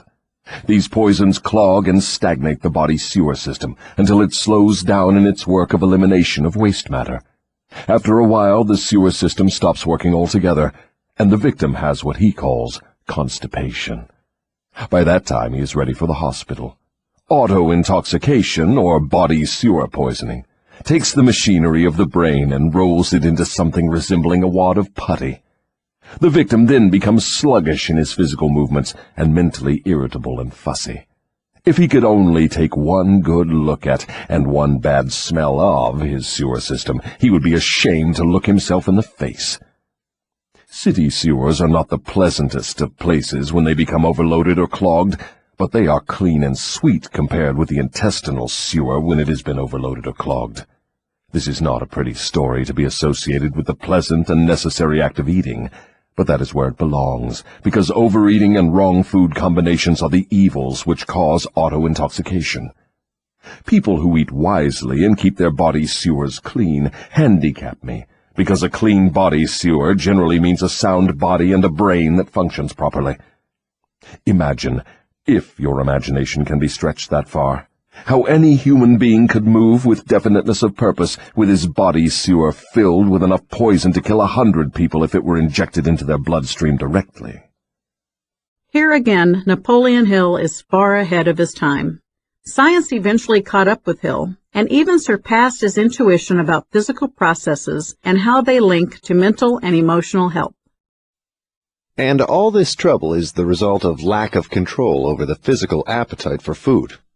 Well, if you wish to be absolutely correct, you should say that improper eating is responsible for the majority of the ills of the body, and practically all headaches. If you want proof of this, select 100 people suffering with headaches and give each of them a thorough washing out of their body sewer systems with a high enema, and observe that no fewer than 95 of the headaches will disappear within a few minutes after the sewers have been cleaned. From all you say about the intestinal tract, I gather the impression that mastery over the physical appetite for food means also mastery over the habit of neglecting to keep the intestines clean. Yes, that is true. It is just as important to eliminate the waste matter of the body and the unused portions of food as it is to take the right amount and the correct combinations of food. I never thought of auto-intoxication as being one of your devices of control over people, and I am utterly shocked to know how many people are victims of this subtle enemy. Let's hear what you have to say of the other two appetites. Well, take the desire for sex expression. Now there is a force with which I master the weak and the strong, the old and the young, the ignorant and the wise. In fact, I master all who neglect to master sex. How can one master the emotion of sex? By the simple process of transmuting that emotion into some form of activity other than copulation. Sex is one of the greatest of all forces which motivate human beings. Because of this fact, it is also one of the most dangerous forces. If humans would control their sex desires and transmute them into a driving force with which to carry on their occupation, that is, if they spent on their work 1/2 the time they dissipate in pursuit of sex, they would never know poverty. Do I understand you to imply there is a relationship between sex and poverty? Yes, where sex is not under definite control. If allowed to run its natural course, sex will quickly lead one into the habit of drifting. Is there any relationship between sex and leadership? Yes. All great leaders in every walk of life are highly sexed, but they follow the habit of controlling their sex desires, switching them into a driving force behind their occupation. Is the habit of overindulgence in sex as dangerous as the habit of taking narcotics or liquor? There is no difference between these habits. Both lead to hypnotic control through the habit of drifting. Why does the world look upon sex as something vulgar? Because of the vulgar abuse people have made of this emotion. It is not sex that is vulgar. It is the individual who neglects or refuses to control and guide it. Do you mean by your statement that one should not indulge the desire for sex? No, I mean that sex, like all other forces available to man, should be understood, mastered, and made to serve man. The desire for sex expression is as natural as the desire for food. The desire can no more be killed than one can entirely stop a river from flowing. If the emotion of sex is shut off from the natural mode of expression, it will break out in some other, less desirable form, just as a river will, if dammed, break through and flow around the dam. The person who has self-discipline understands the emotion of sex, respects it, and learns to control and transmute it into constructive activities. Just what damage is there in overindulgence of sex? The greatest damage is that it depletes the source of man's greatest driving force and wastes, without adequate compensation, man's creative energy. It dissipates energy needed by nature to maintain physical health. Sex is nature's most useful therapeutic force.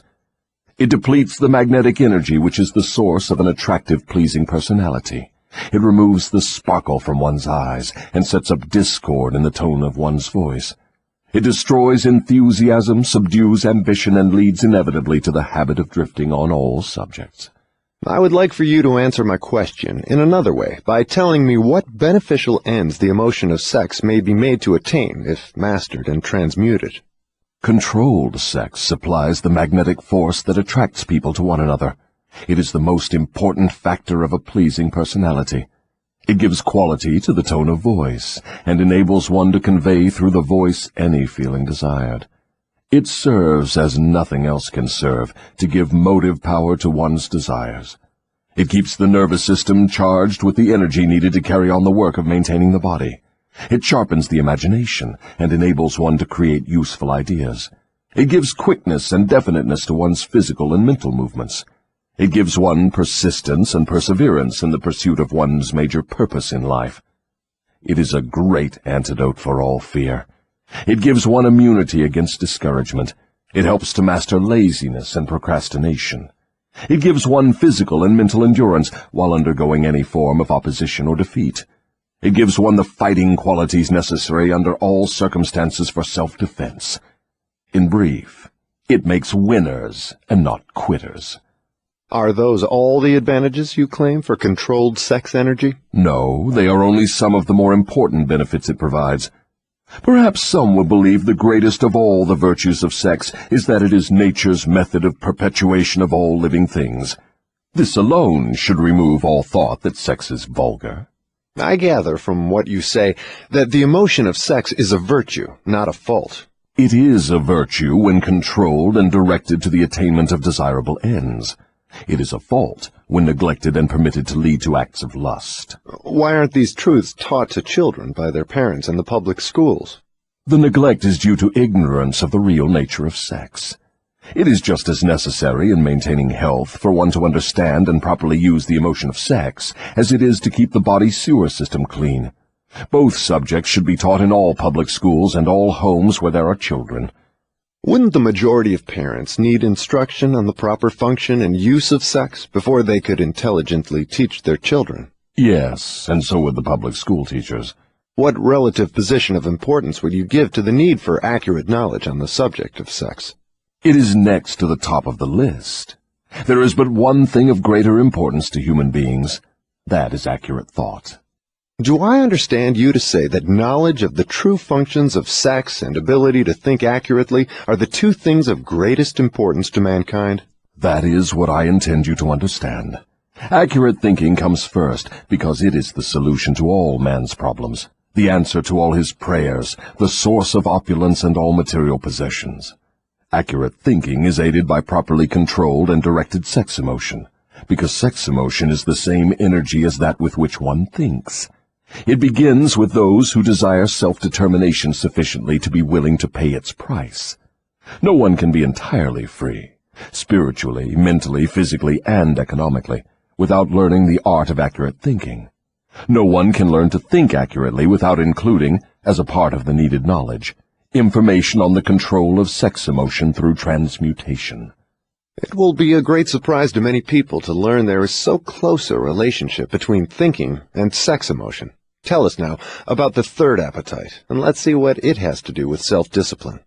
The habit of expressing loosely organized opinions is one of the most destructive of habits. Its destructiveness consists in its tendency to influence people to guess instead of searching for the facts when they form opinions, create ideas, or organize plans. The habit develops a grasshopper mind, one that jumps from one thing to another but never completes anything. And, of course, carelessness in the expression of opinions leads to the habit of drifting. From there it is only a step or two until one is bound by the law of hypnotic rhythm, which automatically prohibits accurate thinking. What other disadvantages are there in free expression of opinions?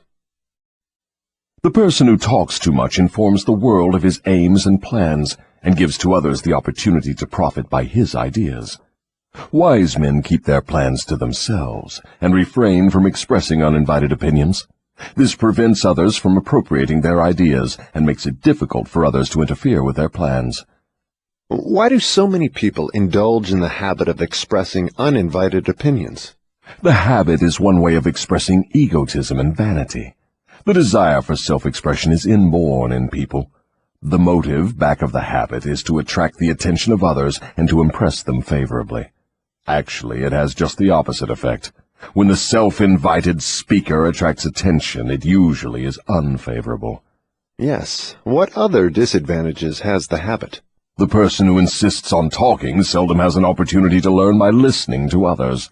But isn't it true that a magnetic speaker often puts himself in the way of opportunity to benefit himself by attracting the attention of others through his powers of oratory? Yes, a magnetic orator does have an asset of tremendous value in his ability to impress people by his speech. But he cannot make the best use of this asset if he forces his speech on others without their invitation. No single quality adds more to one's personality than the ability to speak with emotional feeling, force, and conviction. But the speaker must not impose his speech upon others without being invited to do so. There is an old saying that nothing is worth more than its actual cost. This applies as well to the free, uninvited expression of opinions as to material things. What about people who volunteer their opinions by expressing them in writing? Do they also suffer by lack of self-discipline? One of the worst pests on earth is the person who writes uninvited letters to people of prominence. Men in public office, moving picture stars, men who have succeeded in business or written a best-selling book. And people whose names appear often in the newspapers are continuously besieged by people who write letters expressing their opinion on all subjects. But the writing of uninvited letters is a harmless way of finding pleasure through self-expression, is it not? What damage does one do by the habit? Habits are contagious. Every habit attracts a flock of its relatives. The habit of doing anything that is useless leads to the formation of other habits that are useless, especially the habit of drifting. Take a moment to remember that letter writing was about the only way to communicate in the written form when Napoleon Hill wrote this manuscript. As you listen, think about how his thoughts would apply to today's world of blogging and social networking. But that is not all the dangers associated with the habit of indulging in uninvited expression of opinions. The habit creates enemies and places in their hands dangerous weapons by which they may do great injury to the one who indulges in it. Thieves and confidence men and racketeers pay big prices for the names and addresses of the writers of uninvited letters. Knowing as they do, the writers of these letters become easy victims of all manner of schemes that result in the loss of their money. They refer to the writers of such letters as nuts. If you wish to know how foolish people are who write uninvited letters, read the nut column of any newspaper, the column in which the paper publishes the voluntary opinions of its readers, and you will see for yourself how the writers of such letters antagonize people and invite opposition from others. Now, I had no idea, Your Majesty, that people get into so much difficulty through uninvited expression of their opinions. But now that you have brought up the subject, I do remember writing the editor of a prominent magazine an uninvited letter of criticism, which cost me a fine position on his staff, at a fat salary. That is a perfect example. The proper place to begin self-discipline is right where you stand. The way to begin is by recognizing the truth, that there is nothing for good or evil throughout the myriads of universes except the power of natural law. There is no individual personality anywhere throughout the myriad of universes with the slightest power to influence a human being, save nature and human beings themselves. There is no human being now living, no human being has ever lived, and no human being ever will live with the right or the power to deprive another human being of the inborn privilege of free and independent thought. That privilege is the only one over which any human being can have absolute control. No adult human being ever loses the right to freedom of thought, but most humans lose the benefits of this privilege either by neglect or because it has been taken away from them by their parents or religious instructors before the age of understanding. These are self-evident truths, no less important because they are being called to your attention by the devil than they would be if brought to your attention by my opposition. Hill distinguishes our right to have independent thoughts from our uninvited expression of those thoughts. How would you apply this principle in today's world of blogging and social media? But what are people going to lean upon in the hour of emergency when they know not where nor to whom to appeal? Let them lean upon the only dependable power available to any human being. And what is that? Themselves. The power of their own thoughts. The only power they can control and may rely upon. The only power which cannot be perverted, colored, modified, or falsified by their dishonest fellow human beings. The only dependable power available to any human being, the power of their own thoughts. The only power they can control and may rely upon. You may not be able to control other people, but you can control how you react to them and their actions. This is an easy thing to say, but much more difficult to do. We tend to want to change other people when we can truly only change ourselves and how we react to others. All you say seems logical, but why must I come to the devil to discover such profound truths? Let's get back to the 7 principles. You've already disclosed enough information to show clearly that the secret of how to break the power of hypnotic rhythm is wrapped in the 7 principles. You have shown, too, that the most important of these principles is self-discipline. Now, go ahead and describe the other 5 principles you have not yet mentioned and indicate what part they play in giving one self-discipline. First, let me summarize that part of my confession we have already covered. I have frankly told you that my 2 most effective devices for mastering human beings are the habit of drifting and the law of hypnotic rhythm. I have shown you that drifting is not a natural law, but a man-made habit which leads to man's submission to the law of hypnotic rhythm. The 7 principles are the media by which man may break the hold of hypnotic rhythm and take possession again of his own mind. You see, therefore, the 7 principles are the 7 steps which lead victims of hypnotic rhythm out of the self-made prisons in which they are bound.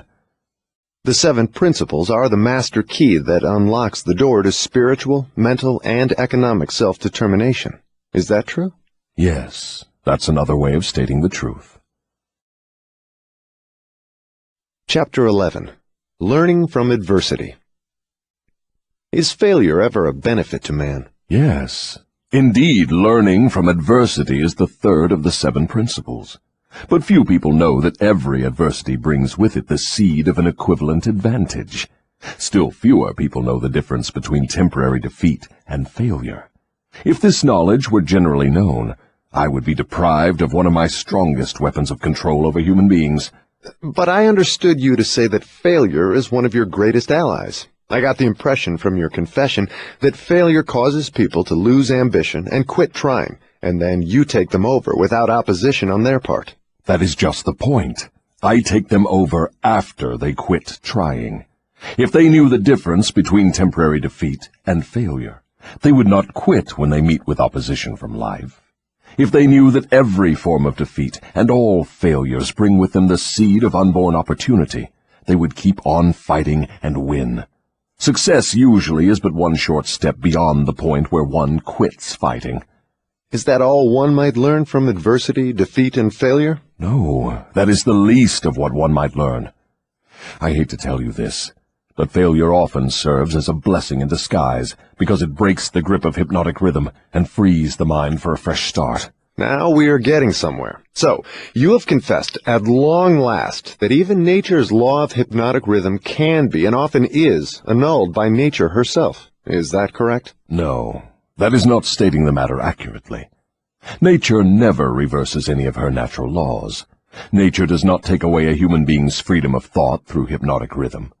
The individual gives up his freedom by abuse of this law. If a man jumped from a tree and was killed by the sudden impact of his body with the earth, through the law of gravity, you wouldn't say nature murdered him, would you? You would say the man neglected to relate himself properly to the law of gravity. I'm beginning to see. The law of hypnotic rhythm is capable of both negative and positive application. It may drag one down to slavery through loss of the privilege of freedom of thought, or it may help one rise to great heights of achievement through the free use of thought, depending on how the individual relates himself to the law. Is that correct? Now you have it right. But what about failure? One does not fail intentionally with purpose aforethought. No one encourages temporary defeat. These are circumstances over which the individual often has no control whatsoever.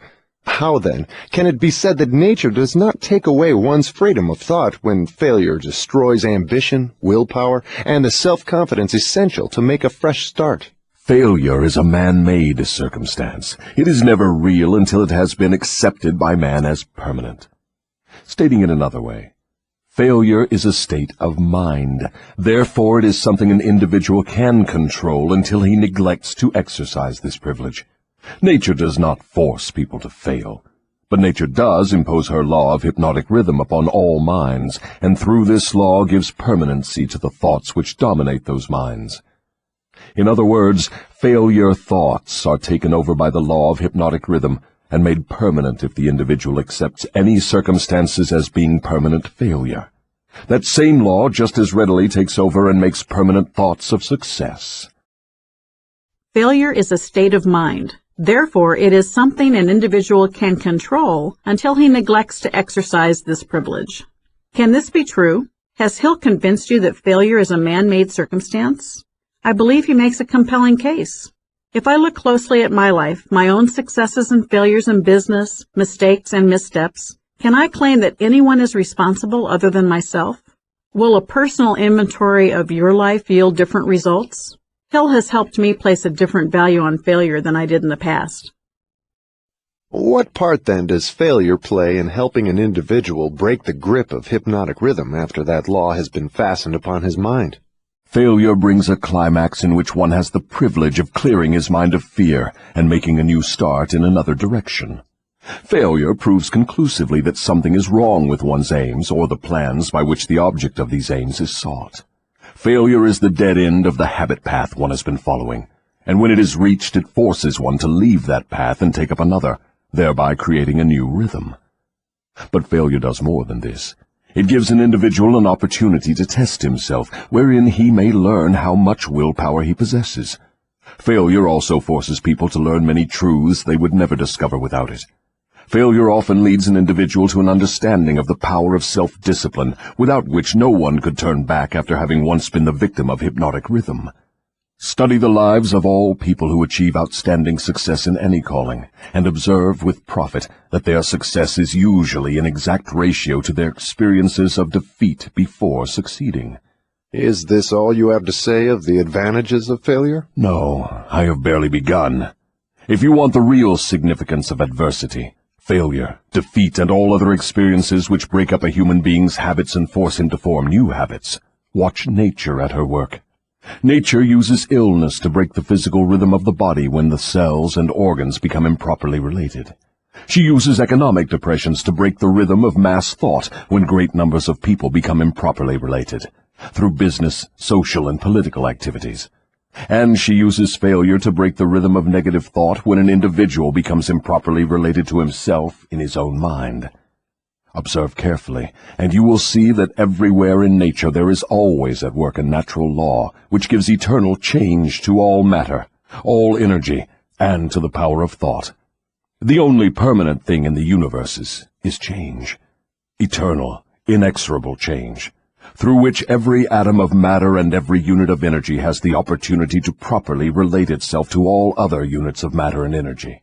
And every human being has the opportunity and the privilege of properly relating himself to all other human beings, no matter how many mistakes he makes, or how many times or in what ways he may be defeated. When mass failure overtakes a nation, such as the 1929 World Business Depression, the circumstance is in perfect harmony with nature's plan to break up man's habits and give out fresh opportunities. The beauty of publishing this book now, during the current economic turmoil, is that nature is once again breaking up man's habits and presenting fresh opportunities. What you are saying intrigues me. Am I to understand that hypnotic rhythm has something to do with the way people relate themselves to one another? That abstract, elusive thing called character is nothing but a manifestation of the law of hypnotic rhythm. Therefore, when speaking of one's character, it would be proper to say his thought habits have been crystallized into a positive or a negative personality.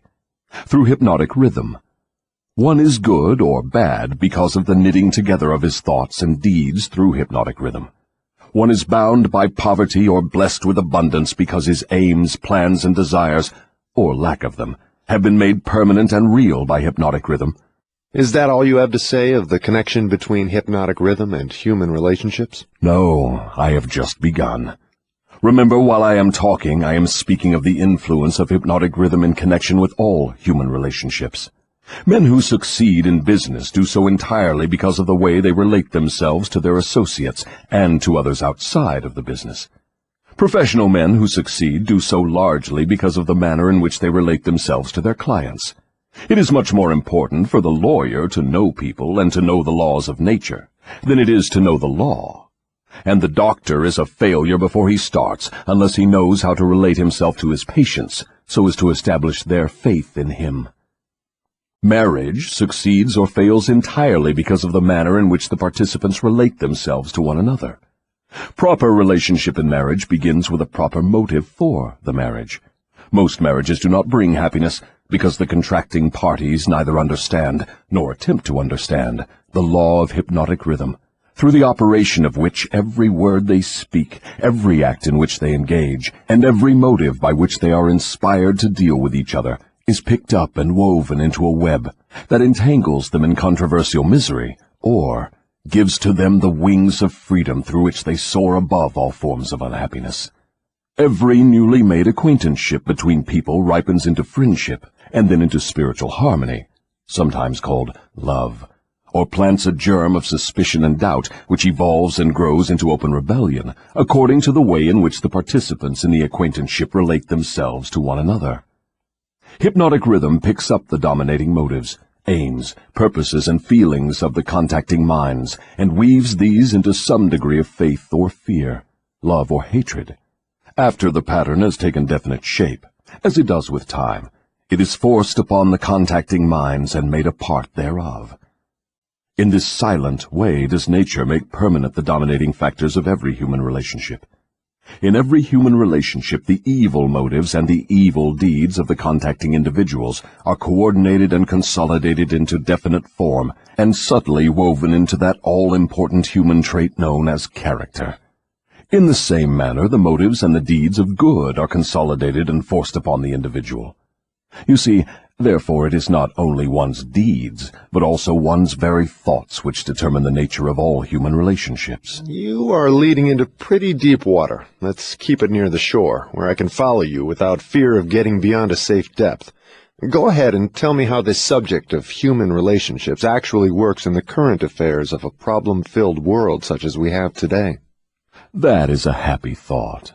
But let me make sure you understand the principles I am telling about, before I try to show you how to apply them in the affairs of life. I wish to be sure you understand that the law of hypnotic rhythm is something that no one can control, influence, or evade. But everyone can relate himself to this law so as to benefit by its inexorable operation. Harmonious relationship with the law consists entirely of the individual changing his habits so they represent the circumstances and the things the individual wants and is willing to accept. No one can change the law of hypnotic rhythm any more than one can change the law of gravity, but everyone can change himself. Remember, therefore, in all the discussion of this subject, that all human relationships are made and maintained by the habits of the individuals related. No one can change the law of hypnotic rhythm any more than one can change the law of gravity, but everyone can change himself. Have you ever tried to change someone else and only been frustrated when you realized that you were not in control and therefore not succeeding? The law of hypnotic rhythm plays only the part of solidifying the factors which constitute human relationships, but it does not create those factors. Before we go further with the discussion of human relationships, I want you to get a clear understanding of the subconscious mind. The term subconscious mind represents a hypothetical physical organ which has no actual existence. The mind of man consists of universal energy, some call it infinite intelligence, which the individual receives, appropriates, and organizes in definite thought forms through the network of intricate physical apparatus known as a brain. These thought forms are replicas of various stimuli which reach the brain through the 5 commonly known physical senses, and the 6th sense, which is not so well known. When any form of stimuli reaches the brain and takes the definite shape of thought, it is classified and stored away in a group of the brain cells known as the memory group. All thoughts of a similar nature are stored together, so that the bringing forth of one leads to easy contact with all its associates. The system is very similar to the modern office filing cabinet, and it is operated in a similar manner. The thought impressions with which one mixes the greatest amount of emotion or feeling are the dominating factors of the brain because they are always near the surface, at the top of the filing system, so to speak, where they spring into action voluntarily the moment an individual neglects to exercise self-discipline. These emotion-laden thoughts are so powerful, they often cause an individual to rush into action and indulge in deeds which have not been submitted to or approved by his reasoning faculty. These emotional outbursts usually destroy harmony in all human relationships. The brain often brings together combinations of emotional feelings so powerful they completely set aside the control of the reasoning faculty. On all such occasions, human relationships are apt to be lacking in harmony. Through the operation of the 6th sense, the brain of a human being may contact the filing cabinet of other brains and inspect at will whatever thought impressions are on file there. The condition under which one person may contact and inspect the filing cabinet of another person's brain is generally known as harmony. But you may better understand what is meant if I say brains attuned to the same rate of thought vibrations can easily and quickly exercise the privilege of entering and inspecting each other's filing cabinets of thoughts. In addition to receiving organized thoughts from the filing cabinets of other brains through the 6th sense, one can, through this same physical organ, contact and receive information from the universal storehouse known as infinite intelligence. All information reaching one's brain through the 6th sense comes from sources not easily isolated or traced. Therefore, this sort of information is generally believed to come from one's subconscious mind. The 6th sense is the organ of the brain through which one receives all information, all knowledge, all thought impressions which do not come through one or more of the 5 physical senses. Now that you understand how the mind operates, you will more easily understand how and why people come to grief through improper human relationships. You will also understand how human relationship may be made to yield riches in their highest form, riches in material, mental, and spiritual estates. Moreover, you will understand there can never be happiness except through understanding and application of the right principles of human relationships. You will understand, too, that no individual is an entity unto himself, that completeness of mind can be attained only by harmony of purpose and deed between 2 or more minds. You will understand why every human being should, of his own choice, become his brother's keeper in fact, as well as in theory. What you say may be true, but I still insist that you have me beyond safe depths of thought. Let us get back nearer to the shore, where I can wade in familiar water. We shall go out into the deeper water after we learn to swim well. We started out to discuss the subject of how to profit by adversity, but it seems we have drifted somewhat afield from that subject. We have detoured, but we have not drifted. The devil never drifts. The detour was necessary in order that you might be prepared to understand the most important part of this entire interview. We are now ready to get back to the discussion of the subject of adversity. Inasmuch as most adversities grow out of improper relationships between people, it seems important to understand how people may become properly related. Naturally, the question arises as to what is a proper relationship between people. The answer is that the proper relationship is one that brings to all connected with it, or affected by it, some form of benefit. The proper relationship is one that brings to all connected with it, or affected by it, some form of benefit. Take a moment to inventory your relationships, at home, at work, and at play. List the relationships that seem in need of improvement, and keep them in your mind as you continue listening. What then is an improper relationship? Any relationship between people which damages anyone, or brings any form of misery or unhappiness to any of the individuals. How can improper relationships be corrected? By change of mind of the person causing the improper relationship, or by changing the persons to the relationship. Some minds harmonize naturally, while others just as naturally clash. Successful human relationships, to endure as such, must be formed of minds that naturally harmonize, quite aside from the question of having common interests as a means of bringing them into harmony. When you speak of business leaders who succeed because they know how to pick men, you might more correctly say they succeed because they know how to associate minds which harmonize naturally. Knowing how to pick people successfully for any definite purpose in life is based upon ability to recognize the types of people whose minds naturally harmonize. Remember Hill's definition of the mastermind: harmonious coordination of two or more minds working to a definite end. Stay focused on adversity, if you will. If there are possible benefits to be found through adversity, name some of them. Adversity relieves people of vanity and egotism. It discourages selfishness by proving that no one can succeed without the cooperation of others. Adversity forces an individual to test his mental, physical, and spiritual strength. It thus brings him face to face with his weaknesses and gives him the opportunity to bridge them. Adversity forces one to seek ways and means to definite ends by meditation and introspective thought. This often leads to the discovery and use of the sixth sense, through which one may communicate with infinite intelligence. Adversity forces one to recognize the need for intelligence not available except from sources outside of one's own mind. Adversity breaks old habits of thought and gives one an opportunity to form new habits. Therefore, it may serve to break the hold of hypnotic rhythm and change its operation from negative to positive ends. What is the greatest benefit one may receive through adversity?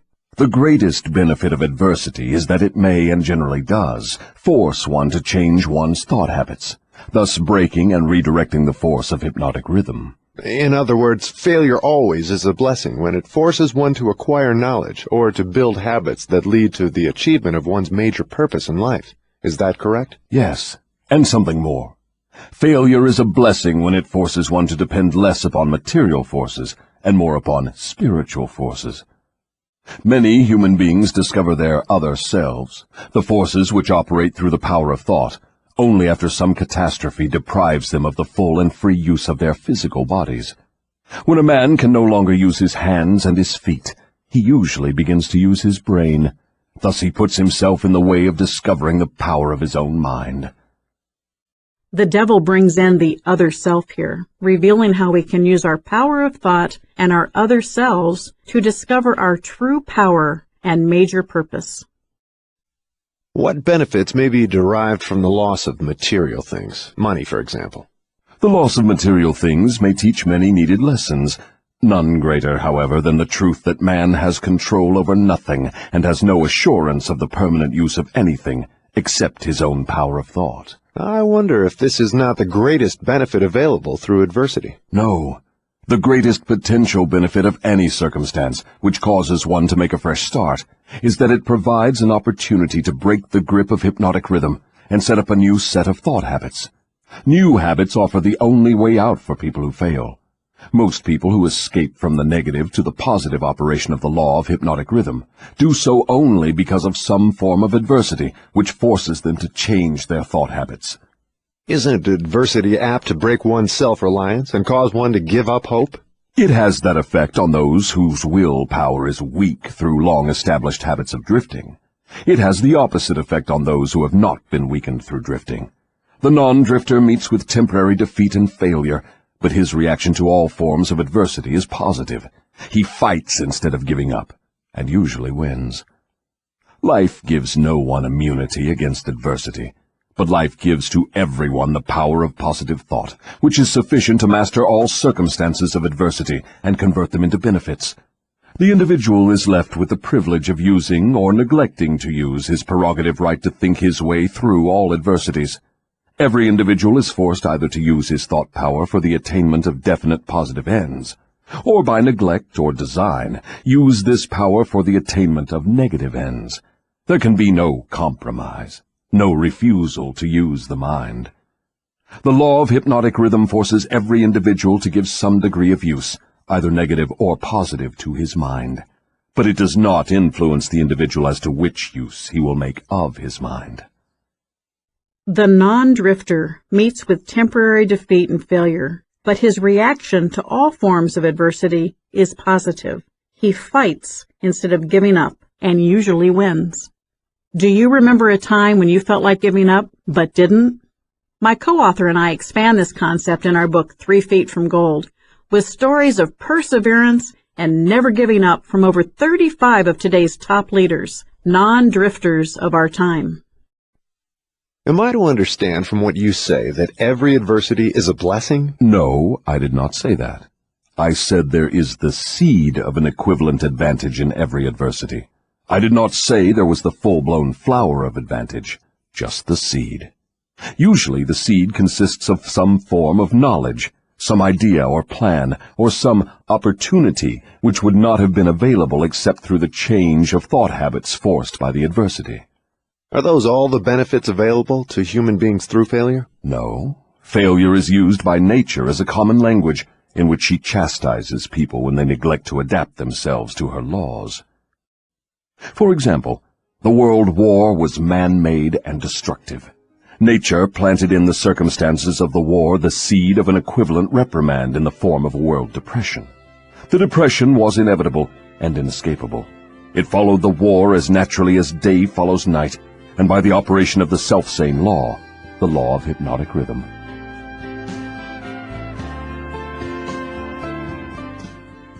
This is the end of disc number 4. Please insert disc number 5.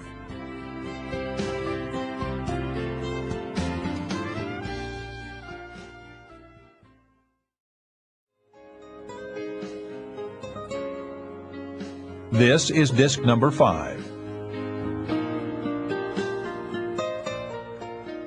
For example, the world war was man-made and destructive. Nature planted in the circumstances of the war the seed of an equivalent reprimand in the form of a world depression. The depression was inevitable and inescapable. It followed the war as naturally as day follows night, and by the operation of the selfsame law, the law of hypnotic rhythm. Am I to understand that the law of hypnotic rhythm is the same as that which Ralph Waldo Emerson called the law of compensation? The law of hypnotic rhythm is the law of compensation. It is the power with which nature balances negative and positive forces throughout the universes, in all forms of energy, in all forms of matter, and in all human relationships. Does the law of hypnotic rhythm operate quickly in all instances? For example, does this law immediately bless one with the benefits of positive application of thoughts, or curse one immediately with the results of negative thoughts? The law operates definitely, but not always swiftly.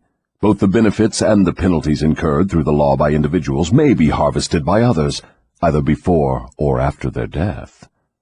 Observe how this law works by forcing upon one generation of people the effects of both the sins and the virtues of preceding generations. In the operation of all of nature's laws, the fourth dimension, time, is an inexorable factor. The length of time consumed by nature in the relation of effects to their causes depends in every instance on the circumstances at hand. Nature grows a pumpkin in 3 months. A good-size oak tree requires 100 years.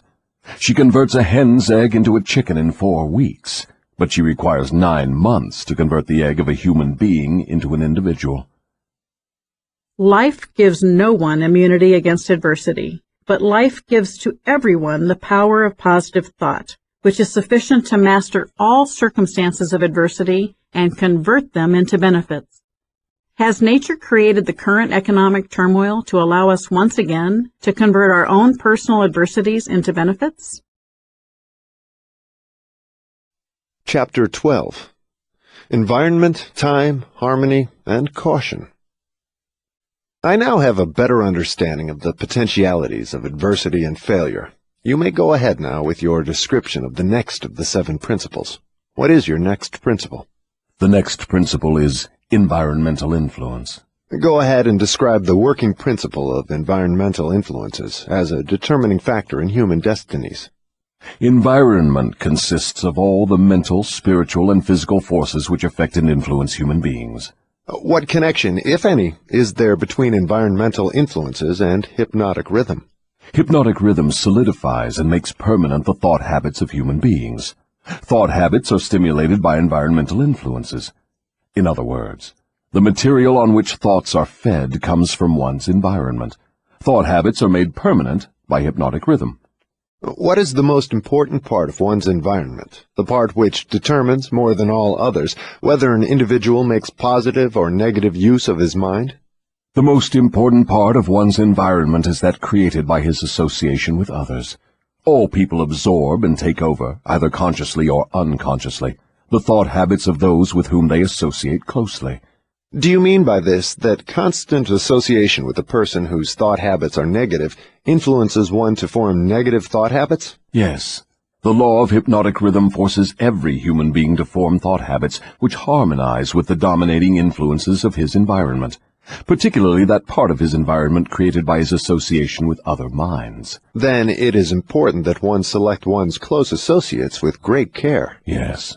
One's intimate associates should be chosen with as much care as one chooses the food with which he feeds his body, with the object always of associating with people whose dominating thoughts are positive, friendly, and harmonious. Which class of associates has the greatest influence upon one? One's partner in marriage and in the home, and one's associates in his occupation. After that come close friends and acquaintances. Casual acquaintances and strangers have but little influence on one. The material on which thoughts are fed come from one's environment. Thought habits are made permanent by hypnotic rhythm. Have you ever felt your attitude or mood become negative just by being in the presence of someone negative? Was it your spouse, child, or business partner? Hill suggests that you need to interject thoughts that are positive, friendly, and harmonious, not only to counteract those negative thoughts, but also to influence that person into a more positive space. If it is your business partner, evaluate if the relationship is one you want to save, or make the decision to move away from the partner's negativity. Why does one's partner in marriage have so great an influence upon one's mind? Because the relationship of marriage brings people under the influence of spiritual forces of such weight that they become dominating forces of the mind. How may environmental influences be used to break the grip of hypnotic rhythm? All influences which establish thought habits are given permanency through the law of hypnotic rhythm. One may change the influences of his environment so that the dominating influences are either positive or negative, and the law of hypnotic rhythm will make them permanent unless they are changed through one's habits of thought. Stating this truth in another way, one may submit himself to any environmental influence desired, whether positive or negative, and the law of hypnotic rhythm will make the influence permanent when it assumes the magnitude of thought habit. Is that the way the law works? That is correct. Be careful of all forces which inspire thought. Those are the forces which constitute environment and determine the nature of one's earthly destiny. What class of people controls their environmental influences? The non-drifters. All who are victims of the habit of drifting forfeit their power to choose their own environment. They become the victims of every negative influence of their environment. Is there no way out for the drifter? Is there no method by which he may submit himself to the influence of a positive environment? Yes, there is a way out for drifters. They can stop drifting, take possession of their own minds, and choose an environment which inspires positive thought. This they may accomplish through definiteness of purpose. Is that all there is to the act of eliminating the habit of drifting? Is the habit only a state of mind? Drifting is nothing but a negative state of mind, a state of mind conspicuous by its emptiness of purpose. What effective procedure may one follow in establishing an environment most helpful in developing and maintaining positive thought habits? The most effective of all environments is that which may be created by a friendly alliance of a group of people who will obligate themselves to assist one another in achieving the object of some definite purpose. This sort of an alliance is known as a mastermind. Through its operation, one may associate himself with carefully chosen individuals, each of whom brings to the alliance some knowledge, experience, education, plan, or idea suited to his needs in carrying out the object of his definite purpose. The most successful leaders in all walks of life avail themselves of this sort of made-to-order environmental influence. Outstanding achievement is impossible without the friendly cooperation of others. Stating the truth in another way, successful people must control their environment, thereby ensuring themselves against the influence of a negative environment. What of people whose duty to relatives makes it impossible for them to avoid the influence of a negative environment? No human being owes another any degree of duty which robs him of his privilege of building his thought habits in a positive environment. On the other hand, every human being is duty-bound to himself to remove from his environment every influence which even remotely tends to develop negative thought habits. Isn't this a cold-blooded philosophy? Only the strong survive. No one can be strong without removing himself from all influences which develop negative thought habits. Negative thought habits result in the loss of the privilege of self-determination, no matter what or who may cause those habits. Positive thought habits may be controlled by the individual and made to serve his aims and purposes. Negative thought habits control the individual and deprive him of the privilege of self-determination. I deduce from all you have said that those who control the environmental influences out of which their thought habits are built are masters of their earthly destinies, and that all others are mastered by earthly destinies. Is that stating the matter correctly? Perfectly stated. What establishes one's thought habits? All habits are established because of inherent or acquired desires, or motives. That is, habits are begun as the result of some form of definite desire. What takes place in the physical brain while one is forming thought habits? Desires are organized impulses of energy, called thoughts. Desires that are mixed with emotional feeling magnetize the brain cells in which they are stored and prepare those cells to be taken over and directed by the law of hypnotic rhythm. When any thought appears in the brain or is created there, and is mixed with keen emotional feeling of desire, the law of hypnotic rhythm begins at once to translate it into its physical counterpart. Dominating thoughts, which are acted upon first by the law of hypnotic rhythm, are those with which are mixed the strongest desires and the most intense feelings. Thought habits are established by the repetition of the same thoughts. What are the most impelling basic motives or desires which inspire thought action? The 10 most common motives, those which inspire most of one's physical action, are these: the desire for sex expression and love, the desire for physical food, the desire for spiritual, mental, and physical self-expression, the desire for perpetuation of life after death, the desire for power over others, the desire for material wealth, the desire for knowledge, the desire to imitate others, the desire to excel others, the 7 basic fears. These are the dominating motives which inspire the majority of all human endeavors. What about the negative desires, such as greed, envy, avarice, jealousy, anger? Are these not expressed more often than any of the positive desires? All negative desires are nothing but frustrations of positive desires. They are inspired by some form of defeat, failure, or neglect by human beings to adapt themselves to nature's laws in a positive way. That's a new slant on the subject of negative thoughts. If I correctly understand what you have said, all negative thoughts are inspired by one's neglect or failure to adapt oneself harmoniously to nature's laws. Is that correct? That is exactly correct. Nature will not tolerate idleness or vacuums of any sort. All space must be and is filled with something. Everything in existence, of both a physical and a spiritual nature, must be, and is constantly in motion. The human brain is no exception. It was created to receive, organize, specialize, and express the power of thought. When the individual does not use the brain for the expression of positive, creative thoughts, nature fills the vacuum by forcing the brain to act upon negative thoughts. There can be no idleness in the brain. Understand this principle, and you will come into a new and important understanding of the part environmental influences take in the lives of human beings. You will better understand also how the law of hypnotic rhythm operates, it being the law which keeps everything and everyone constantly moving through some form of expression of either negative or positive principles. Nature is not interested in morals as such. She is not interested in right and wrong. She is not interested in justice and injustice. She is interested only in forcing everything to express action according to its nature. Nature will not tolerate idleness or vacuums of any sort. All space must be and is filled with something. When the individual does not use the brain for the expression of positive, creative thoughts, nature fills the vacuum by forcing the brain to act upon negative thoughts. I find this so true, particularly when I think of children who have too much idle time on their hands. Don Green, CEO of the Napoleon Hill Foundation, remembers, "As young people, we were constantly kept busy with the admonition that idleness was the devil's workshop." Interesting parallel, don't you think? That is an enlightening interpretation of nature's ways. To whom may I turn for corroboration of your claims? To men of science, to the philosophers, to all accurate thinkers. Lastly, to the physical manifestations of nature herself. Nature has no such thing as dead matter. Every atom of matter is constantly in a state of motion. All energy is constantly in motion. There are no dead voids anywhere. Time and space are literally manifestations of motion of such swiftness that it cannot be measured by human beings.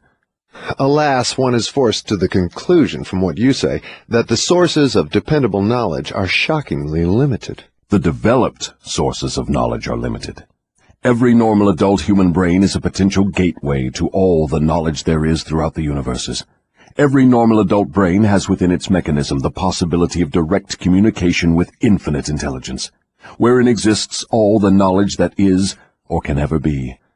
Your statement leads me to believe that human beings may become all they have attributed to what they call God. Is that what you mean?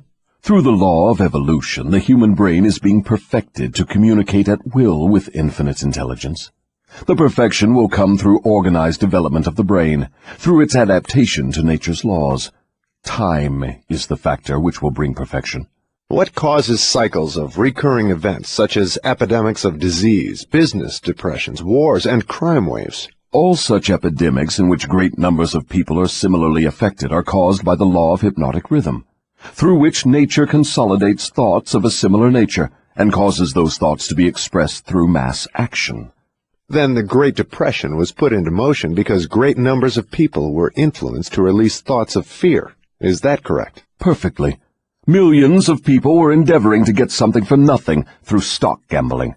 When they suddenly discovered they had gotten nothing for something, they became frightened, rushed to their banks to draw out their balances, and the panic was on. Through mass thought of millions of minds, all thinking in terms of fear of poverty, the Depression was prolonged over a period of years. The current economic turmoil in the United States and throughout the world was put into motion in a similar fashion. Millions were endeavoring to get something for nothing through real estate, no-money-down deals, subprime mortgages, and valuation bubbles, as well as the financial markets. When everything started to collapse, they became frightened, and the panic was on once again. By changing the thoughts of these millions from fear back to focus on fundamentally sound financial principles, can we stabilize the economy? Napoleon Hill's philosophy can show us the way. The choice is ours. From what you say, I deduce that nature consolidates the dominating thoughts of people and expresses these thoughts through some form of mass action, such as business depressions, business booms, and so on. Is that correct? You have the right idea. Let us now take up the next of the 7 principles. Go ahead and describe it. The next principle is time, the 4th dimension. What relationship is there between time and the operation of the law of hypnotic rhythm? Time is the law of hypnotic rhythm. The lapse of time required to give permanency to thought habits depends upon the object and the nature of the thoughts. But I understood you to say that the only enduring thing in nature is change. If that is true, then time is constantly changing, rearranging, and recombining all things, including one's thought habits. How then could the law of hypnotic rhythm give permanency to one's thought habits? Time divides all thought habits into two classes, negative thoughts and positive thoughts. One's individual thoughts are, of course, constantly changing and being recombined to suit the individual's desires. But thoughts do not change from negative to positive, or vice versa, except through voluntary effort on the part of the individual. Time penalizes the individual for all negative thoughts, and rewards him for all positive thoughts, according to the nature and purpose of the thoughts. If one's dominating thoughts are negative, time penalizes the individual by building in his mind the habit of negative thinking, and then proceeds to solidify this habit into permanency every second of its existence. Positive thoughts are likewise woven by time into permanent habits. The term permanency, of course, refers to the natural life of the individual. In the strict sense of the term, nothing is permanent. Time converts thought habits into what might be called permanency during the life of the individual. Now I have a better understanding of how time works. What other characteristics has time in connection with the earthly destiny of human beings? Time is nature's seasoning influence through which human experience may be ripened into wisdom. People are not born with wisdom, but they are born with the capacity to think, and they may, through the lapse of time, think their way into wisdom. People are not born with wisdom, but they are born with the capacity to think, and they may, through the lapse of time, think their way into wisdom. I find this one of the most profound statements in the entire book. By using our ability to think and analyzing our experiences in life, whether successes or failures, we can gain wisdom. Can it actually be that simple? Do youths ever possess wisdom? Only in very elementary matters. Wisdom comes only through the lapse of time. It cannot be inherited, and it cannot be imparted from one person to another except through the lapse of time. Does the lapse of time force an individual to acquire wisdom? No. Wisdom comes only to non-drifters who form positive thought habits as a dominating force in their lives. Drifters and those whose dominating thoughts are negative never acquire wisdom, except of a very elementary nature. From what you say, I infer that time is the friend of the person who trains his mind to follow positive thought habits, and the enemy of the person who drifts into negative thought habits. Is that correct? That is precisely true. All people can be classified as drifters and non-drifters. Drifters are always at the mercy of the non-drifters, and time makes this relationship permanent. Do you mean that if I drift along through life without definite aim or purpose, the non-drifter may become my master, and time only serves to give the non-drifter a stronger and more permanent grip upon me? That is stating the truth exactly. Wisdom comes only to non-drifters who form positive thought habits as a dominating force in their lives. Again, I am forced to think about our children. With so much negativity around us due to terrorism and financial strife, what is going to be the long-term impact on our children? We must envelop our children in positive experiences in order to generate positive thoughts in their minds. What is wisdom? Wisdom is the ability to relate yourself to nature's laws so as to make them serve you, and the ability to relate yourself to other people so as to gain their harmonious, willing cooperation in helping you to make life yield whatever you demand of it. Then accumulated knowledge is not wisdom. Great heavens, no! If knowledge were wisdom, the achievements of science would not have been converted into implements of destruction. What is needed to convert knowledge into wisdom? Time, plus the desire for wisdom. Wisdom is never thrust upon one. It is acquired, if at all, by positive thinking, through voluntary effort. Is it safe for all people to have knowledge? It is never safe for anyone to have extensive knowledge without wisdom. What is the age at which most people who acquire wisdom begin to acquire it? The majority of people who acquire wisdom do so after they have passed the age of 40. Prior to that time, the majority of people are too busy gathering knowledge and organizing it into plans to spend any effort seeking wisdom. What circumstance of life is most apt to lead one to acquire wisdom? Adversity and failure. These are nature's universal languages through which she imparts wisdom to those who are ready to receive it. Do adversity and failure always bring wisdom? No, only to those who are ready for wisdom and have voluntarily sought it.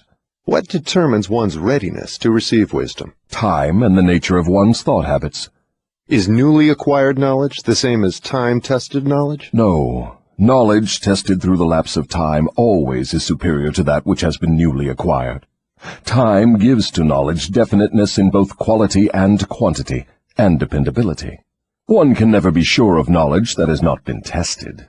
What is dependable knowledge? It is knowledge which harmonizes with natural law, which means that it is based upon positive thought. Does time modify and alter the values of knowledge? Yes, time modifies and alters all values. That which is accurate knowledge today may become null and void tomorrow because of time's rearrangement of facts and values. Time modifies all human relationships for better or for worse, depending upon the policy through which people relate themselves to one another. In the realm of thought there is a time when it is proper to sow the seeds of thought, and there is a proper time to reap the harvest of those thoughts, the same as there is a time to sow and a time to reap from the soil of the earth. Without the proper measurement of time between the sowing and the reaping, nature modifies or withholds the rewards of the sowing. Go ahead now and describe the last two of the 7 principles. The next principle is harmony. Throughout nature one may find evidences that all natural law moves in an orderly manner, through the law of harmony. Through the operation of this law, nature forces everything within the range of a given environment to become harmoniously related. Understand this truth, and you will catch a new and a more intriguing vision of the power of environment. You will understand why association with negative minds is fatal to those seeking self-determination. Do you mean that nature voluntarily forces human beings to harmonize with the influences of their environment? Yes, that is true. The law of hypnotic rhythm forces upon every living thing the dominating influences of the environment in which it exists. If nature forces human beings to take on the nature of the environment in which they live, what means of escape are available to people who find themselves in an environment of poverty and failure, but desire to escape? They must change their environment or remain poverty-stricken. Nature permits no one to escape the influences of his environment. However, nature, in her abundance of wisdom, has given to every normal human being the privilege of establishing his own mental, spiritual, and physical environment. But once he establishes it, he must become a part of it. This is the inexorable working of the law of harmony. In a business association, for example, who establishes the dominating influence that determines the rhythm of the environment? The individual or individuals who think and act with definiteness of purpose. Is it as simple as that? Yes. Definiteness of purpose is the starting point from which an individual may establish his own environment. I do not seem to follow your reasoning. The entire world is torn with warfare and business depressions and other forms of strife which represent about everything except harmony. Nature does not seem to be forcing people to harmonize with one another. How do you explain this inconsistency? There is no inconsistency. The dominating influences of the world are, as you say, negative. Very well, nature is forcing human beings to harmonize with the dominating influences of the world environment. As in Hill's day, there seems to be little harmony in our world today. When you think of the current economy, the natural disasters, the military conflicts, the human devastation from disease and hunger, does harmony seem even attainable? Hill would say yes, even in the face of the horrible conditions of his time. While you and I may not be in control of harmony in our world, we can create harmony in our homes. Manifestations of harmony may be either positive or negative. For example, a group of men in prison may, and they generally do, think and act in a negative manner. But nature sees to it that the dominating influence of the prison is impressed upon every individual in it. A group of poverty-stricken people in a tenement house may fight among themselves and apparently resist all forms of harmony. But nature forces each of them to become a part of the dominating influence of the house in which they live. Harmony, in the sense it is here used, means that nature relates everything throughout the universe as to every other thing of a similar nature. Negative influences are forced into association with one another, no matter where they may be. Positive influences are just as definitely forced into association with one another. I'm beginning to see why successful business leaders are so careful in the choice of their business associates. Men who succeed in any calling usually establish their own environment by surrounding themselves with people who think and act in terms of success. Is that the idea? That is the idea exactly. Observe with profit that the one thing all successful men insist upon is harmony among their business associates. Another trait of successful people is that they move with definiteness of purpose and insist upon their associates doing the same. Understand these two truths, and you understand the major difference between a Henry Ford and a day laborer. So the principle of harmony is a benefit to us when we surround ourselves with other successful people. Think of the people you work with. Are they supporting you or holding you back? Now, tell me about the last of the 7 principles. The last principle is caution. Next to the habit of drifting, the most dangerous human trait is the lack of caution. People drift into all sorts of hazardous circumstances because they do not exercise caution by planning the moves they make. The drifter always moves without exercising caution. He acts first and thinks later, if at all. He does not choose his friends. He drifts along and allows people to attach themselves to him on their own terms. He does not choose an occupation. He drifts through school and is glad to get the first job that will give him food and clothing. He invites people to cheat him at trade by neglecting to inform himself of the rules of trade. He invites illness by neglecting to inform himself of the rules of sound health. He invites poverty by neglecting to protect himself against the environmental influences of the poverty-stricken. He invites failure at every step he takes by neglecting to exercise the caution to observe what causes people to fail. He invites fear in all its forms by his lack of caution in examining the causes of fear. He fails in marriage because he neglects to use caution in his choice of a mate, and he uses still less caution in his methods of relating himself to her after marriage. He loses his friends or converts them into enemies by his lack of caution in relating himself to them on the proper basis. Are all people lacking in caution? No, only those who have acquired the habit of drifting. The non-drifter always uses caution. He carefully thinks his plans through before he begins them. He makes allowances for the human frailties of his associates, and plans ahead to bridge them. If he sends a messenger on an important mission, he sends someone else to make sure the messenger does not neglect his mission. Then he checks on both of them to be sure his wishes have been fulfilled. He takes nothing for granted where caution provides a way to ensure his success. Isn't over-caution as detrimental as lack of caution? There is no such thing as over-caution. What you call over-caution is an expression of fear. Fear and caution are two entirely different things. Don't people mistake fear for over-caution? Yes, that does sometimes happen.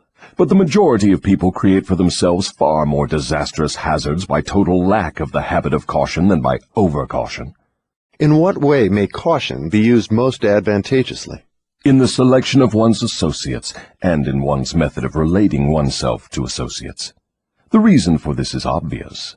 One's associates constitute the most important part of one's environment, and environmental influences determine whether one forms the habit of drifting, or becomes a non-drifter. The person who exercises due caution in the choice of associates never allows himself to be closely associated with any person who does not bring to him, through the association, some definite mental, spiritual, or economic benefit. Isn't that method of choosing associates selfish? It is sensible, and leads to self-determination. It is the desire of every normal person to find material success and happiness. Nothing contributes more to one's success and happiness than carefully chosen associates.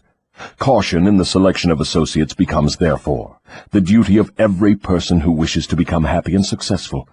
The drifter allows his closest associates to attach themselves to him on their own terms. The non-drifter carefully selects his associates and allows no one to become closely associated with him unless that person contributes some form of helpful influence or bestows some definite benefit. It never occurred to me that caution in the selection of friends had so definite a bearing on one's success or failure.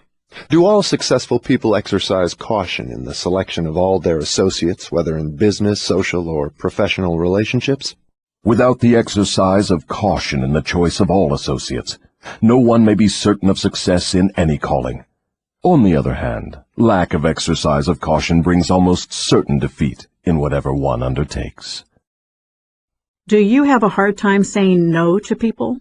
This chapter makes you realize that using caution in selecting your associates and learning to say no more often may speed you on your path to success. Summary. 3 things connected with my interview with the devil interest me most. These 3 factors interest me because they have been the most important influences in my own life, a fact which any listener of my story can easily discern. The 3 important factors are the habit of drifting, the law of hypnotic rhythm through which all habits are made permanent, and the element of time. Here is a trio of forces which hold inviolate the destinies of all men. The 3 take on a new and more important meaning when they are grouped and studied as a combined force. It takes but little imagination and scarcely any understanding of natural laws for one to see that most of the difficulties in which people find themselves are of their own making. Moreover, difficulties seldom are the outgrowth of immediate circumstances. They are generally the climax of a series of circumstances which have been consolidated through the habit of drifting and with the aid of time. Most of the difficulties in which people find themselves are of their own making. Many people today have a victim mentality, which they use as an excuse to not take responsibility for their own lives. Samuel Insull did not lose his $4 billion industrial empire as the result of the Depression. He began losing it long before the Depression, when he became the victim of a group of women who flattered him into turning his talents from public utilities to grand opera. If ever a man in a high position in the financial world went down because of the power of drifting, hypnotic rhythm, and time, that man was Samuel Insull. I am writing from accurate knowledge of Mr. Insull and the cause of his troubles dating from the time that I served with him during the World War to the time of his ill-advised attempt to run away from himself. Samuel Insull moved from England to the United States in 1881 to become the private secretary of Thomas Edison and rose to become president of Chicago Edison Company in 1892. By 1907, he had taken control of Chicago's transit system. By 1912, he was operating several hundred power plants. He vigorously promoted the stock of his holding companies. When they collapsed in 1932, he fled to Europe. Extradited in 1934, he was tried 3 times for fraud, violation of bankruptcy laws, and embezzlement, but was acquitted each time. Hill gives us an inside look at the other reasons for his collapse and fall from grace. Today, you instantly know the name Edison, but probably do not recognize Insull. Henry Ford went through the same depression that swept Mr. Insull under, but Ford came out on top without a scratch. Do you want to know the reason? I'll tell you. Ford has the habit of not drifting on any subject. Time is Ford's friend, because he has formed the habit of using it in a positive, constructive manner, with the aid of thoughts of his own making, woven into plans of his own creation. Take any circumstance you wish. Measure it with reference to its relationship to the habit of drifting, hypnotic rhythm, and time, and you may ascertain accurately the cause of all success and all failure. Franklin D. Roosevelt went into office with a bang during his first term. He had but one major purpose in mind, and that was very definite. It was to stop the stampede of fear and start people to thinking and talking in terms of business recovery instead of business depression. In carrying out that purpose, there was no drifting. The forces of the entire nation were consolidated and moved as one to help carry out the president's definite purpose. For the first time in the history of America, the newspapers of all political leanings, the churches of all denominations, the people of all races and colors, and the political organizations of all brands united themselves into one stupendous power for the sole purpose of helping the president restore faith and normal business relationships in the country. In a conference held between the president and a group of emergency advisors a few days after he went into office, I asked him what was his major problem. He replied, "It is not a question of majors and minors. We have but one problem, and that is to stop fear and supplant it with faith." Before the end of his first year in office, the president had stopped fear and supplanted it by faith, and the nation was slowly but surely on the way out of the jungle of depression. By the end of his first term, mark well the element of lapse of time, The president had so effectively consolidated the forces of American business and private life that he had an entire nation in back of him, ready, willing, and enthusiastically desirous of following his lead, no matter which way he went. These are facts well known to everyone who reads newspapers or listens to the radio. Like all of us, Napoleon Hill lived in a political environment that affected everyone. We often think of ourselves as victims of the media or the political system or other outside forces. Hill is showing us how to rise above victimhood, another of the devil's tools, and take responsibility for all our choices. Then came another presidential election and the opportunity for the people to express their faith in their leader. They expressed it in a landslide without precedent in American politics, and the president went into office a second time with an almost unanimous electorate vote, with only 2 states meekly dissenting. Now observe how the wheel of life began to reverse itself and turn back in the other direction. The president changed his policy from definiteness of purpose to indefiniteness and drifting. His change of policy split the powerful labor group and turned more than half of it against him. It split the almost solid following he held in both houses of Congress, and more important than all this, it split the American people into pro- and anti-groups, with the result that about all the president had left of his original political assets was his $1 million smile and his ready handshake, obviously not enough to enable him to regain the power he once wielded in American life. Here, then, we have an excellent example of a man who skyrocketed to great power through definiteness of purpose and belly flop to the starting point by his habit of drifting. In both his rise and his fall can be seen clearly the operation of the principles of drifting and non-drifting reaching a climax through the power of hypnotic rhythm and time. Here, then, we have an excellent example of a man who skyrocketed to great power through definiteness of purpose and belly flopped to the starting point by his habit of drifting. Take a moment to think of other people, in the public eye or in your circle of influence, who achieved great success only to lose it later because of drifting. All my life, the devil had a dramatic story to tell of his dealings with me. He saw me drift in and out of scores of business opportunities for which many would have given a king's ransom. He saw me drifting in my policy of relating myself to others, particularly in my lack of caution in business dealings. The circumstance which saved me from fatal control of the law of hypnotic rhythm was the definiteness of purpose with which, at long last, I dedicated my entire life to the organization of a philosophy of individual achievement. I drifted at one time or another on all my minor whims and endeavors, but my drifting was offset by my major purpose, which was sufficient to restore my courage and start me once more in the quest of knowledge every time I was defeated in connection with my minor aims. I learned something of the hazardous nature of the habit of drifting while engaged in analyzing more than 25,000 people in connection with the organization of the law of success. These analyses showed that only 2 out of every 100 have a definite major aim in life. The other 98 were caught by the habit of drifting. It seems more than a coincidence that my analyses clearly corroborated the devil's claim that he controls 98 out of every 100 people because of their habit of drifting. Looking back over my own career, I can see clearly that I could have avoided the majority of the temporary defeats with which I met if I had been definitely following a plan for the attainment of my major purpose in life. From my experience in having analyzed the problems of more than 5,000 families, I know definitely that the majority of married people who get out of harmony with each other do so because of the accumulation of a great number of little circumstances in their married relationship, which could have been cleared up and disposed of as they arose if there had been a definite policy to do so. They do not live their married life with definiteness of purpose. So the story has gone, all back down the ages. The man with the most definite plan and purpose and the most power rides on to victory. The others scurry for cover and get crushed under the heels of those who are more determined. The answer is not hard to find. There is no use looking toward high heaven for it. For my part, I would prefer to seek the answer from the devil, for he would tell me quickly enough that victory goes to the people who know what they want and are determined to have it. They have mastered the habit of drifting. They have definite policies, definite plans, and definite objectives.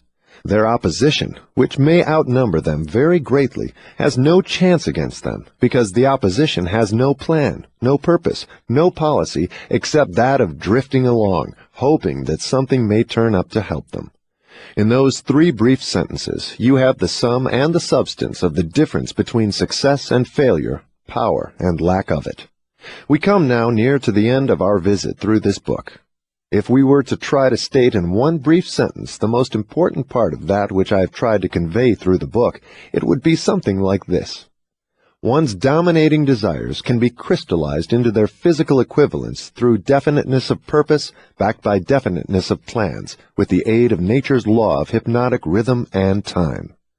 There you have the positive phase of the philosophy of individual achievement I've tried to describe through this book, brought down to an irreducible minimum of brevity and simplicity.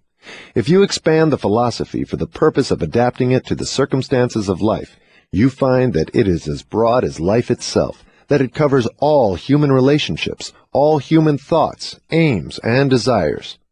So here we are, at the end of the strangest of all the thousands of interviews I have had with the great and the near great, over a period of 50 years of labor, in my search for the truths of life that lead to happiness and economic security.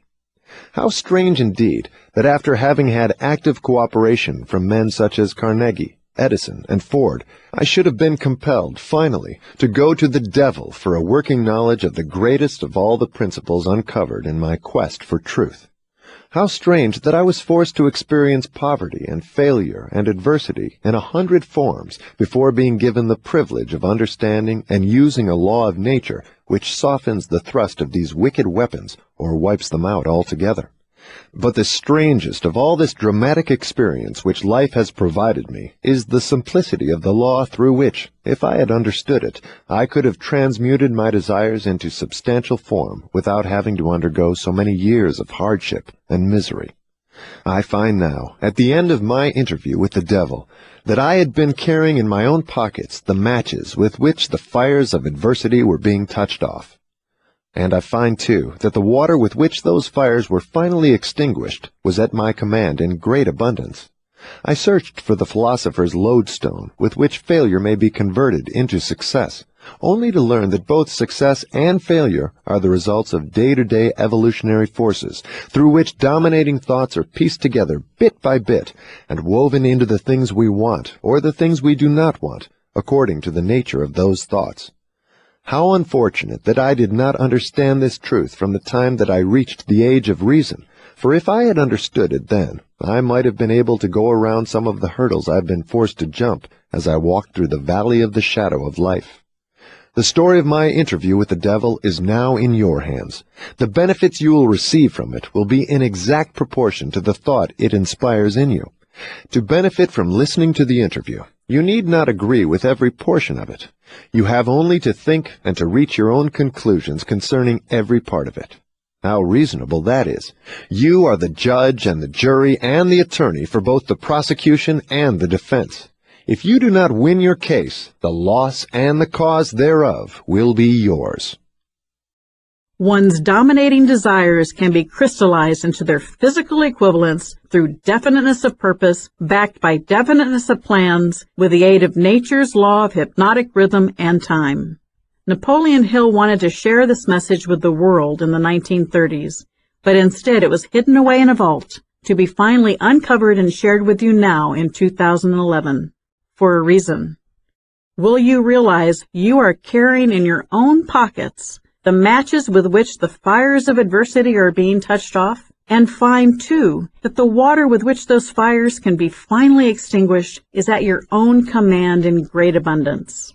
And then find your definiteness of purpose, create a definite plan, engage the aid of nature's law of hypnotic rhythm, and use the asset of time to assist you in reaching your greatest success. Afterword, by Michael Bernard Beckwith. Whether you have listened to this entire book or only a few of its pages before turning to this afterword, you will have realized that if the historical names, dates, and events in this book were replaced by those of our current times, little has changed. From Hill's description of media propaganda, the conditioning that children receive in school, the fear-based teachings preached by religions, people's poor diet and health habits, to the challenging economic climate, little seems to have shifted in our collective consciousness, and therefore in our collective experience. The good news is that it is never too late for a new beginning, for a renaissance in consciousness.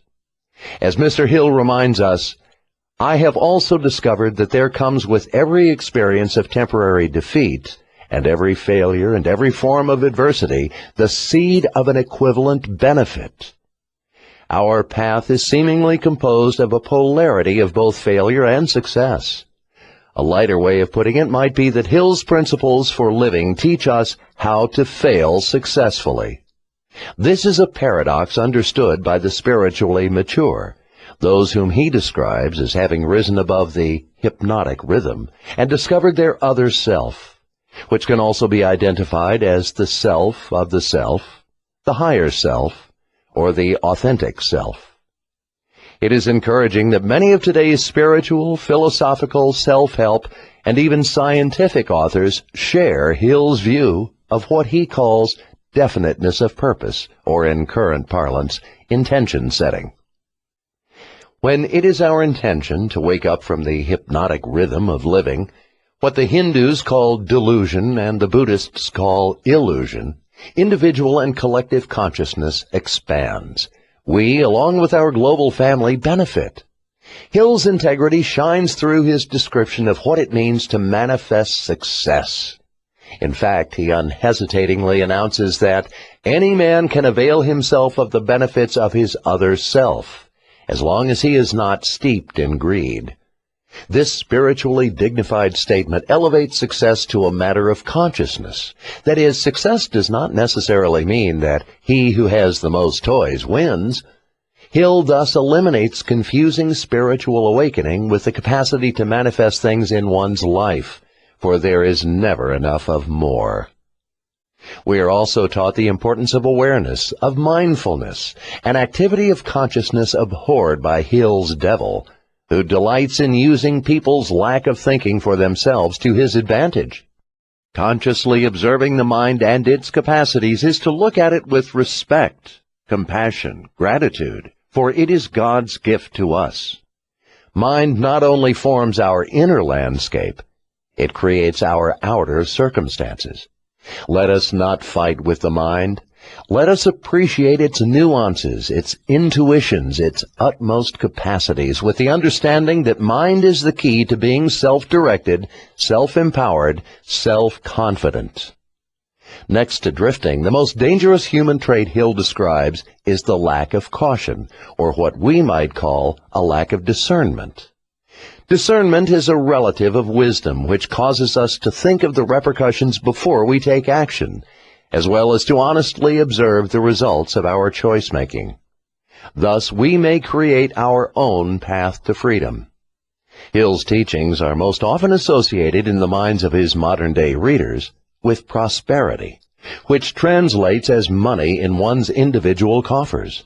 But truth be told, he has shared with the world his wisdom of how to live principles, beginning with one's interior being, one's inner state of consciousness, inviting us to give outer expression to our highest potential not only for our own benefit, but for all humankind. I wish to add that it was a wisdom-guided choice on the part of the Napoleon Hill Foundation to entrust this precious manuscript to the able hands of Sharon Lechter. Her many years of deeply studying Napoleon Hill's truth principles, and more importantly, her practice of them, has made her a perfect candidate to now offer this manuscript to the world. May all Hill's readers break free from conditional belief systems and live life in all of its richness, its exquisite beauty and joy, freely delivering their gifts, talents, and skills on this planet we call home. Peace and richest blessings to you. Michael Bernard Beckwith. Michael Bernard Beckwith is the author of Spiritual Liberation, Fulfilling Your Soul's Potential. Throughout Napoleon Hill's writings, there is a strong spirituality present, informing his methods and his morality. In many places in the present book, Outwitting the Devil, this religious foundation for his belief system is perhaps at its most explicit. Some of his statements about evil and fear, about indefiniteness and drifting, derive from an American religious tradition that dates back at least to the transcendentalism of Ralph Waldo Emerson in the mid-19th century. Currents in American spirituality in Hill's day, during the writing of this book in the late 1930s, included Norman Vincent Peale, Emmett Fox, and in popular inspirational fiction, Lloyd C. Douglas. The very personal Christian evangelism of Aimee Semple McPherson and Billy Sunday were also still omnipresent in the media and public consciousness of the era. For Hill, however, the stature of some of the titans of industry and finance of the time achieved a kind of religious validation and served to inspire his own thought and action, and he urged others to look at these men, and all were men, as models of successful moral behavior that yielded personal success as well as general good. The Great Depression was for Napoleon Hill in great measure a moral failure. What would he say about our current crises in financial markets? The near collapse of the banking system in 2008 and the subsequent severe recession that has affected the lives of everyone who will pick up this book in 2011 and beyond? His pantheon included Carnegie, of course, Edison, Ford, and Rockefeller. Each of these tycoons has been subsequently analyzed and reanalyzed by historians, economists, and biographers, and their personal flaws placed in the glare of public scrutiny. To Hill, they were not historical figures, but contemporary leaders on the world stage, as were Adolf Hitler and Benito Mussolini, Franklin Roosevelt, and Winston Churchill. He did not critique Rockefeller's ruthless competitiveness, and he was probably unaware at the time of Ford's vitriolic anti-Semitism. For Hill, American society and the free market system held the best hope for the world as it teetered on the brink of conflagration, and even with the evident imperfections of his native country, what he saw as a susceptibility to the devil's machinations, there was nothing on earth that could compare to it. For individuals who made the personal choice to succeed in life, who resisted the temptations and the weaknesses of irreligion and sought instead the help of God, called by various names in the book, there was no limit to how far they might go. Limits were self-imposed, or imposed by the negative outside force of evil, personified by the devil. So what is Hill's religion? Frankly, that's not important to me. As much as I have been influenced by Napoleon Hill's philosophy and fascinated by his life, it has never mattered to me what church he attended, or whether he attended any church at all. More important is the question, what is he teaching us today about the role of faith in our lives? The answer to that question is for you to decide. I think it is a foundational issue that affects every line he writes. After all, he chose to frame this book in the classical genre of the philosophical dialogue, and he sets up a sparring match with the most vivid anti-religious figure in all of literature, from the Bible through Milton through C.S. Lewis. And I continue to be fascinated by this choice, for it allows Hill to express, in a very readable style, his own deeply held beliefs and theories about human behavior. It holds profound lessons for us all. As you go forward in your life and find obstacles in your way, it may serve you to review Hill's 7 principles for outwitting the devil in your life. 1. Definiteness of purpose. 2. Mastery over self. 3. Learning from adversity. 4. Controlling environmental influence, associations. 5. Time, giving permanency to positive rather than negative thought habits and developing wisdom. 6. Harmony, acting with definiteness of purpose to become the dominating influence in your own mental, spiritual, and physical environment. 7. Caution, thinking through your plan before you act. In reviewing these 7 principles, you may identify and reveal what is holding you back from achieving your greatest success. It was a profound blessing to me to have the Napoleon Hill Foundation entrust this manuscript to my hands, a manuscript that was hidden and locked away for over 70 years, either by his wife or the devil himself. You decide. They say when a student is ready, the teacher will appear. Is it possible that Think and Grow Rich was the right message during the Great Depression, and that Outwitting the Devil is the right message for our current times? I believe we see God's hand at work, not the devil's. I believe Outwitting the Devil was not published until God felt it was the right message at the right time, now for us in 2011. It has definitely made a huge impact in my life, and I hope that you will find value in it for your life. May Napoleon Hill's words bring you hope, courage, and most of all, definiteness of purpose for your life. Be blessed. Sharon Lechter.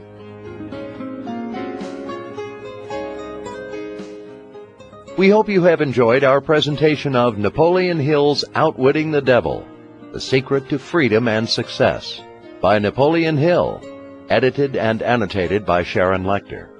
Copyright 2011 by the Napoleon Hill Foundation. Performed by Dan John Miller and Phil Gigante. Directed by Jim Bond. Engineered by Brandon Redeker. Performance copyright 2011 by Brilliance Audio, all rights reserved. For further information concerning this program or other Brilliance Audio titles, please call the following toll-free number, 1-800-222-3225, or visit our website at www.brillianceaudio.com. No part of this recording may be played for an audience or reproduced in any form. It may not be streamed, downloaded, broadcast, or copied without written permission. Address all inquiries to Brilliance Audio, Post Office Box 887, Grand Haven, Michigan 49417.